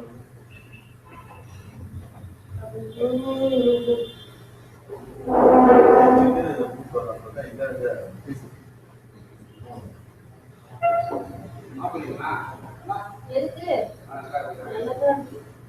செஸ் தானே.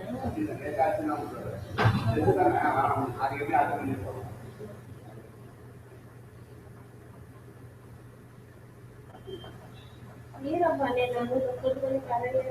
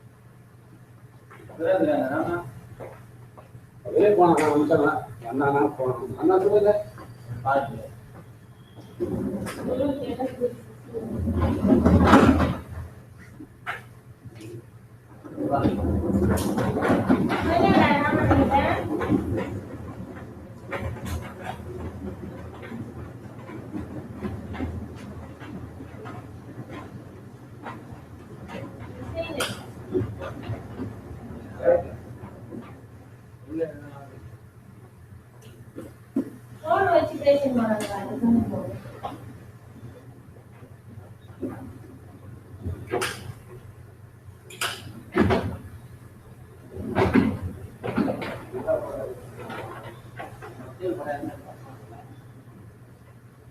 வண்டி போய் இருக்கும்போது அவனா போறேன். வண்டி போய் இருக்கும்போது அவனா போறேன். யார் யாரா மூடிட்டாங்க இந்த இடத்துல நனியுது போய் கரெக்டாக வச்சுக்கணும்.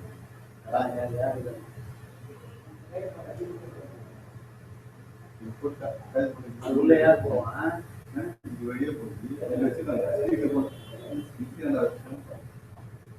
யார் தான் போவான்?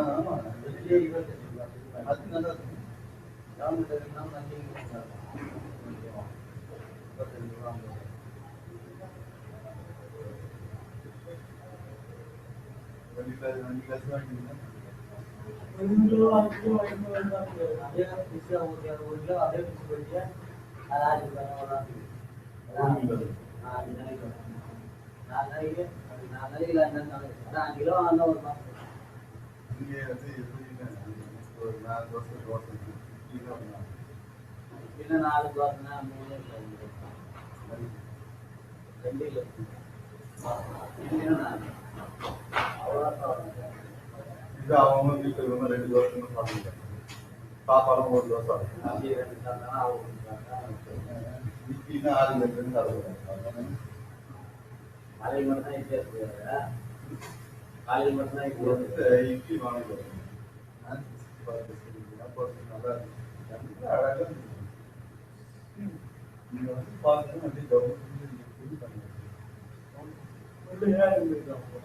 உள்ள யார் இருந்தா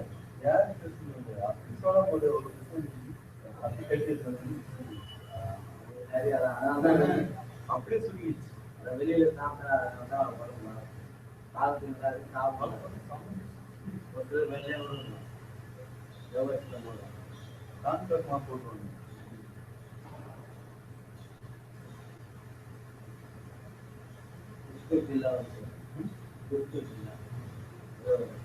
மல்லிப்பூல கை வைக்கணும். அதுதான்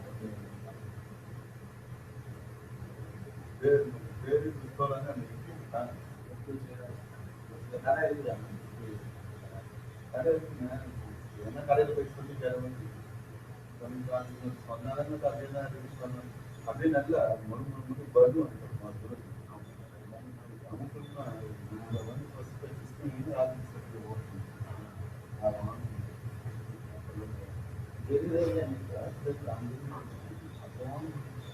ராஜ் கொண்டு வருவான்னு கேட்டேன். இல்லை சார்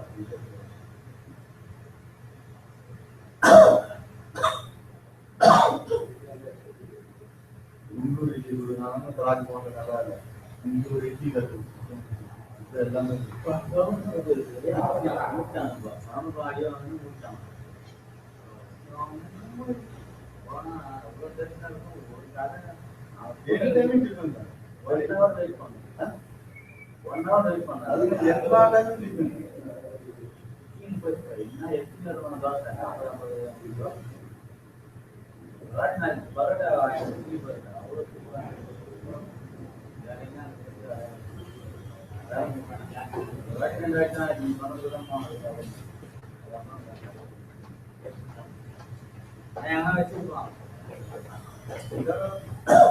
அப்போ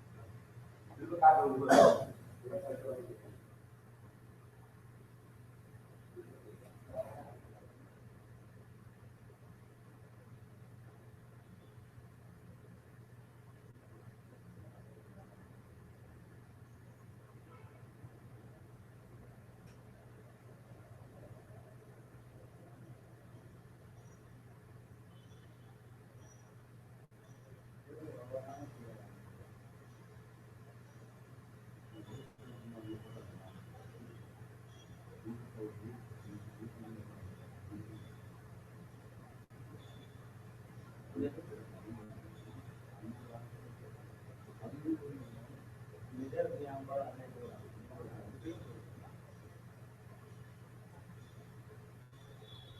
கிடையாது. எது ஈஸியா தெரியும் வெறும் முடி தான் போகணும். அதனால கிடையாது.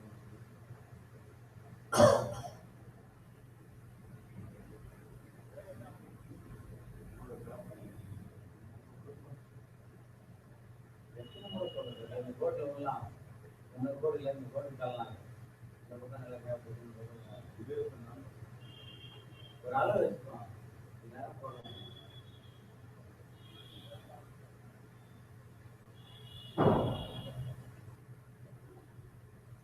இந்த ஒரு சேர் வருது, அதனால கொஞ்சம் நேரம் கழிக்கலாம்.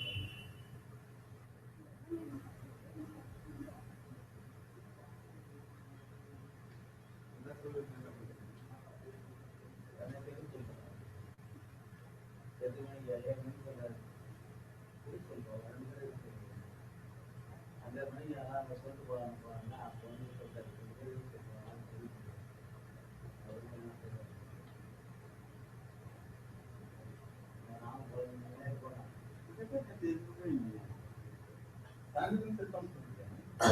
நான் தான் கேட்பேன். இது அதெல்லாம் சொல்லணும். அதெல்லாம் நோனிங்க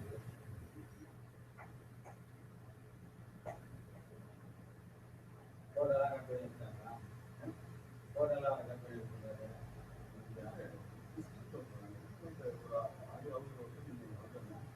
அன்னைக்கு வேலை அது போது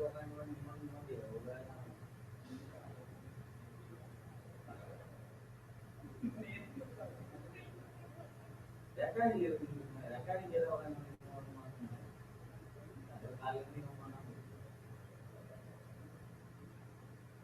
கேமரா டைட் எடுத்துக்கலாம். கேமராவும் இங்கே இருக்கு. அவங்களாம் பண்ணதான் தெரியாது. நம்ம தான் இது பண்ணதான் தெரியும். அதான் எல்லாம்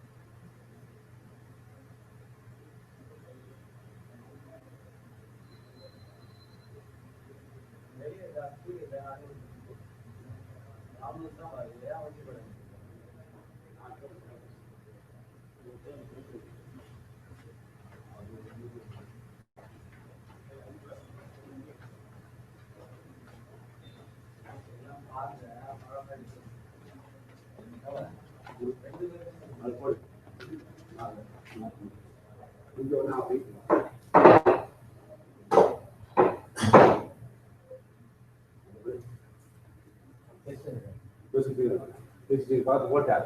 இது அவுட் இந்த பக்கம் முடிச்சார். ஒன்று ரெண்டு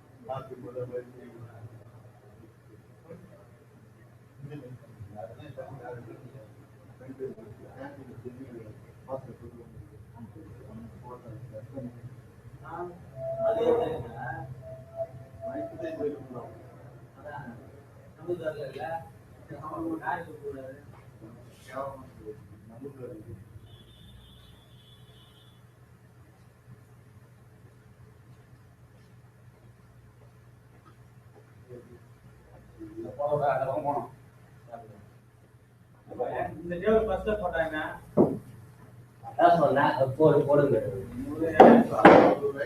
இந்த டேபிள் தூக்கி முன்னாடி போட்டாங்க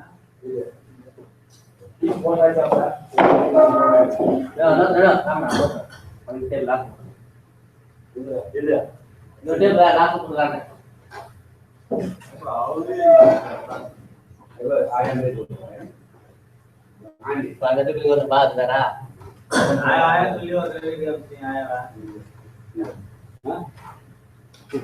ஆயிரம் காணாம உடம்பு பத்தி போயிடுறாங்க ராமகிருஷ்ணன் நம்ம என்ன சொல்லிட்டு உடம்பு ராஜதானே நீங்க போன் பண்ணாரா நம்ம ராம போன் பண்ணி எவ்வளவு பேசினாங்க போன் பண்ணாங்களா நமக்கு ஆமா போன் பண்ணாரா பண்ணியா நம்ம தான் போன் பண்ணுவோம் நாம போன் பண்ண சொல்லுவாரு நீ பண்ணியா நான் போடுல எங்க நம்பர் எல்லாம் ஒண்ணு இல்ல உன் நம்பர் தான் அங்க கொடுத்தா பண்ணிருப்பான் வெள்ளிக்கிழமை சாரம் போது சொன்னாங்க இப்ப ஆஸ்பத்திரி போனா இது பண்ணா லீவு நேரத்துக்கு எங்க அம்மா எடுத்து போனா அம்மா உடம்புல கட்டமே இதை ஒரு எல்லாம் கட்டுறது சரிமா ஆள் ஒரு இது கொடுத்த பண்ண அப்படியே கட் பண்ணி கொடுத்த ஒரு பாட்டு ஊட்டியா வந்து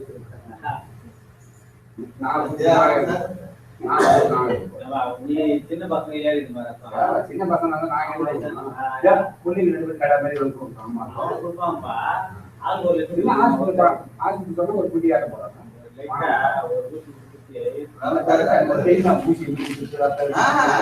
அது இல்ல கட் பண்ணிட்டு இது ஊத்துமோ கிளாஸ் ஊத்திட்டே தான் இல்ல கட் பண்ணி விட்டா ஊத்திடுவாங்க அப்படியே ஒரு கிளாஸ்ல ஃபுல்லா பிடிச்சா நம்ம மிஸ் பண்ணிட்டு யூஸ் வருது யாருக்கு எழுதியா நான் தனியா அது என்ன சொல்லு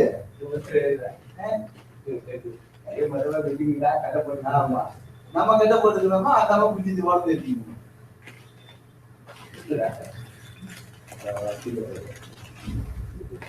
இதெல்லாம் காலி கவர் இருக்கிறத மட்டும் கவர்ல வச்சிட்டேன் இதெல்லாம் காலி எதுவுமே யூஸ் ஆகல நம்மளுக்கு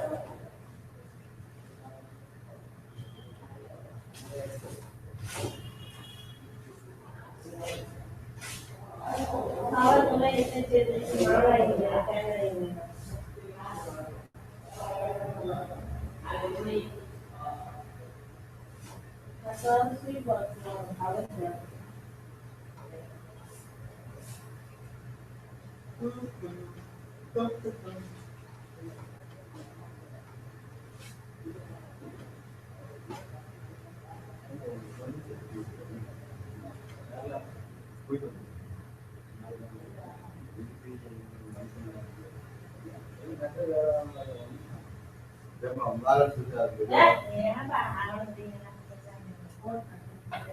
சேர்த்து தெரிஞ்சு ஒரு இடம் சொல்லுங்க நானா போய் எழுதி கொடுத்துட்டு வந்தேன் வருது காசு கொடுத்து 10 ரூபா ஃபார்ம் வாங்கி புரியுங்க நான் வாங்கிட்டேன் போன எடுக்கல இது எங்க வீட்டுல இல்ல அந்த வீடு பக்கத்துல இருக்காங்கல்ல போட்டு அவங்க வீட்டுல இருக்கிற இன்கம் சர்டிஃபிகேட் ஒண்ணு வாங்கணும் ரேஷன் கார்டு ரேஷன் கார்டு வாங்கி தராங்க அவங்களோட பொண்ணு கல்யாணம் கல்யாணம் முடிச்சு வரட்டும் இருக்காங்க சார் இருக்காரு சூப்பர் எத்தனை மரியாதையே சொல்றேன் இருக்காரு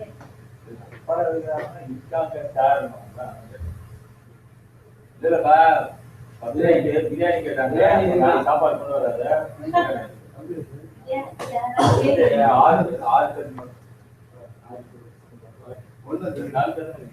5 பேர் 6 பேர்ல இருந்து 5 பேர் ஆயிடுறாங்க நீங்க 6ல 5 ஆயிடும் 3 நாள் 3 பொம்பளை வருவாங்க 4 பேர் 7 பேர் நாளைக்கு திடீர்னு போறேன்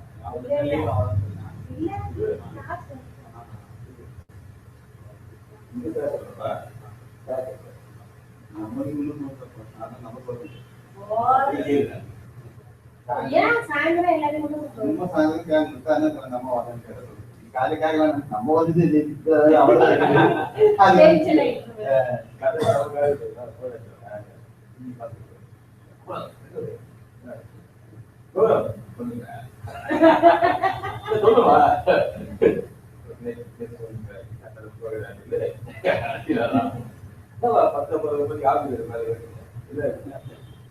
அப்புறம் பார்த்தோம்னா வந்தாரு நேற்று பார்த்தோம் நேற்று 9 மணிக்கு வந்தாரு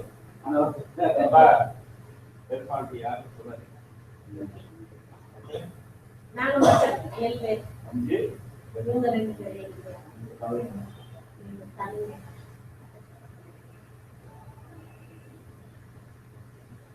நம்மளுக்கு தெரியாது நம்ம மட்டும் தான் சொல்லிடுறோம்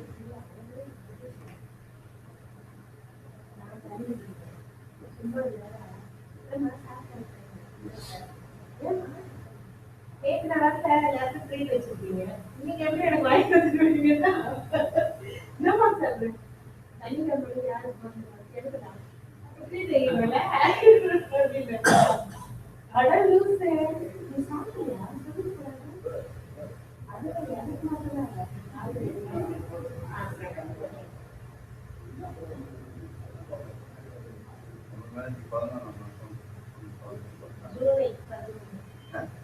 ஜூலை 11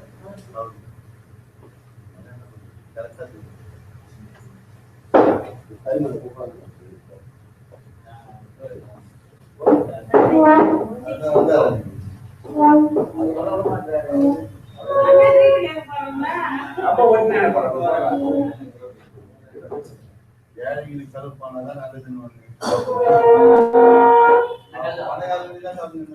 இல்ல நம்ம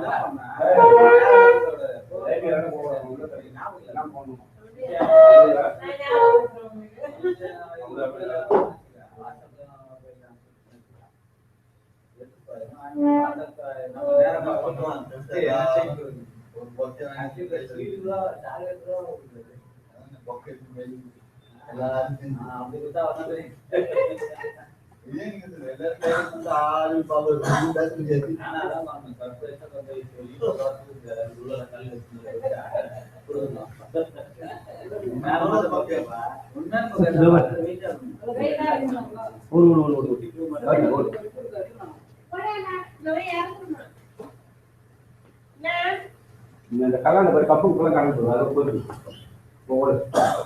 போயிட்டு வா சாப்பாடு எடுத்துட்டு வரக்கூடாது நாளைக்கு மத்தியானம் காலை சாப்பாடு எடுத்துட்டு காலையில டிஃபன் மட்டும் எடுத்துன்னு வேணாம் புரிஞ்சுச்சா ஏன் என்ன எதுக்குன்னு கேட்குவாரு கேட்கற கேள்வி கேட்பாரு இன்னும் தெரியும் என்ன செய்யணும்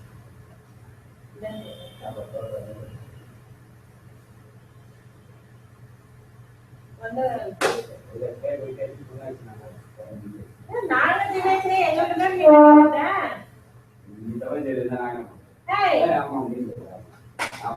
தண்ணி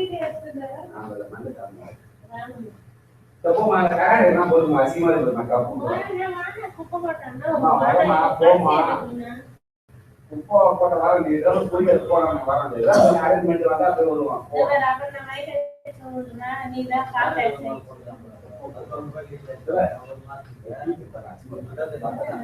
போய் போடு நான் வர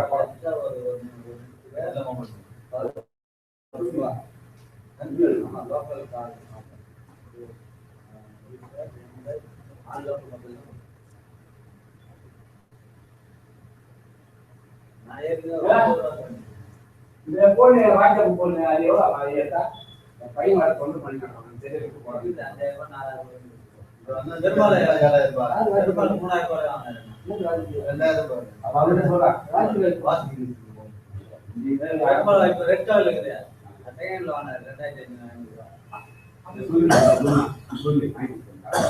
பையன் வாங்க போறாங்க யாரும் செகண்ட் நம்ம வந்து நம்பிக்கை தம்பி சார் நம்பிக்கை புதுசு 4000 ரூபாய் வந்துருக்கு.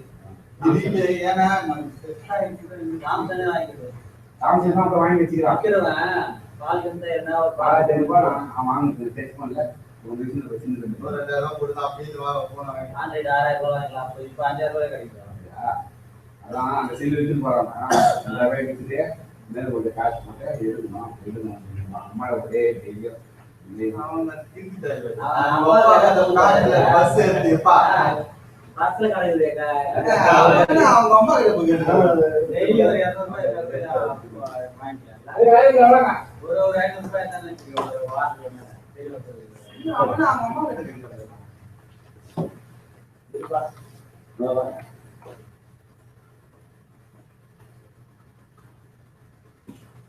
துணி அவரு